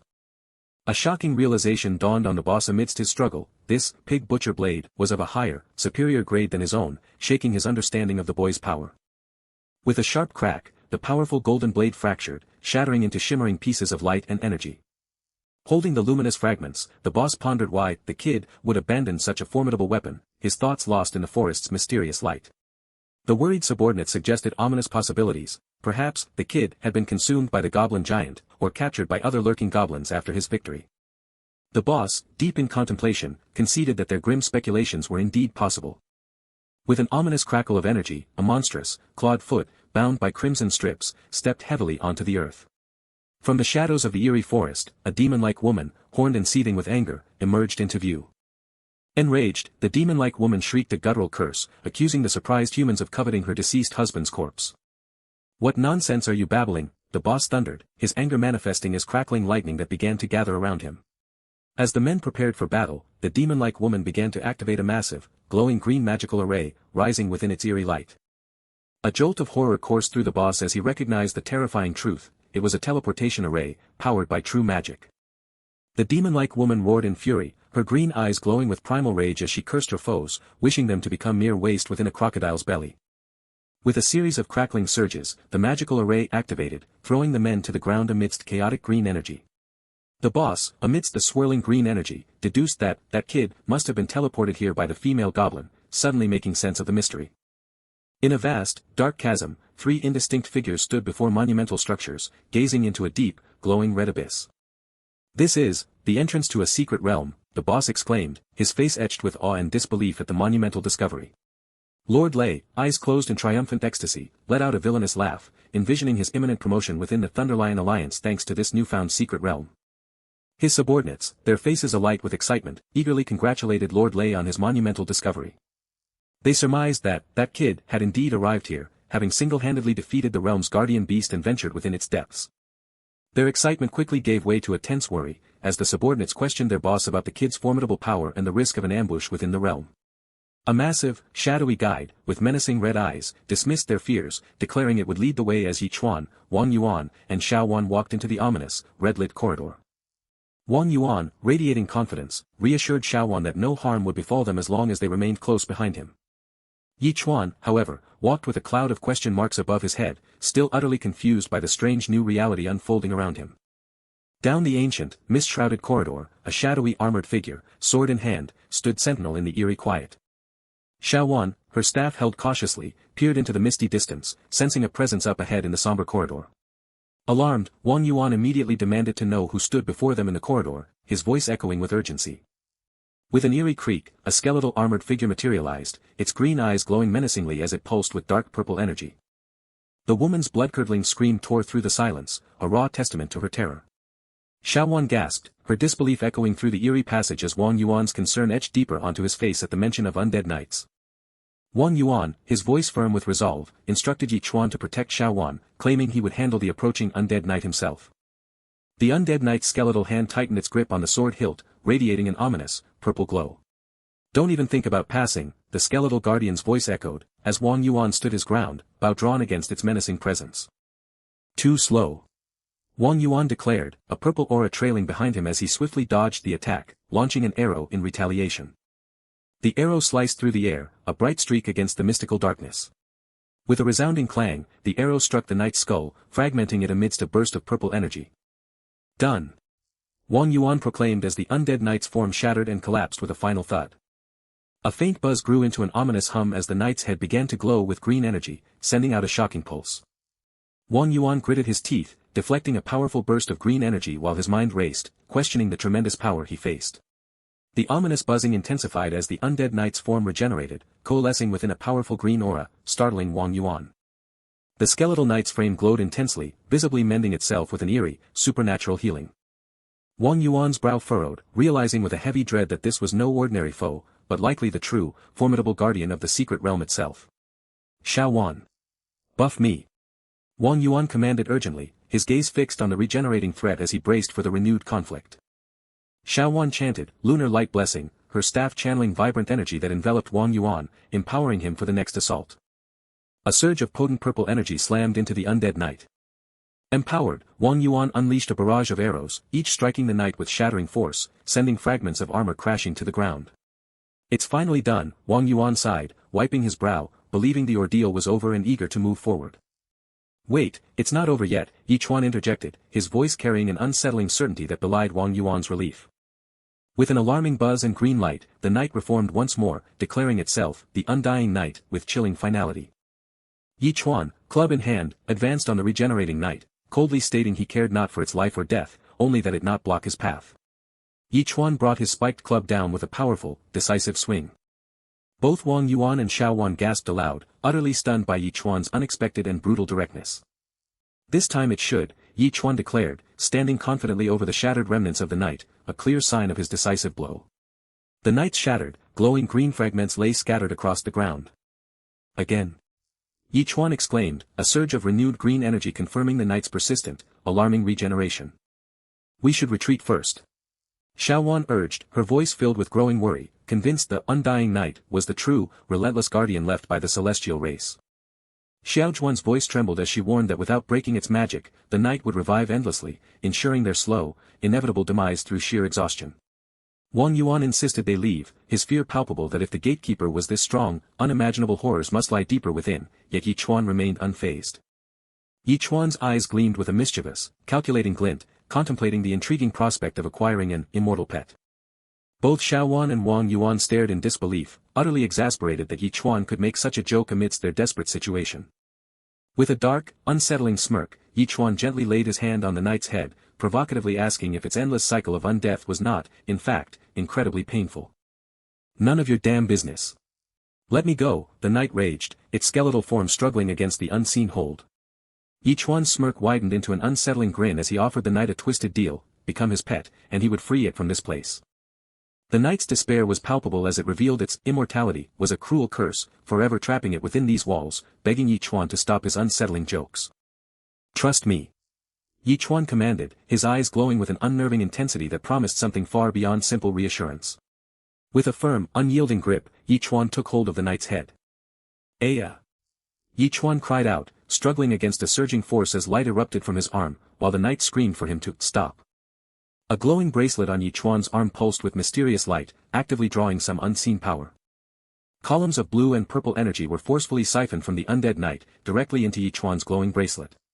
A holographic screen flickered to life, displaying a simplified, schematic image of the undead knight. Trapped within a glowing, grid-like blue prison, the knight thrashed frantically, demanding to know where it was and to be released. "You can even do that?" Wang Yuan exclaimed in utter disbelief, as both he and Xiaowan stared, dumbfounded by Ch1's impossible feat. Ch1, a smug, satisfied smirk playing on his lips, declared the situation settled and urged them to continue onward. The trio proceeded down the long, arched corridor, their footsteps echoing softly towards a distant light. They walked through a massive, ornate hall, the air thick with mist that swirled like ethereal clouds under the high arches. "This," Ch1 whispered, his eyes wide with profound awe, a sentiment echoed by his stunned companions. "It's magnificent," Wang Yuan gasped, his voice filled with wonder and a hint of greed, speculating about the invaluable treasures surely held within the grand palace. Ch1 gazed up at the massive, winged statue, a question forming in his mind: could this be a representation of the legendary celestial race? "That's right," Wang Yuan confirmed with a solemn nod, acknowledging the historical weight of Ch1's observation. A chilling realization dawned on Ch1 as he remembered Lu Xing's account of black-robed figures at his house, a dark thought forming: could the celestial race have taken his parents? "I warn you, do not enter," the trapped undead knight screamed frantically from its blue prison, desperately banging against its confines. Ch1's frustration simmered, demanding a compelling reason for their forced halt. The undead knight vehemently declared the sacred pool was for the celestial race's cultivation, threatening contamination if they dared to enter. Misunderstanding the grave warning as a promise of treasure, Ch1 eagerly suggested they explore the pool for themselves. The undead knight, now a furious presence on the screen, exploded in a fit of rage, vowing to slaughter them all. Ch1 questioned the knight's enduring dedication to a seemingly futile mission, only for the spectral guardian to assert its unwavering duty. He coolly stated the knight was merely a tool, and with that pronouncement, the holographic projection of its defiance simply faded away. Together, they ascended a majestic, ancient staircase, bathed in mystical blue energy, towards a brightly lit portal. Suddenly, Wang Yuan's voice broke the silence, his shock echoing through the vast space. Before them lay the legendary five-colored origin pool, its multi-hued glow casting an ethereal light on the vast, ornate chamber, eliciting a gasp of disbelief from Wang Yuan. Wang Yuan's excitement erupted into a shout, convinced they had stumbled upon an unimaginable fortune. Surprised by the recognition, Ch1 turned to Wang Yuan, wondering how he knew of such a place. Wang Yuan eagerly explained he had read about the five-colored origin pool in an ancient text, a relic from another secret realm. He continued, detailing how the pool, used by the ancient celestial race, contained immense energy capable of enhancing cultivation and healing grave injuries. Xiaowan then interjected, recalling how alliances once battled over a mere portion of the pool, which was ultimately polluted and turned black to prevent its capture. Even in its tarnished state, she gravely noted, the corrupted pool still held a fraction of its formidable power. Ch1's eyes widened in sudden understanding, connecting the polluted water to a vivid, glowing vision of a woman he had encountered before. Wang Yuan, beaming with excitement, exclaimed that they had found an unpolluted origin pool of immense size and urged Ch1 to dive in. A sharp, glowing purple energy blade suddenly streaked through the air. A purple projectile struck Wang Yuan with brutal force, tearing into his flesh and causing blood to gush from his mouth. Ch1 and Xiaowan cried out in horrified disbelief as their companion crumpled, gravely wounded. Xiaowan knelt beside the bleeding man, her voice thick with tears and desperation as she begged to know if he was all right. Another purple blade slammed against the rocky surface, scattering debris. Three menacing figures emerged from the glowing blue, their leader wielding twin glowing daggers as a volley of projectiles hurtled toward them. The leader, oozing smug confidence, brazenly declared the sacred pool now belonged to them. Ch1's eyes widened in shock as he recognized the menacing newcomers. Recognizing the pool's healing potential, Ch1 urgently instructed Xiaowan to get their injured companion into its restorative waters. The leader snarled, warning them against contaminating the precious pool with blood, his aggressive dissent embodying the malice of his words. With a sudden surge of purple lightning, the leader lunged, declaring that killing Ch1 would be utterly effortless. The leader's glowing daggers met Ch1's seemingly crude spiked club in a deafening clash, as the assailant vowed to crush him like an ant. The leader recoiled from the unexpected impact, his sarcastic taunts about hand-beaten pork meatballs, betraying his surprise at Chuan's effective defense. Chuan let out a low chuckle as he subtly flicked a small, green-handled blade into view.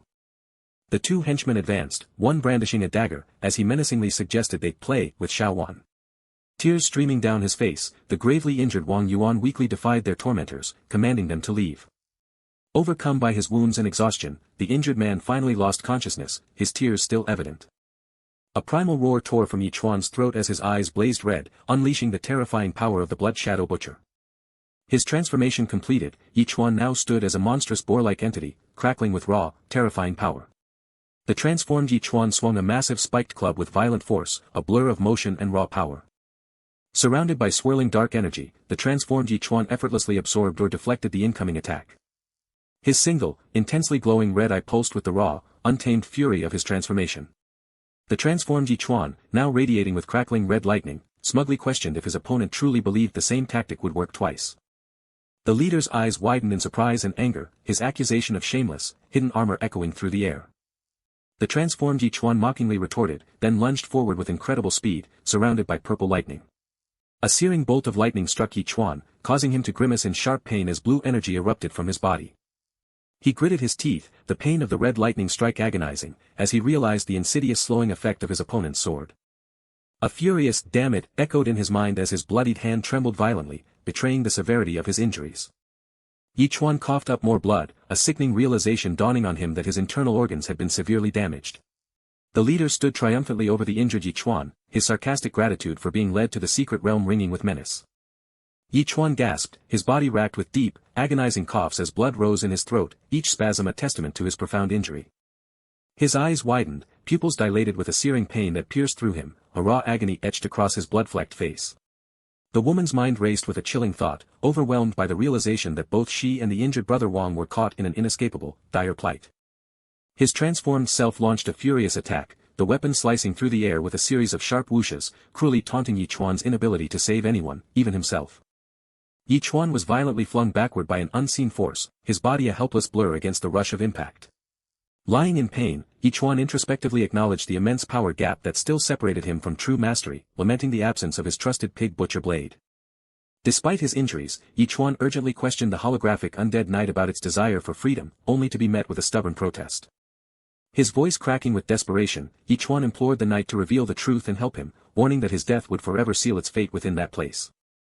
A radiant, powerful glow erupted from an outstretched hand, signifying a sudden and potent surge of magic. The woman screamed in agonizing protest as a powerful energy struck her chest, its explosive impact making her clutch herself in pain. Her bracelet pulsed with a vivid, turquoise light, trails of swirling energy radiating from the mystical artifact.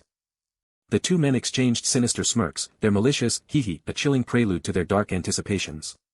With a powerful rush of green mist and swirling aura, the intimidating undead knight reluctantly declared its intention to help, fully manifesting its formidable presence. The man eagerly reached for the startled woman, his predatory gaze fixed on her, acknowledging an unknown quality she possessed. A menacing grin twisted the man's face even as a searing beam of light sliced narrowly past him, leaving him seemingly unperturbed. A light-haired man cried out in utter shock as the imposing undead knight manifested before him with a whoosh of power. He recoiled in horror, a visceral fear gripping him as a swirling mass of green energy descended from above. The man grimaced in intense pain as the undead knight's jagged, glowing attack struck him with a shattering blow. The transformed Chuan, wielding his glowing weapon with menacing intent, questioned the futility of his opponent's concern for others when he could barely save himself.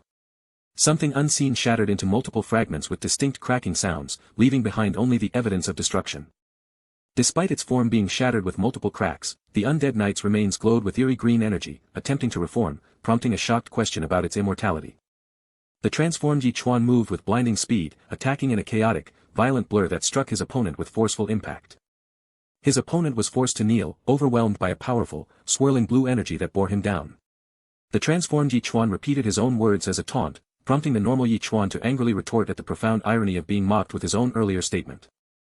The terrified man screamed, desperately pleading for the relentless undead knight to keep its distance as he fled with frantic, clattering footsteps. The woman, standing with determined resolve beside the injured brother Wang, declared that the critical moment had finally arrived. She looked up in surprise as several glowing swords descended with a mystical whoosh, altering the magical landscape. A glowing sword plunged into the vibrant pool, triggering an explosive surge of purple lightning and energy that burst forth with crackling power. Crackling with purple lightning, the transformed Ch1 arrogantly boasted that any attempt to enter the pool would result in instant electrocution, asserting that no one could be saved from his power. Ch1, surrounded by the crackling static of purple lightning, thoughtfully analyzed his opponent's troublesome combination of speed and paralyzing attacks. The transformed Ch1 unleashed a devastating thunderfall attack, generating powerful bolts of lightning that rushed forth. A raw, intense energy roared and swirled, manifesting as pure purple lightning. A foot stepped onto a glowing, star-shaped magic circle, activating it with a subtle shimmer. Ch1 felt an unexpected lightness in his body, a bewildering sensation as he floated amidst the crackling purple lightning. The transformed Ch1's single eye widened in disbelief and rage, utterly shocked that his opponent had managed to evade every single attack.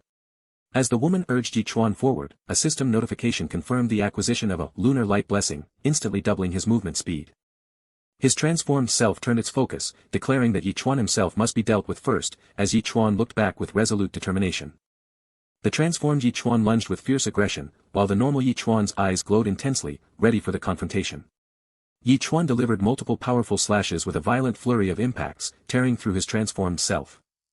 The pig-like monster let out an agonizing scream, its face twisted in immense pain as it disintegrated. The man lay defeated on the ground as the pig-like monster's form disintegrated into nothingness with a final, echoing impact. The defeated opponent lay pale and exhausted, his face grimacing from the sheer physical and mental toll of the battle. The woman urgently called to Ch1, pleading for him to retrieve the glowing sword embedded in the ground and save Brother Wang.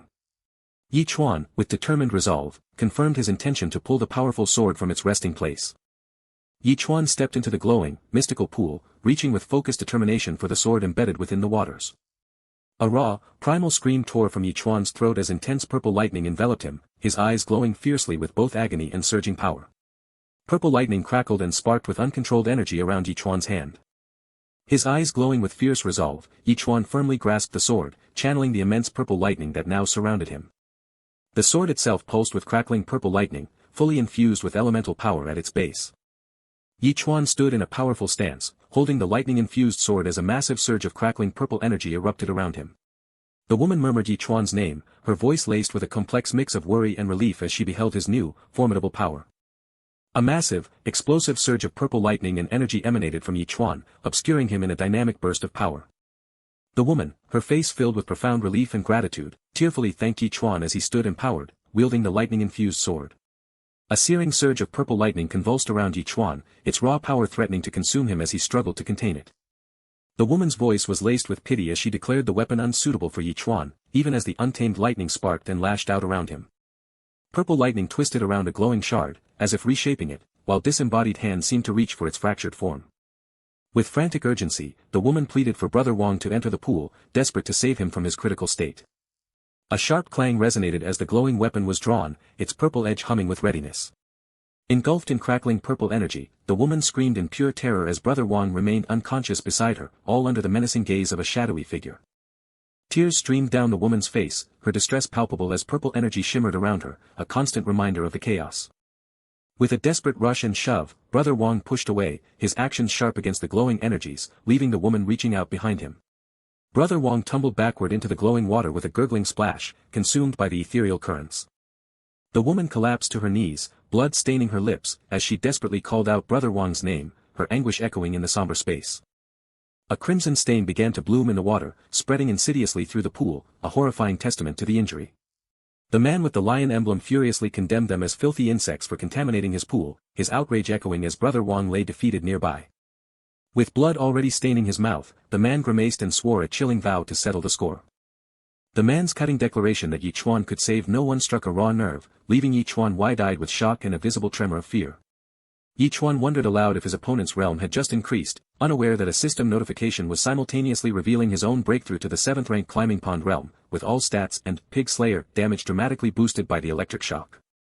As a system warning blared about his body's crisis instinct activating and neural response intensifying, Ch1 unleashed a punch, but the man scoffed, dismissing his opponent's power increase as utterly insufficient.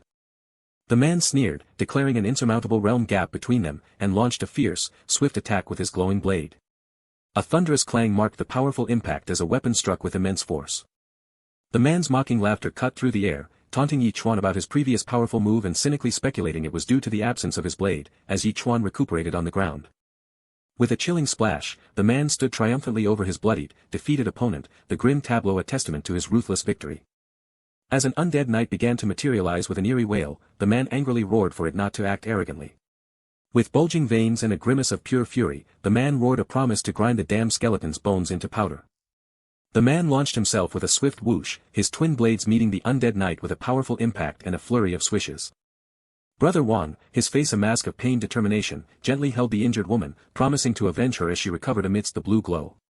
With a guttural growl and crackling energy, Ch1 hunched over, his red eyes blazing as he embraced a primal transformation. Brother Wang's face contorted with rage as he fiercely accused someone of being the mastermind behind all the chaos. Enraged, Brother Wang shrieked a lethal threat and drew his bow, preparing to unleash an arrow storm upon his foe. A swift, whizzing volley of glowing arrows streaked through the air. The man stood defiantly, a stoic figure facing the relentless, whizzing barrage of glowing arrows. With a dismissive smirk, the man scoffed at the incoming arrows, deeming them mere child's tricks and utterly beneath him. The undead knight unleashed a sudden, smashing attack, catching the man utterly by surprise. The undead knight's large, green blade whizzed through the air with a clang, forcing the man to deftly dodge the attack with his own weapons. Airborne, the undead knight executed a sweeping attack, its massive weapon carving a powerful arc of green energy through the air with a menacing whoosh. With a smug smirk, the man scoffed at his opponents, wondering how three useless fools could possibly think they could defeat a cadre of the formidable Thunderlion Alliance. The man's words, or perhaps an unseen event, rendered Ch1 utterly shocked, his eyes wide in disbelief. Ch1 let out a terrifying, feral snarl, his red eyes glowing with predatory intensity and sharp teeth glinting, shocking the man who witnessed this primal outburst. The man recoiled with a cry of disgust, utterly shocked that Ch1 had resorted to biting him in such an unrefined, animalistic manner. A monstrous scream tore from Ch1, his red eyes burning and sharp teeth bared, as he towered over the seemingly defeated man.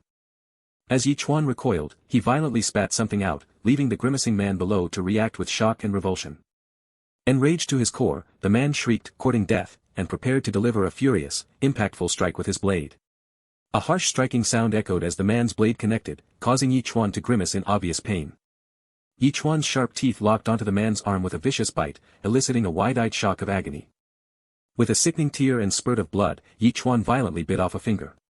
A guttural scream of pure agony tore from the man as he clutched his bleeding hand, realizing with horror that his fingers were gone. Infuriated beyond measure, the man screamed about his bitten-off fingers and swore a bloody vow to kill every single one of them, while Ch1 stood hunched and weary. Ch1 gagged in extreme disgust, spitting out a foul-smelling, greenish substance, bewildered by its origins and demanding to know what it was. His eyes, now reflecting a curious blue light, narrowed as Ch1 peered at something, a question of its identity forming in his mind. A hand descended towards the severed finger, lying in a pool of blood, still adorned with a distinctive green ring. Holding up the green ring, which eerily reflected his opponent's enraged face, Ch1 uttered a chilling realization that began to dawn on him. A powerful aura pulsed from the glowing object in his hand as Ch1, his fangs subtly visible, grasped the profound realization that his blade lay hidden within it. With a triumphant, crazed smile and glowing white eyes, Ch1 declared his blade finally returned, as a system notification confirmed the activation of the God-slaying blade and its blessing. The man, his face contorted in furious determination, scoffed at Ch1's recovered blade, dismissing its importance as he prepared to unveil his own ultimate move. The man, lying on the ground, declared his weapon had awakened its own consciousness and commanded it, along with the kneeling undead knight, to crash their enemies to death amidst an eruption of lightning-infused energy. With unshakable confidence, Ch1 challenged his opponent to witness his own ultimate move, even offering a cheeky compliment to the little skeleton at his side. A colossal explosion erupted, a chaotic maelstrom of blue, green, and purple energy marking the collision of powerful forces. A powerful, lightning-infused bowl of pure energy manifested, crackling with a formidable, magical intensity. The curly-haired opponent realized his golden bell shield wouldn't save him in time, bracing himself to endure the full, brutal impact of the attack. As the ground rumbled and powerful zaps of energy surged, the curly-haired opponent cried out in alarm, confronting the bull-like entity's chaotic charge while the undead knight moved to defend. Intense energy crackled around him as the bull delivered a forceful blow, sending the curly-haired opponent recoiling in stark shock. The glowing, bull-like entity thrummed with raw power, its eyes alight as it charged relentlessly forward. Xiaoshuan's hand reached out, her voice cutting through the chaos to question if an enemy had truly been defeated. The bull-like entity's charge was abruptly halted by an unseen, glowing force, leaving the curly-haired opponent utterly bewildered. The curly-haired opponent, pointing accusingly, demanded to know why the entity had abandoned its previous target to pursue him instead. As the curly-haired opponent exasperatedly questioned the entity's focus on him, Brother Wong shouted a desperate warning to not be deceived. Flames whooshed around the curly-haired opponent, his determination solidifying as he unleashed a powerful attack known as Falling Star. Brother Wong defiantly mocked his opponent, challenging the idea that he could be caught by the same tactic again. The curly-haired opponent, enveloped in thrumming flames, smirked with confidence, revealing that this Falling Star was an enhanced version of the attack. Xiaoxian strained, her arm outstretched as subtle magical energy thrummed around her, causing ripples in the water behind. Bathed in a mystical golden radiance, Xiaoxian invoked the lunar light blessing, channeling potent energy through her staff. Brother Wong, pulling his bowstring with intense determination, reminded his opponent of his prowess as an excellent hunter. With a swift whiz, a projectile flew from Brother Wong's bow, conjuring binding chains to ensnare his target. Brother Wong found himself ensnared by zapping, glowing chains, whizzing tight around him, yet he still clutched his sword, gritting his teeth in a desperate struggle. As Brother Wong screamed in agony, trapped and vulnerable, the curly-haired opponent grinned maniacally, his fiery blade poised for a decisive strike. Brother Wong's face distorted in sheer terror, he screamed a desperate plea for the bull to block the imminent, thrumming attack. Energy swished and blasted with a powerful whoosh, slamming into both the bull-like entity and the undead knight, sending them reeling from the explosive impact. With a thrumming boom, the curly-haired opponent's fiery blade descended, zapping with destructive force onto Brother Wong, who screamed, trapped and electrified by blue lightning and chains. As the devastating blow landed with a final thrum, Brother Wong let out a raw, despairing "no," his face contorted in agony. Brother Wong's throat tore with an agonizing scream as fiery light engulfed him, marking the brutal end of the attack. Golden energy blades plunged downwards, stabbing and cracking the ground, unleashing a vibrant purple-pink energy aura. The curly-haired opponent and the undead knight engaged in a furious clash, blue and red energies exploding outwards as their raw power collided. The formidable bull-like energy entity faded away, dissolving into nothingness as the undead knight watched its disappearance. Glowing blades swished down and zapped into the ground as Ch1's aura flared, even though a system notification confirmed Underworld Knight Lei Gang had escaped the northern dark climbing pond realm, evolving Ch1's Underworld Killer ability and increasing its critical rate and damage. Xiaoxian ecstatically declared their victory to Brother Wong, who, despite his pained expression, gently reassured her that her well-being was all that mattered. Ch1, with determined pragmatism, decided to claim the two glowing swords, deeming them valuable spoils as they slightly shook in the ground. The glowing purple swords clanged as they were pulled free from the earth, energy bursting from their tips. Ch1 reacted with surprise as swirling blue and white energy whooshed, swished, and girt around him, indicating the rapid escape of a powerful entity. Ch1 expressed surprise that the entity had flown away, while the undead knight sighed, lamenting his failure to complete his mission. The undead knight expressed his profound gratitude for Ch1's timely help, attributing their survival to a mysterious, life-saving pool. The undead knight, filled with a fragile hope, questioned if he was finally free from his duty, to which Ch1 readily offered to lead him to freedom. The undead knight, despair evident in his posture, expressed a profound yearning to be free from his cursed body and the burden of his current existence. With a confident smile, Ch1 readily agreed to help the undead knight break his curse. The undead knight then formally pledged his unwavering loyalty and service to Ch1, vowing to fight and obey until the day his curse was broken. With a satisfied smirk, Ch1 sealed the pact, solidifying their mutual agreement. Electrical energy zapped from Ch1's wrist as he touched it, perhaps activating a new magical bond with the undead knight who observed from the background. Xiaoxian informed Ch1 with deep concern that the healing pool had been contaminated, turning black and losing its glow, and that Brother Wong desperately needed treatment for his severe internal injuries. Ch1, with a hint of concern, turned to ask Xiaoxian about her own condition. Xiaoxian confidently revealed that, thanks to powerful treasure goods left by the celestial race, her injuries had already recovered in a surprisingly short time. A pained regret shadowed Xiaoxuan's face as she lamented that her blood had contaminated the treasure pool, preventing it from saving Brother Wong. Brother Wong attempted to offer false reassurance, his forced smile and pained eyes betraying the true severity of his injuries. The dire truth of Brother Wong's condition was starkly revealed as he coughed up blood, prompting Xiaoxian to urgently implore him to stop speaking. Gasping and bleeding, Brother Wong grimly warned of the severe repercussions from Lei Gang's death, then made a desperate, final request for Ch1 to protect Xiaoxian if he perished. Acknowledging the impending trouble, Ch1 proposed a strategic solution, suggesting Brother Wong and Xiaoxian join the formidable Nine Heavens Alliance. Xiaoxian reacted with wide-eyed shock and disbelief, voicing her doubts about their ability to meet the Nine Heavens Alliance's notoriously strict strength requirements. Ch1 offered encouragement, crediting their combined strength for defeating Lei Gang, and promised to personally secure their entry into the Nine Heavens Alliance, mentioning its powerful healing pool. Xiaoxuan's surprise quickly turned to dawning realization as she questioned Ch1's connection to the young miss of the Nine Heavens Alliance, and if he was a member himself. Ch1 casually confirmed his recent membership in the formidable alliance, revealing his own status. Ch1 reassured them of the Nine Heavens Alliance's protection against retaliation, prompting Xiaoxian to express profound gratitude, calling him their true benefactor, though a shadowy, horned figure lingered in the background. An ominous voice from off-panel abruptly interrupted their conversation, drawing attention to a menacing, horned figure whose single red eye glowed with foreboding intent. The fearsome soldier-like figure, wielding a skull-adorned staff and eyes burning red, confronted the group with a hostile demand to know who had slain his clansmen. The monstrous chief roared, his red eyes burning with a menacing fury as he demanded vengeance for his fallen kin.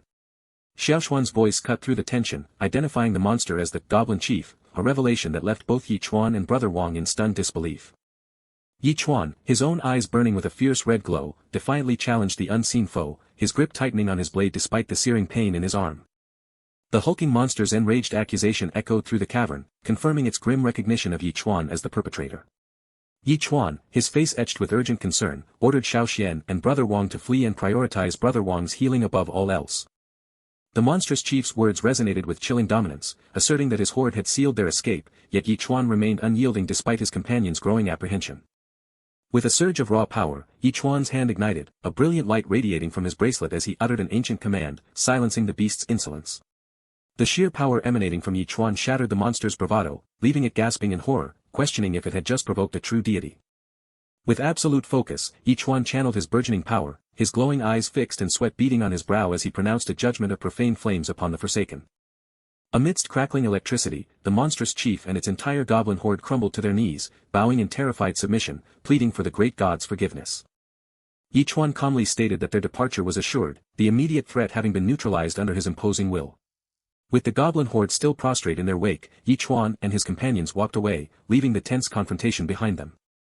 Xiaoxian, still reeling from the display of power, pressed Ch1 for an explanation, bewildered by the goblin's sudden and absolute submission. From the holographic screen, the undead knight began to unravel a forgotten history, revealing the goblin's ancient pact of protection with the Celestials and their grim duty to feed the ruins' guardian beasts. A sudden clarity dawned on Ch1, the undead knight's words illuminating the reason behind the female goblin's earlier, mysterious teleportation. Xiaoxian wondered if the knight himself was once a celestial, while Brother Wang pressed for answers about their vanished race, the holographic projection a silent testament to a lost age. The undead knight's voice grew harsh, deflecting their questions with a grim warning that knowledge of the Celestials carried a fatal price. Xiaoxian, annoyed by the knight's stubborn secrecy, playfully retorted that his attitude would surely deter any potential admirers.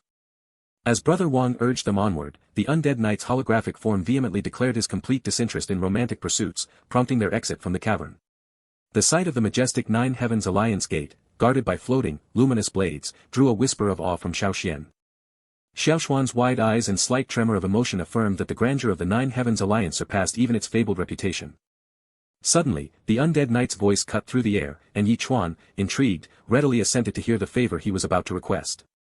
The undead knight acknowledged Ch1's fulfillment of his promise, but quickly pivoted to a grave warning: the opening of the ruins would inevitably draw the covetous attention of powerful experts. Ch1's shocked exclamation was met with the undead knight's grim confirmation: a bloody conflict was imminent, as every major faction would soon vie for the divine artifact hidden within the ruins. Ch1's surprise quickly turned to exasperated fury upon learning of hidden loot beyond the five-color origin pool, while the undead knight simply reminded him of his former unwavering duty as a guardian. Driven by insatiable curiosity, Ch1 pressed for more details, eager to uncover every hidden treasure the ruins might conceal. The undead knight, confessing his own uncertainty about the artifact, then stated his urgent favor: Ch1 must ensure no one else could ever claim it. Ch1's eyes glowed with a devious resolve as he readily agreed to the knight's request, asserting that the divine artifact was destined solely for him. Brother Wang's desperate coughs erupted, spattering blood, a stark and distressing reminder of his severe injuries as Xiaoxian watched in helpless shock. Xiaoxuan's voice was laced with desperate urgency, pleading with Ch1 to find a healer for Brother Wang without delay. With a somber resolve, Ch1 strode past the doorway, leaving Xiaoxian to tend to the increasingly fragile Brother Wang, whose eyes remained closed. Ch1 instructed his companions to wait, promising to return with Miss Jiang to secure their much-needed assistance. He arrived at the North Tower service area, his swift approach startling the receptionist behind the counter. The receptionist offered a polite greeting, her smile a stark contrast to the urgency that gnawed at Ch1. Ch1, wasting no time, cut straight to his purpose, directly inquiring about Miss Jiang's whereabouts. The receptionist promptly informed him that Miss Jiang could be found at the West Tower Training Grounds. The majestic West Tower Training Grounds, bathed in ethereal light, pulsed with the roar of intense activity. As Ch1 arrived, the rhythmic roars of the trainees filled the air, a testament to the rigorous discipline practiced at the West Tower grounds. The armored woman, Ch1-54, her voice a sharp command, mercilessly berated the trainees for their perceived weakness, her frustration palpable. From across the bustling grounds, Miss Jiang's eyes widened in surprised recognition, catching sight of Ch1 in the distance. A warm smile spread across Miss Jiang's face as she waved him over, her call cutting through the training din. Miss Jiang warmly embraced him, exclaiming relief at his return, cutting short Ch1's urgent attempt to explain his need for her help. She beamed, expressing delight at the sheer coincidence of his arrival, claiming she had been looking for him as well, and took his arm. Miss Jiang formally introduced Ch1 to Ch1-54, the formidable instructor of the Nine Heavens Alliance, extolling her as a top-tier expert. Ch1-54 regarded Ch1 with an appraising gaze, a playful curiosity in her expression as she acknowledged his identity. Ch1-54 revealed that Miss Jiang had spoken of him often, her words hinting at a deeper interest. With a bold, assessing squeeze of his thigh, Ch1-54 pronounced her approval of Ch1's robust physique. The woman assertively praised Ch1's physique, her brazen assessment challenging his composure. Ch1 recoiled from the uninvited touch, sharply admonishing the woman to keep her hands to herself, as Miss Jiang called out a warning. Ch1, still visibly uneasy, attempted to steer the conversation back to his pressing concerns, despite Miss Jiang's lingering attention. The pig-faced woman's excitement was palpable, a chilling hiss betraying her intense, almost predatory interest in him, demanding a spar that utterly disregarded his own agenda. Ch1 emphatically rejected the ominous invitation, his alarm evident as he sought to avoid the inevitable confrontation.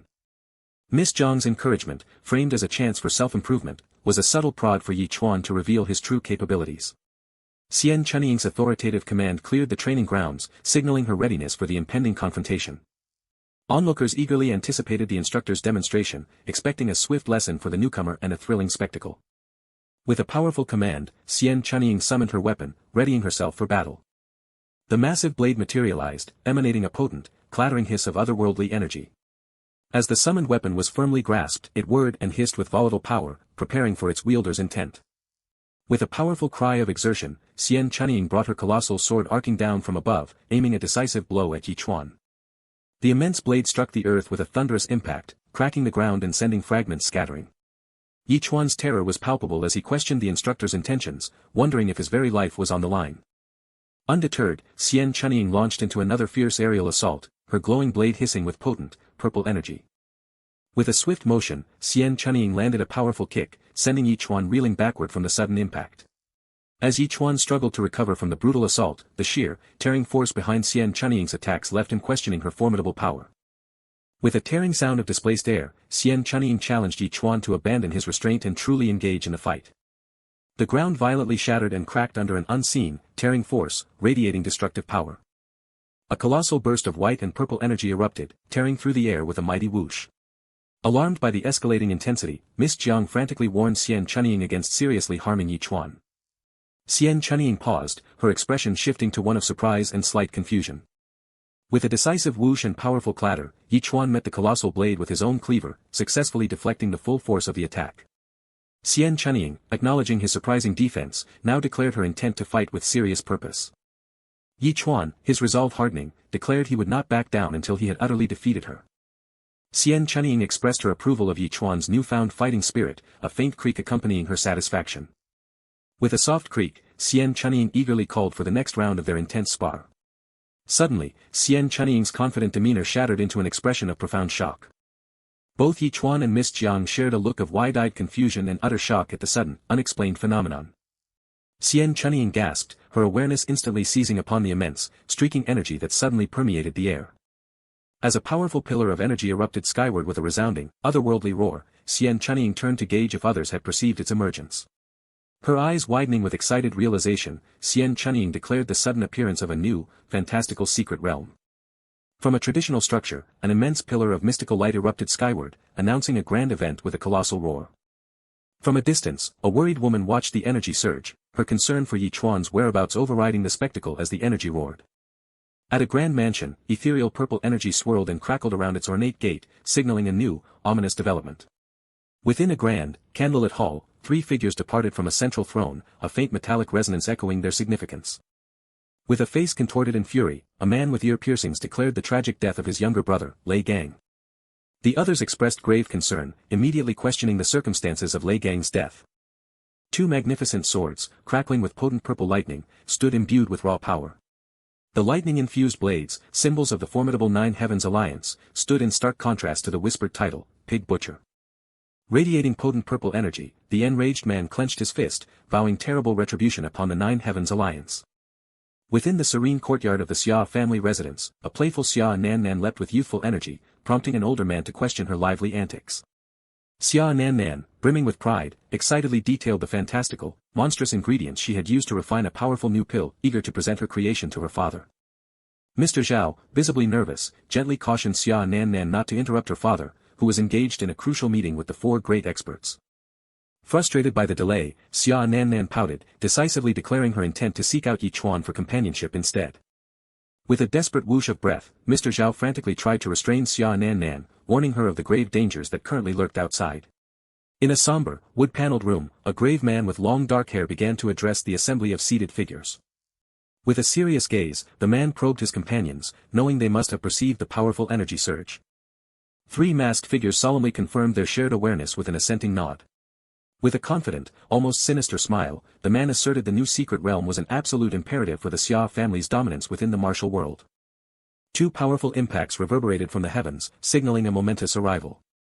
Miss Jiang gasped with shock, her voice echoing the revelation of a new secret realm. She declared that powerhouses from every faction would soon fight over it, asserting the Nine Heavens Alliance would not be left behind. The dark-haired man volunteered to lead the team to seize the secret realm, an offer that caught Yi Chuan by surprise.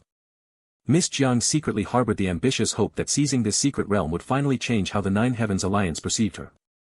Yi Chuan, not to be outdone, firmly declared his intention to join them. Her protector, the dark-haired man, voiced his profound concern, fearing he would never be able to explain any harm to the family head. Miss Jiang dismissed his worries, believing her father's overprotection had ironically led to her current, stifled circumstances. She confidently asserted that with all of them, especially after testing Yi Chuan's strength, they would undoubtedly seize the new secret realm. Then, with a disarmingly sweet tone, Miss Jiang invited Yi Chuan to join her, taking him completely by surprise. Yi Chuan agreed to go, but with a determined nod, he declared he had one crucial condition. He then revealed a tense encounter with the Thunderlion Alliance during a previous mission. Both Miss Jiang and her protector reacted with profound shock, immediately asking if the formidable alliance had harmed him. With an unsettling calm, Yi Chuan dropped the bombshell: he had already killed Lei Gang. Their shock intensified as they realized the magnitude of his feat, reminding him that Lei Gang was a master realm powerhouse of the Thunderlion Alliance. Yi Chuan explained that he had defeated Lei Gang with the help of two now seriously injured hunters, and requested Miss Jiang arrange their urgent treatment and entry into the Nine Heavens Alliance. Miss Jiang, recognizing the crucial need for manpower, reassured him she would immediately send for the injured hunters, who were now enemies of the Thunderlion Alliance. She issued urgent commands to notify Uncle Qian and depart immediately, stressing that speed was paramount to claim the prize of the secret realm. Yi Chuan silently resolved not to reveal to Miss Jiang that he had, in fact, already been there. Within the dimly lit cavern, defeated goblins lay scattered as unseen forces shifted nearby. A masked soldier lunged forward, his blade striking down a cowering goblin with brutal efficiency. A pair of feet glided silently across the stone, a faint magical hum accompanying their swift movement. Lord Xia expressed profound surprise at the sight of goblins guarding a secret realm, a phenomenon he had never witnessed before. He then realized, with a growing sense of unease, that someone had already arrived before them. His masked soldiers stood poised, swords drawn, ready to face whatever lay hidden in the cavern's depths. A spear, adorned with skulls, descended with bone-shattering force. A masked soldier delivered a powerful, concussive blow that sent energy rippling. A massive goblin monster let out a ferocious, guttural roar, its red eyes blazing with malevolence. One of the masked soldiers was brutally struck down, collapsing to the ground with a sickening thud. The monstrous goblin roared again, a terrifying sound that dominated the cavern and shook the masked soldiers to their core. Three masked soldiers stood defiantly, one declaring a vow of blood for blood against their foe. Lord Xia's voice cut through the tension, commanding his soldiers to stand down.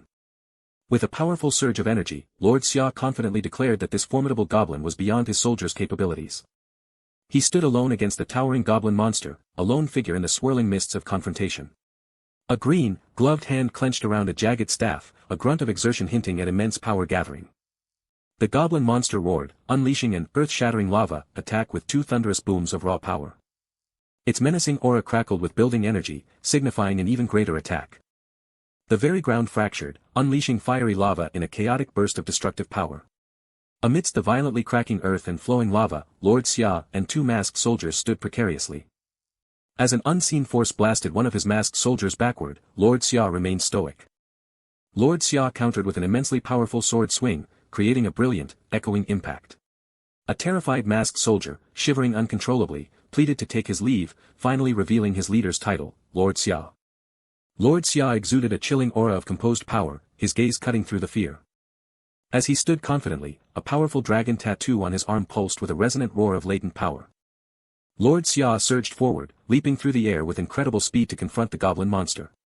Blue electrical energy surged, painfully striking the goblin monster's hands.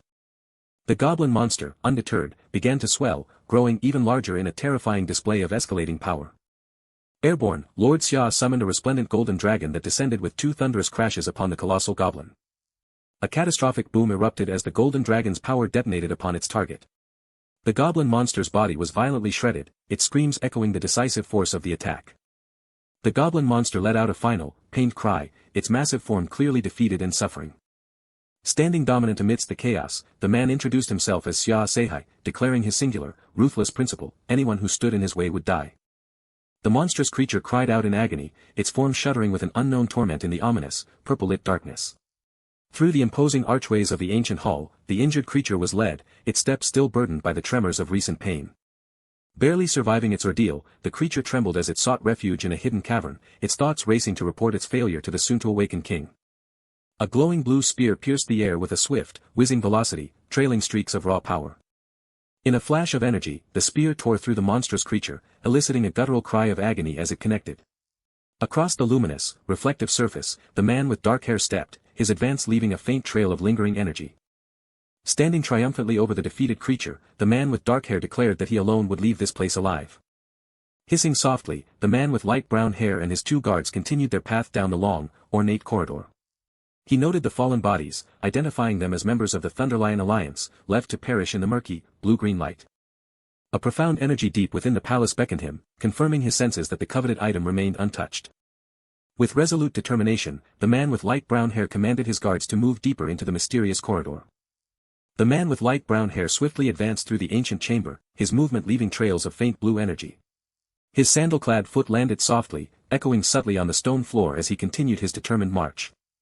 Illuminated by an ambient blue-green light, the man observed his surroundings with a grim and serious expression. One of the guards alerted his lord to a glowing, intricate magical seal blocking their path in the wide stone corridor. The guard expressed his concern, admitting the unfamiliar sealing formation would prove difficult to break. The man with light brown hair exuded confidence, asserting that no door in existence was truly unopenable. With an unyielding resolve, he declared his intent to tear down the door by force if a key was not readily available. Blue energy hissed and sizzled from his outstretched hand, assaulting the vibrant green magical seal with growing intensity. The seal reacted violently to the powerful assault, crackling and splashing with chaotic red and purple energy. The man and his two guards combined their efforts, channeling intense red and yellow energy into the seal, determined to breach it. As energy swirled furiously around him, the man roared, pushing his limits in a fierce effort to break the mystical barrier. The magical seal groaned and sizzled, a large crack splitting across its intricate patterns under the relentless energy attack. Sweat beaded on his brow, but the man's resolve remained firm, his mind focused on just a little more effort to break through. The man with light brown hair, now identified as Xia Beihai, was startled by the sudden arrival of a powerful, glowing figure.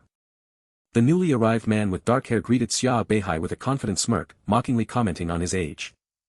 Xia Beihai, irritated, recognized the newcomer as Shang Guhao, dismissing him as a mere junior. Shang Guhao challenged Xia Beihai's outdated beliefs, questioning if he still considered the Xia family the sole head of the great families. Xia Beihai responded with a challenge, inviting Shang Guhao to demonstrate his family's supposed progress. Shang Guhao, however, suggested they postpone their fight to avoid weakening themselves, acknowledging the impending arrival of other powerhouses. Xia Beihai, though still annoyed, grudgingly admitted that Shang Guhao's strategic counsel was at least sensible. Shang Guhao observed the glowing green barrier, correctly identifying it as an energy infusion formation. Xia Beihai's surprise was evident as he questioned Shang Guhao's knowledge of the intricate seal. Shang Guhao proudly proclaimed his family's ascent through knowledge rather than brute force, asserting their intellectual prowess. Exasperated, Xia Beihai cut through the boasting, demanding to know the method for opening the stubborn seal. Shang Guhao commanded everyone to step back, preparing to take action against the magical barrier. With a sharp clang, Shang Guhao readied his spear, powerful blue energy swirling around him in preparation for his attack. Shang Guhao launched a powerful spear strike, evoking the imagery of a dragon as blue energy swished and banged against the barrier. The spear attack tore and crackled against the seal, causing a massive, ripping discharge of white and yellow energy. The magical seal hummed and crackled intensely, its eye-like pattern pulsing with resisting green and yellow energy. A visible crack began to form across the intricate design of the magical seal, amidst swirling blue energy. Xia Beihai pondered, a thoughtful expression on his face, wondering if the entire formation needed to be lit up to break the seal. Shang Guhao complimented Xia Beihai's insight, acknowledging his sharp mind despite his perceived age. With an arrogant smirk, Xia Beihai scoffed at Shang Guhao's full-powered strike, claiming his own effort had illuminated more of the seal. Yi Chuan and the two women entered a narrow, glowing red passage, revealing a hidden pathway. Yi Chuan, surprised, discovered a defeated creature on the ground, realizing someone else had already breached this area. Yi Chuan and the two women ascended a grand stone staircase, heading towards an open archway beneath a bright blue sky. Across a highly reflective, light blue surface, Yi Chuan and his companions walked, their figures seeming to glide above. The woman in traditional robes questioned Yi Chuan, her voice tinged with shock and worry, about the presence of Lei Gang's defeated body. Yi Chuan explained that Lei Gang had relentlessly pursued them through the secret realm, preventing further exploration. With a slow, drawn-out creak, a large ornate door began to open, revealing a mysterious red light seeping from within. The muscular woman enthusiastically urged them forward, punching the air as she cried out to claim the treasures before others could. Yi Chuan reacted with a jolt of surprise as a faint glow began to emanate from his hand. A holographic projection of the undead knight appeared, warning Yi Chuan not to proceed further if he trusted him. The undead knight, a skeletal figure glowing with green determination, offered to guide Yi Chuan to the true hidden treasure. Yi Chuan questioned if the incredible message he received could truly be real, his skepticism warring with the mysterious glow of the ancient chamber. He hesitated, the weight of the unknown woman's words pressing on him. She claimed she had no benefit in deceiving him now. The urgent voice commanded him to cease his hesitation and turn right at the tiger-carved pillar, her words echoing through the dark, stone corridor. Walking through the ethereal chamber, Yi Chuan began to address the mysterious Miss Jiang with an unsure tone. As he watched distant figures ascend towards a glowing doorway, Yi Chuan abruptly decided to abandon his initial thought. With a sudden surge of determination, Yi Chuan decided to proceed on his own path, turning away from the conventional ascent. From the archway, Yi Chuan gazed down into the red-tinged abyss of a long staircase, a voice questioning if the true treasure lay hidden there. His eyes widened with a mix of concern and curiosity as he pressed the guiding voice for more details, desperate for any hint about the treasure. The mysterious voice offered a cryptic answer, declaring that he would understand upon descent, calling it a destiny meant only for him. Yi Chuan began his careful descent down the crumbling, ominous stairs, each step into the darkness a foray into the unknown. Meanwhile, on a separate platform, Shang Guhao aggressively accused Xia Beihai of barely illuminating a third of the glowing gate. Xia Beihai retorted, dismissing Shang Guhao's words as nonsense, while Shang Guhao insisted he had contributed far more light. Their argument escalated, Xia Beihai challenging Shang Guhao to ask his warrior brothers, only for Shang Guhao to dismiss them as biased subordinates. Xia Beihai, deeming the argument beneath his dignity, turned his back on the confrontation, abandoning the verbal sparring. Shang Guhao then proposed an alliance, suggesting they combine their strength and split the treasure, agreeing it was better for their four great families to secure it than for outsiders to claim it later, to which Xia Beihai readily agreed. A young woman approached, interrupting their conversation, her voice calling out to the seniors. Two women, Ch1-54 and the young woman, confidently joined the scene, with Ch1-54 offering a bold, "Need a hand," to the surprised men. Shang Guhao expressed his frustration, lamenting that another group had arrived, threatening to further diminish their share of the treasure. Ch1-54 proudly introduced herself as an instructor from the Nine Heavens Alliance, while the young woman proposed that if they helped open the door, they should also receive a share of the treasure. Xia Beihai, with dismissive skepticism, challenged the newcomers' right to a share, implying their lack of status compared to the influential Xia family. The young woman smiled, attempting to disarm Xia Beihai by reminding him of her father's past alliance with him, claiming they were old friends. She then offered a diplomatic compromise, suggesting the two seniors could take the larger share of the treasure, with her group only claiming a small portion. Xia Beihai's gaze sharpened, a flicker of recognition in his eye as he addressed her as "little girl." He acknowledged her growth with surprise, which prompted the young woman to resolutely propose they join forces to break the seal. The young woman expressed her gratitude, but her thoughts quickly shifted to a growing worry as she wondered where Yi Chuan had disappeared to. Meanwhile, Yi Chuan continued his solitary journey deeper into the dark, cavernous passage. He cautiously observed his new surroundings, his path leading towards a distant, throne-like structure within a crystalline cave. Ch1 ventured further into the vast, dim chamber, his glowing feet marking his slow advance towards a figure seated upon a grand throne. His eye widened in sudden surprise, a brilliant light from off-panel catching his attention. Chuan, dwarfed by the imposing, winged undead knight on the throne, questioned its very presence in the chamber. Back at the gate, Xia Beihai delivered a powerful, energy-charged punch, his face a mask of determined effort. Qi Chunying, gritting her teeth, swung her large hammer with immense, focused power. Shang Guhao lunged forward, his glowing weapon creating a vibrant burst of blue energy in his attack. Yet, Shang Guhao mused to himself, deliberately holding back his full strength, calculating how to preserve his energy for the inevitable fight over the treasure later. The four characters combined their efforts in a chaotic, powerful assault, unleashing a massive explosion of vibrant energy against the seal. The intricate magic seal fractured with a brilliant flash, split open by a powerful beam of yellow light amidst swirling green energy. The now shattered seal glowed intensely, revealing the path beyond the arcane symbols of the portal. The young woman stood between the massive, open gate sections, proclaiming with surprise that the way was finally open. Elsewhere, golden, chain-like energy flowed powerfully from the undead knight on its throne, descending to envelop Ch1 below.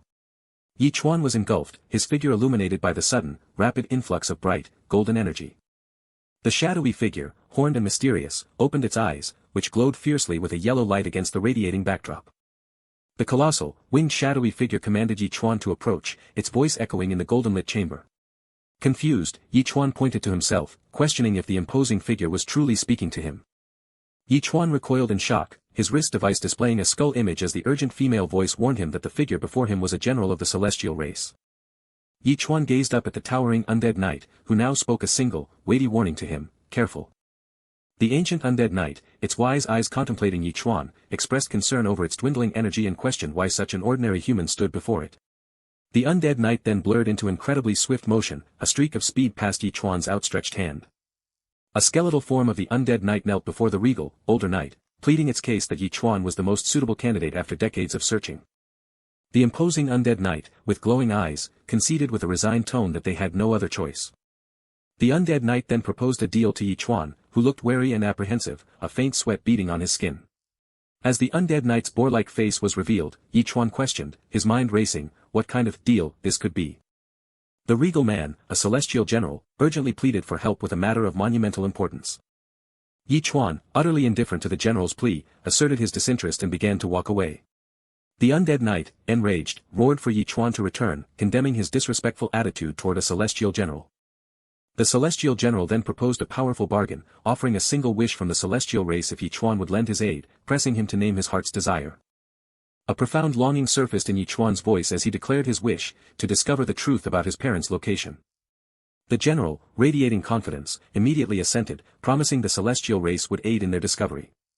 Ch1's skepticism lingered, a shadow across his wary features as he questioned the sincerity of the promise.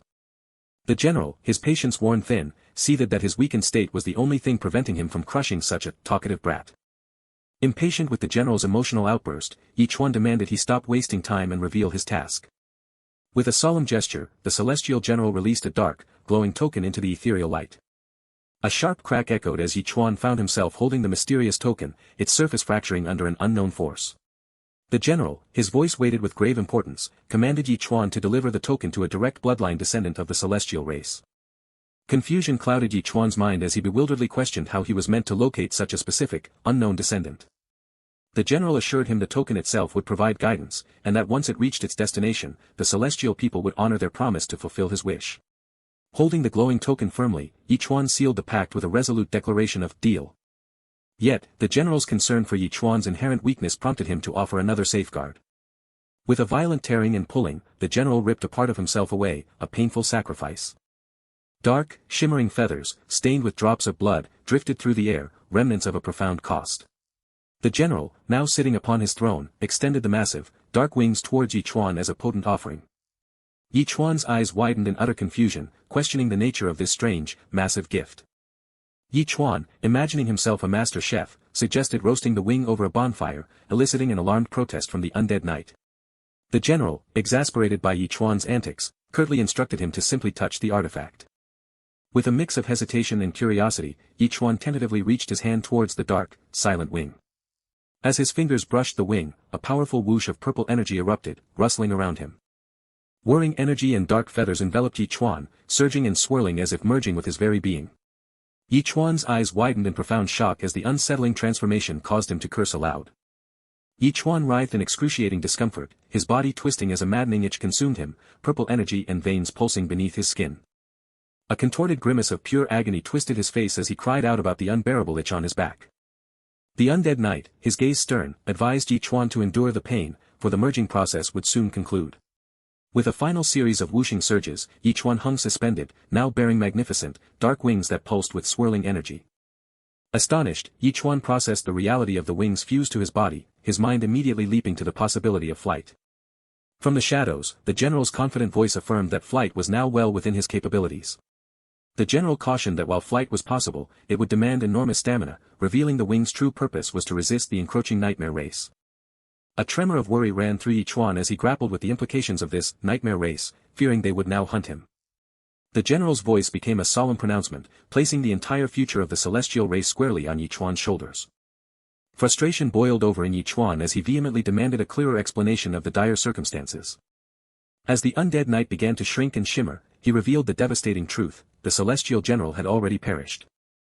Still reeling from the revelation, Chuan pressed for a deeper understanding of the enigmatic nightmare race. The undead knight recounted the ancient war where the celestial race sealed the nightmare race at a terrible cost, their power waning as the seal inevitably weakened. He forebodingly warned that the nightmare race would soon break free, threatening to overwhelm the celestial race with no hope of resistance. Chuan, processing the grim history, pondered the obvious solution: why not simply annihilate the nightmare race?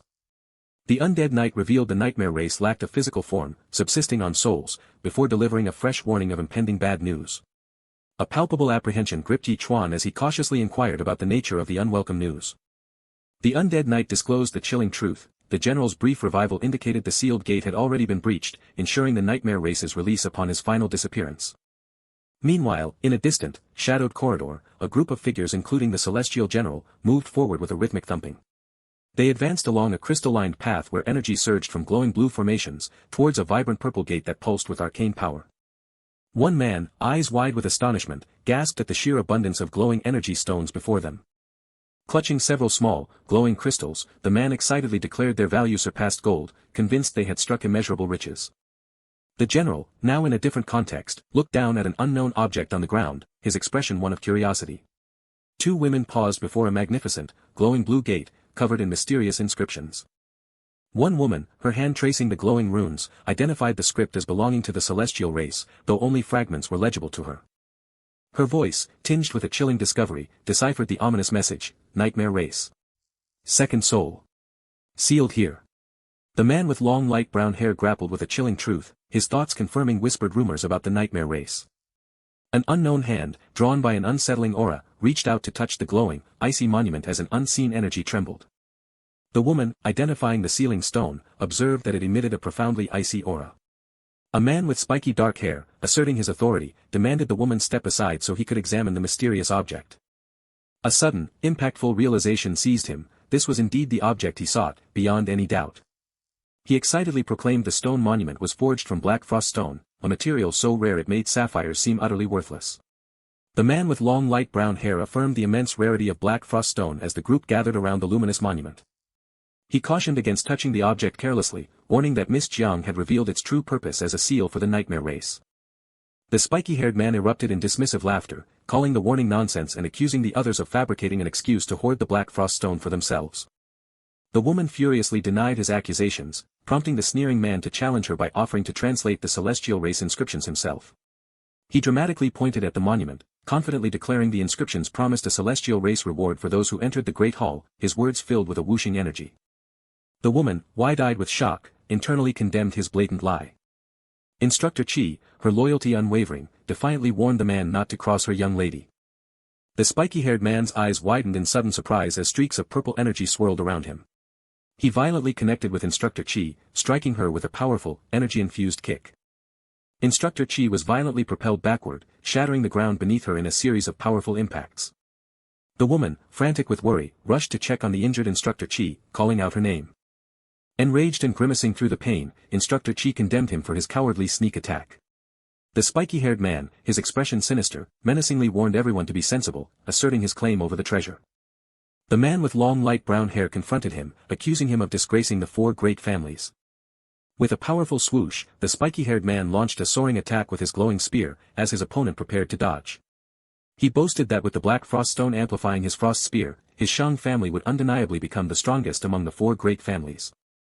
The man with long light brown hair calmly stated his disinterest in the black frost stone as a weapon for himself, but firmly declared he would never allow it to be taken. The spiky-haired man, his eyes glowing intensely, fiercely challenged his opponent, insulting him as an bold geezer. A surge of white energy powerfully repelled the spiky-haired man backward through the air. Enraged, the spiky-haired man defiantly warned his attacker, as ice shards erupted from his body with cracking sounds, signaling a counterattack. The man with long light brown hair delivered a powerful punch. A chaotic impact shattered ice and scattered dark energy. The spiky-haired man's ice defense shattered under the brutal force as he took the full impact of the punch. Small pieces of blue ice flew from the spiky-haired man as he stumbled backward, his arm visibly damaged from the ongoing assault.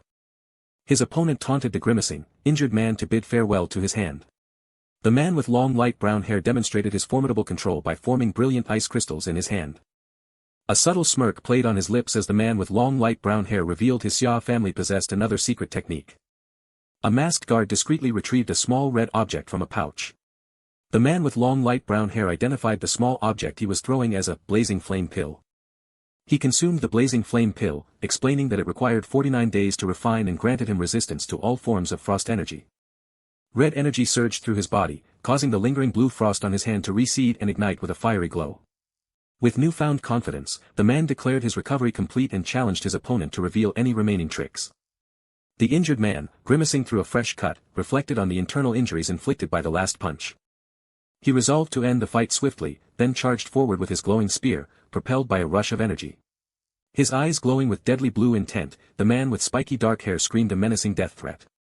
The man with long light brown hair calmly dismissed his attacker, asserting that his frost energy was now useless as a massive spear descended from above. The man skillfully blocked the incoming frost spear attack with his hand, generating a brilliant flash of light and shattering ice. The spiky-haired man unleashed a ferocious, frost spear barrage, surrounded by numerous ice spears. A massive barrage of frost spears rained down, forcing the entire group to look up in alarm as the attack descended. The masked guard screamed in sheer terror, instinctively spinning to evade the descending spears. The masked guard was struck by multiple blue ice spears, falling backward from the impact. The man with long light brown hair stood, emanating red energy in defense, even as the masked guard continued to be impacted by blue ice shards. Instructor Chi bravely stepped forward, shielding the other woman from the impact of the ice spears, purple energy radiating around her. Instructor Chi endured the full, distorting force of the energy attack. Despite her pain, Instructor Chi shouted to Miss Jiang, urging her to seize the critical moment. A delicate hand appeared, poised over the strings of a musical instrument. Miss Jiang stood confidently, holding a long, glowing stringed instrument that radiated mystical purple energy. Miss Jiang played her instrument, unleashing powerful purple energy waves that surged towards the spiky-haired man. The brown tunic man gathered incredible energy, the air crackling around him as he prepared to unleash his power. With a forceful burst, the brown tunic man unleashed a wave of purple energy, repelling the relentless onslaught of multiple assailants. Enraged and radiating raw power, the brown tunic man contemptuously declared his opponent's weakness, scoffing at the supposed strength of the Nine Heavens Alliance. The muscular warrior woman retorted sharply, revealing that their previous action was a calculated move to disrupt his casting. With a sudden, powerful strike, the robed man delivered a stunning blow that caught the brown tunic man completely off guard. The muscular warrior woman descended with a powerful sword swing from above, but the brown tunic man deftly evaded the attack. The brown tunic man retaliated with a forceful kick that connected squarely with his adversary. The robed man unleashed his devastating, myriad dragon fist, catching the brown tunic man mid-air with a powerful, glowing strike. The brown tunic man reeled from the crushing impact of the robed man's energy-infused attack, blue energy erupting around him. A guttural scream tore from the brown tunic man's throat, blood splattering from his mouth as intense pain and fiery rage flared in his eyes. He was violently hurled against the dark wall, his body contorting as blue energy exploded from the point of impact. The brown tunic man crashed to the ground, the impact shattering the very earth beneath him and sending fragments of blue energy into the air. Coughing blood, the brown tunic man grimaced, acknowledging his shattered ribs and sternum, but defiantly refused to accept death. Lying defeated on the shattered ice, his ambition to rule Qingcheng and elevate his family felt agonizingly close, just one step away from his grasp. The robed man asserted his authority, declaring that the Nine Heavens Alliance would not interfere and that family law would be enforced upon the defeated brown tunic man according to ancient rules. The robed man gravely confronted the injured brown tunic man, accusing him of breaking a sacred pact and causing the death of one of his warriors. With a stern gaze, the robed man demanded to know if his defeated opponent pleaded guilty to the charges. Blood trickling from his mouth, the brown tunic man defiantly spat out his contempt, declaring the Xia family utterly unworthy of their perceived high status. Within the brown tunic man's mind, a bitter thought festered, blaming the robed man's rise to power on his own father's lost opportunity. Towering over his adversary with glowing red eyes, the robed man dismissively questioned if the brown tunic man was still clinging to his delusions of grandeur. An unseen voice echoed in Chuan's mind, startling him with a sudden offer of help from an undead knight. A tremor of alarm ran through Chuan as he reacted to the unfolding chaos, a bead of blood clinging to his lip. The very ground beneath them began to rumble and crack, purple crystalline structures trembling as the entire area grew dangerously unstable. The dark-haired woman cried out in alarm, sensing a broken seal and urging an immediate escape, while the robed man quickly seized the unconscious brown tunic man. As the brown tunic man launched a sudden, upward kick, Chuan hunched over, a chilling, ominous laugh echoing around him as he seemed to fall into a trance. The brown tunic man's face twisted into a monstrous grin, his eyes glowing purple as he demanded to be unleashed, promising power in exchange for mass slaughter. Wide-eyed with alarm, the dark-haired woman urgently cried out, demanding that they stop him before it was too late. The transformed brown tunic man cackled with manic glee, smashing his fist into the ground with devastating force, his purple eyes radiating destructive power. A tide of dark purple energy expanded outward, cracking the cavernous walls and destabilizing the entire environment. The transformed brown tunic man stood triumphantly as a gigantic, shadowy dragon-like entity, its eyes glowing purple, materialized menacingly behind him. His face partially visible, the brown tunic man was consumed and empowered by the swirling dark purple energy, his eyes now glowing yellow. The underground environment rapidly gave way, huge chunks of rock and ice crashing down as it violently collapsed. The muscular warrior woman, alarmed by the collapsing environment and falling debris, urged everyone to hurry and escape. The transformed brown tunic man crouched low, a maniacal smile on his face, as immense dark purple energy crackled around him. His transformed face now a terrifying mask of sharp teeth and glowing purple eyes, the brown tunic man declared that no one would be allowed to leave. The vast underground chamber continued its catastrophic collapse, scattering glowing debris across its shattered floor. Chuan ran desperately through the collapsing structure, alarmed by its shoddy construction as debris rained down around him. Chuan's face tightened in worry as a holographic screen confirmed his fear, the nightmare demon race was unleashed, and their corrupting power was causing the entire structure to crumble. A surge of determination propelled Chuan forward, Miss Jiang and the others were in danger, and he had to save them. As debris crashed around him, the undead knight's voice echoed, questioning why Chuan hadn't sought help from the celestial race, Pighead, to break his curse.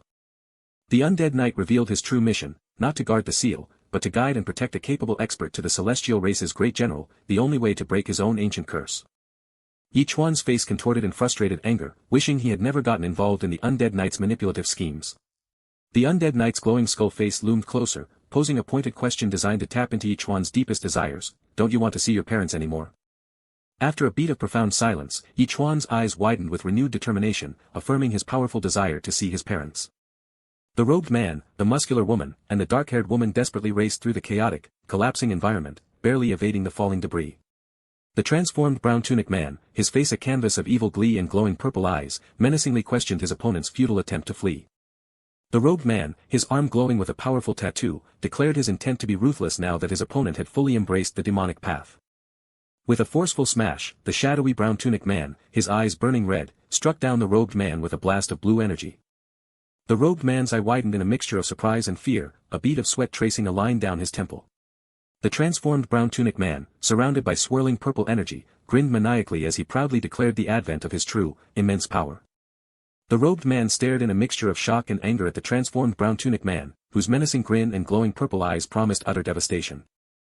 With an evil grin, the transformed brown tunic man menacingly declared his opponent's impending death, casting a chilling pall over the already tense atmosphere. A searing pain erupted, and the man cried out as blood violently burst from his mouth, a grim testament to the horrific blow he had endured. He reeled back in visceral horror as a monstrous, clawed hand, pulsating with malevolent purple energy, tore from the earth, confirming the terrifying presence of the nightmare race. The transformed man, eyes glowing with sinister intent, declared himself but a fragment of the nightmare race, promising that once his souls reunited, every race would become their enslaved dominion. The man with light brown hair, Senior Xia Beihai, defiant despite his pain, vowed as a leader of Qingqing's great families to halt the monster's escape at any cost. The transformed man merely let out a mocking cackle, his glowing eyes reflecting a cruel amusement at the challenge. The muscular woman, axe poised to strike, surged with power, prepared to deliver a mighty blow as the grinning foe watched with chilling anticipation. With a swift, powerful strike, the transformed man's blade met the incoming attack, bursting forth with brilliant blue energy. The muscular woman recoiled, wide-eyed and aghast, utterly shocked by the unexpected power that had just deflected her assault. The transformed man delivered a devastating kick, sending the muscular woman flying backward amidst a burst of blue energy. She tumbled violently through the air, her axe spinning helplessly, lost in the chaotic aftermath of the powerful blow. Miss Jiang, her voice laced with terror, declared their opponent's aura irrevocably changed and urged them to flee, as the muscular woman struggled, clearly injured. Senior Xia Beihai planted his foot with resolute force, a powerful blue glow emanating, signaling his desperate, final commitment. He unleashed an overwhelming torrent of power, summoning multiple golden, dragon-like energy projections that swirled around him with immense force. Transformed by radiant golden energy, Senior Xia Beihai proclaimed his unwavering resolve to sacrifice his very life to destroy his foe. He released an explosive blast of golden energy, a catastrophic force that tore through the environment with devastating power. Amidst the chaotic aftermath of purple energy and debris, Senior Xia Beihai hovered, his power momentarily spent yet resolute. The transformed man convulsed and struggled within the vortex of dark purple energy, overwhelmed by the intensity of the assault. A flicker of hope ignited in Miss Jiang's eyes as she excitedly declared their desperate plan was succeeding, even as the injured muscular woman looked on, hopeful. The transformed man began a grotesque metamorphosis, his body tearing and skin peeling as he devolved into a monstrous form, surrounded by writhing purple energy. A colossal, shadowy purple monster head, menacing and draconic, ripped from the ground, confronting Senior Xia Beihai with an ominous presence. Senior Xia Beihai was brutally struck down, lying injured and defeated amidst the debris and spent blue energy. The monstrous shadowy figure, hovering above, declared its immortality and the imminent need to find a new vessel, its current form having been ruined. Senior Xia Beihai could only utter a single word, his eye filled with the profound despair of utter defeat. The shadowy figure loomed, its monstrous form declaring the injured man's body was also beyond saving, a chilling pronouncement of his impending end. With an air of predatory calculation, the shadowy figure merely stated, "Next," turning its menacing gaze toward new prey. The muscular woman stood defiantly, axe ready, fiercely instructing Miss Jiang to escape while she desperately tried to hold off the monstrous foe. Miss Jiang, her expression resolute, refused to abandon their comrade, sensing Senior Xia Beihai's aura and vowing to extract him.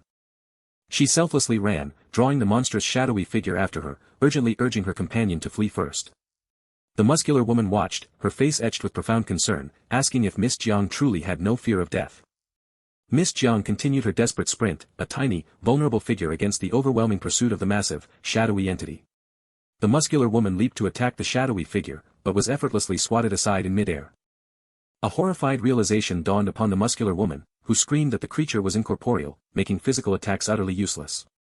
The shadowy figure descended ominously toward the defeated muscular woman, while Miss Jiang glanced back, her face a mask of worry, continuing her desperate flight. The muscular woman screamed in utter horror, powerless to intervene as the shadowy entity moved in for the kill.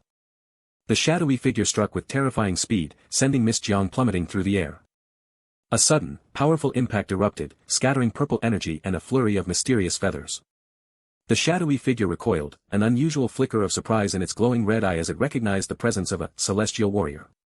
Suddenly, Chuan appeared, vast feathered wings unfurling behind him, dramatically sweeping the unconscious Miss Jiang into his arms, a radiant glow surrounding them. Chuan, seeing a flying pig head, questioned the monster's identity, while a slightly blushing Miss Jiang looked up, wondering if the impossible wings were truly his. The shadowy figure, in an internal calculation, decided it best to retreat from the celestial warrior until its fragmented soul could be made whole. The muscular woman shouted a desperate warning that the hall was collapsing, urging everyone to escape as Chuan flew away with Miss Jiang, and the shadowy figure made its own retreat. The shadowy figure vanished with a powerful surge of purple energy, leaving behind a swirling vortex. A firm grip connected, one hand decisively seizing another, pulling a life from the encroaching danger. Chuan soared through the air on his powerful wings, heroically carrying both Miss Jiang and the injured Senior Xia Beihai to safety through the bright, swirling environment. As Chuan flew, expertly balancing his human cargo, he called out, instructing the muscular woman to grab onto his leg. With a powerful beat of his wings, Chuan ascended rapidly, carrying 3 individuals away from the immediate danger. The mountain shuddered and groaned, then dramatically collapsed into a catastrophic heap of dust and debris, a final echo of the battle's intensity. Lu Jinglong, standing amidst the desolation, expressed his profound worry for Miss Jiang and the others, hoping they had survived the cataclysmic collapse. A powerful foot struck the ground, unleashing a force that threatened to shatter the earth. Old Qian charged through the blurred forest, blue energy swirling around him as he gripped his massive hammer, a harbinger of the storm to come. A spiky projectile hurtled toward Old Qian, his startled gasp a testament to the sudden, alarming danger. Old Qian's hammer swung in a furious arc, a whirlwind of blue energy propelled by his sheer rage. A new adversary emerged from the ethereal blue-green light, confronting Old Qian with a chilling declaration, "Found you." The demon-like woman, all confidence and allure, brazenly proclaimed herself the Nine Heavens Alliance's lucky star. With an irritated gaze, Old Qian challenged his new opponent, asking if the Thunder Lion Alliance was once again seeking a confrontation. Her ethereal form shimmering, the demon-like woman playfully goaded him to put more effort into their impending clash. Old Qian's face contorted with explosive wrath as he vowed to teach the woman a lesson on behalf of her entire Thunder Lion Alliance. A powerful kick connected with shocking force, a sudden, aggressive blow from the tunic-clad Xia Beihai. Old Qian's eyes glowed with raw energy, his body tensing with a surge of power and fierce determination. He braced himself, the impact reverberating through him as he struggled to maintain his defensive stance. Gritting his teeth, Old Qian declared he had anticipated their schemes, finding their youthful naivety predictable. His eye widened with profound shock, a sudden realization tearing through his composure. Xia Beihai was violently propelled backward, engulfed in a chaotic burst of blue energy. The boar-faced blacksmith brought his hammer crashing down, forcing Xia Beihai to recoil from the aggressive assault. Lu Jinglong grunted, his body contracting with intense physical strain as he absorbed an unseen impact. His stomach bulged outwards, a surprisingly impactful and defensive maneuver that deflected the heavy blow. Old Qian, defiant and brimming with confidence, scoffed at the three nobodies for overestimating their ability to trouble him. The demon-like woman smirked ominously, warning him not to get cocky, for the true display of power was only just beginning. Old Qian powered up, his gritted teeth reflecting his determination as surges of purple lightning radiated from him. A torrent of purple lightning erupted from Old Qian, prompting an onlooker to exclaim that the situation was dire. Old Qian unleashed a cataclysmic attack, summoning a colossal column of purple lightning that surged upwards.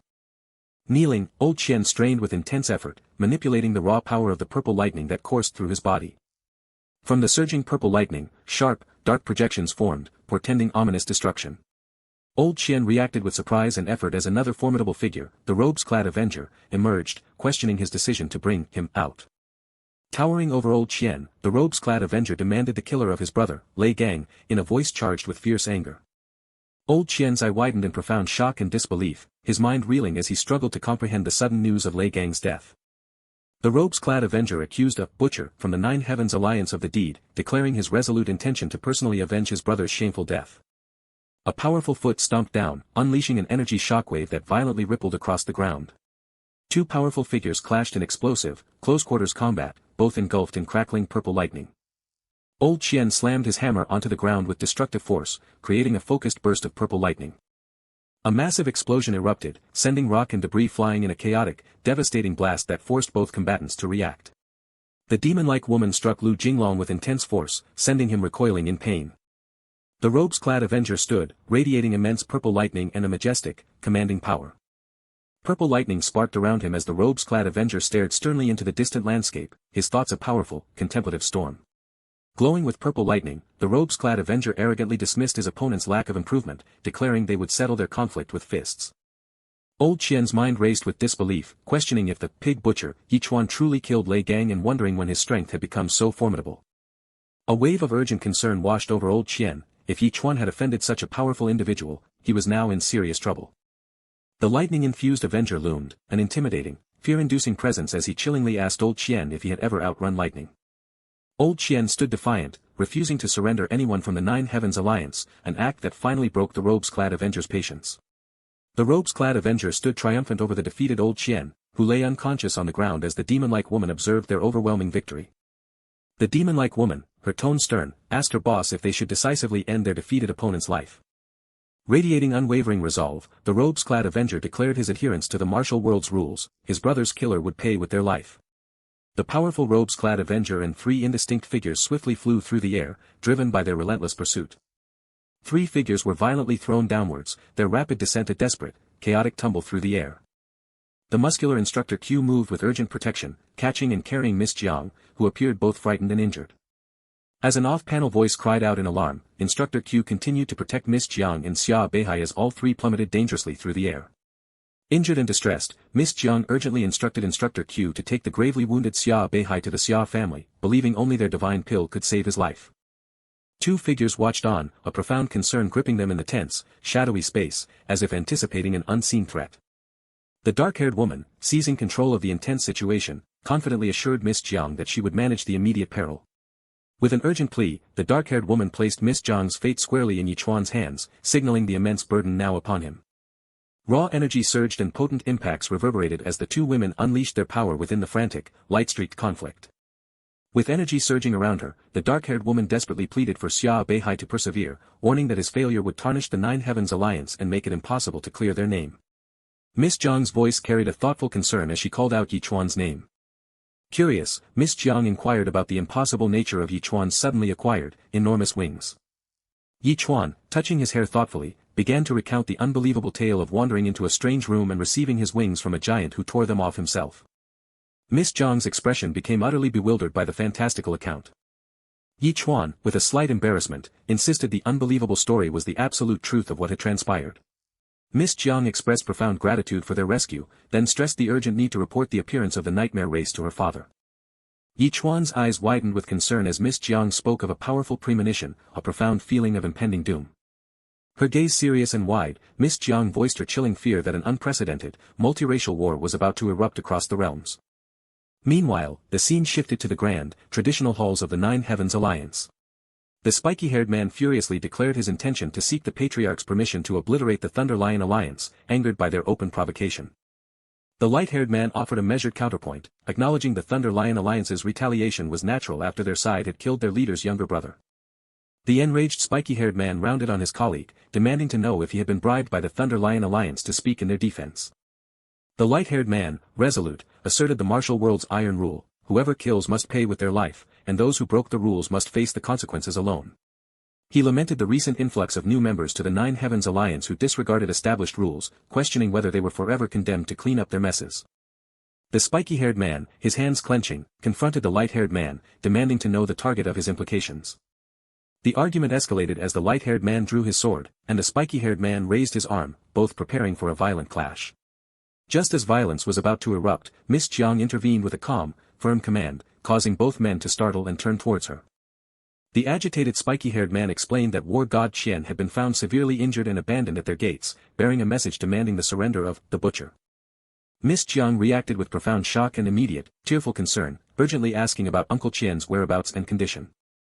The spiky-haired man gestured towards the nether demon pool, explaining where war god Qian had been taken, but a deep fear for his fate shadowed his words. Urgently, Miss Jiang grabbed Chuan's hand and pulled him along, compelling him to hurry and see Uncle Qian. A wave of deep regret washed over Chuan, the painful realization settling that Uncle Qian's suffering was a direct consequence of his own actions. The light-haired man, his expression grim, confirmed that Chuan was indeed the target of the Thunder Lion Alliance's vengeful pursuit. Two men whispered amongst themselves, gossiping about Miss Jiang's apparent affection for Chuan and pitying the injured war god Qian. Miss Jiang and Chuan observed war god Qian, who lay suffering within the steaming medical pool. Figures moved within the water, their actions indicating they were attending to the injured man. Miss Jiang, her voice laced with panic, desperately demanded to know Uncle Qian's true condition. The doctor, her expression grave, delivered the devastating news that war god Qian's internal organs were charred by lightning, and he would likely not survive the night. Miss Jiang's hand flew to her mouth, tears welling in her eyes as the dire prognosis for Uncle Qian shattered her. With profound purpose, Miss Jiang stepped into the glowing water of the medical pool, seeking to be closer to her dying uncle. Reaching out to the injured war god Qian, Miss Jiang called his name with a voice steeped in worry. Tears streamed down Miss Jiang's face as she recalled Uncle Qian's profound impact on her life, his silent presence watching her grow. She continued to mourn, remembering Uncle Qian as the quiet, steadfast protector who always offered encouragement. While Miss Jiang continued to weep with profound sorrow over Uncle Qian, Chuan's expression hardened, his gaze filling with stern resolve and growing anger. A phantom memory of Uncle Qian's jovial nature flashed in Chuan's mind, a cheerful invitation to the leisure district to enjoy the company of beauties. Another memory emerged, Uncle Qian good-naturedly complaining about losing his top-grade spirit weapon to Chuan and demanding a replacement. Now, Chuan stood, raw red energy swirling around him, his obscured eyes radiating a powerful and ominous determination. His jaw clenched, Chuan roared the name of the Thunder Lion Alliance, a single tear or bead of sweat tracing a path down his face, a raw vow of vengeance. Miss Jiang, her voice desperate and tearful, pleaded for any possible solution to save Uncle Qian, no matter how slim the chance. The doctor revealed there was indeed a single, arduous path to saving war god Qian. But then, with a resigned sigh, the doctor admitted that this path was almost impossibly difficult to achieve. Tearfully, Miss Jiang grabbed the doctor's arm, her voice firm with pleading as she demanded to know the method. The doctor explained the critical nature of war god Qian's injuries. His internal organs were too damaged, and all his meridians were severed, rendering ordinary medicine and even the nether demon pool useless. She then disclosed the sole, almost mythical cure, the Xia family's 5th-grade rejuvenation pill. Miss Jiang's eyes lit with a desperate hope, affirming her belief that the renowned Xia family's expertise in alchemy meant their 5th-grade rejuvenation pill would unequivocally work. A flicker of strategic hope crossed her face. Miss Jiang realized that saving Xia Beihai might present an opportunity to acquire the priceless pill. With a fierce resolve, Chuan stepped forward, taking full responsibility and vowing to personally find a way to save Uncle Qian.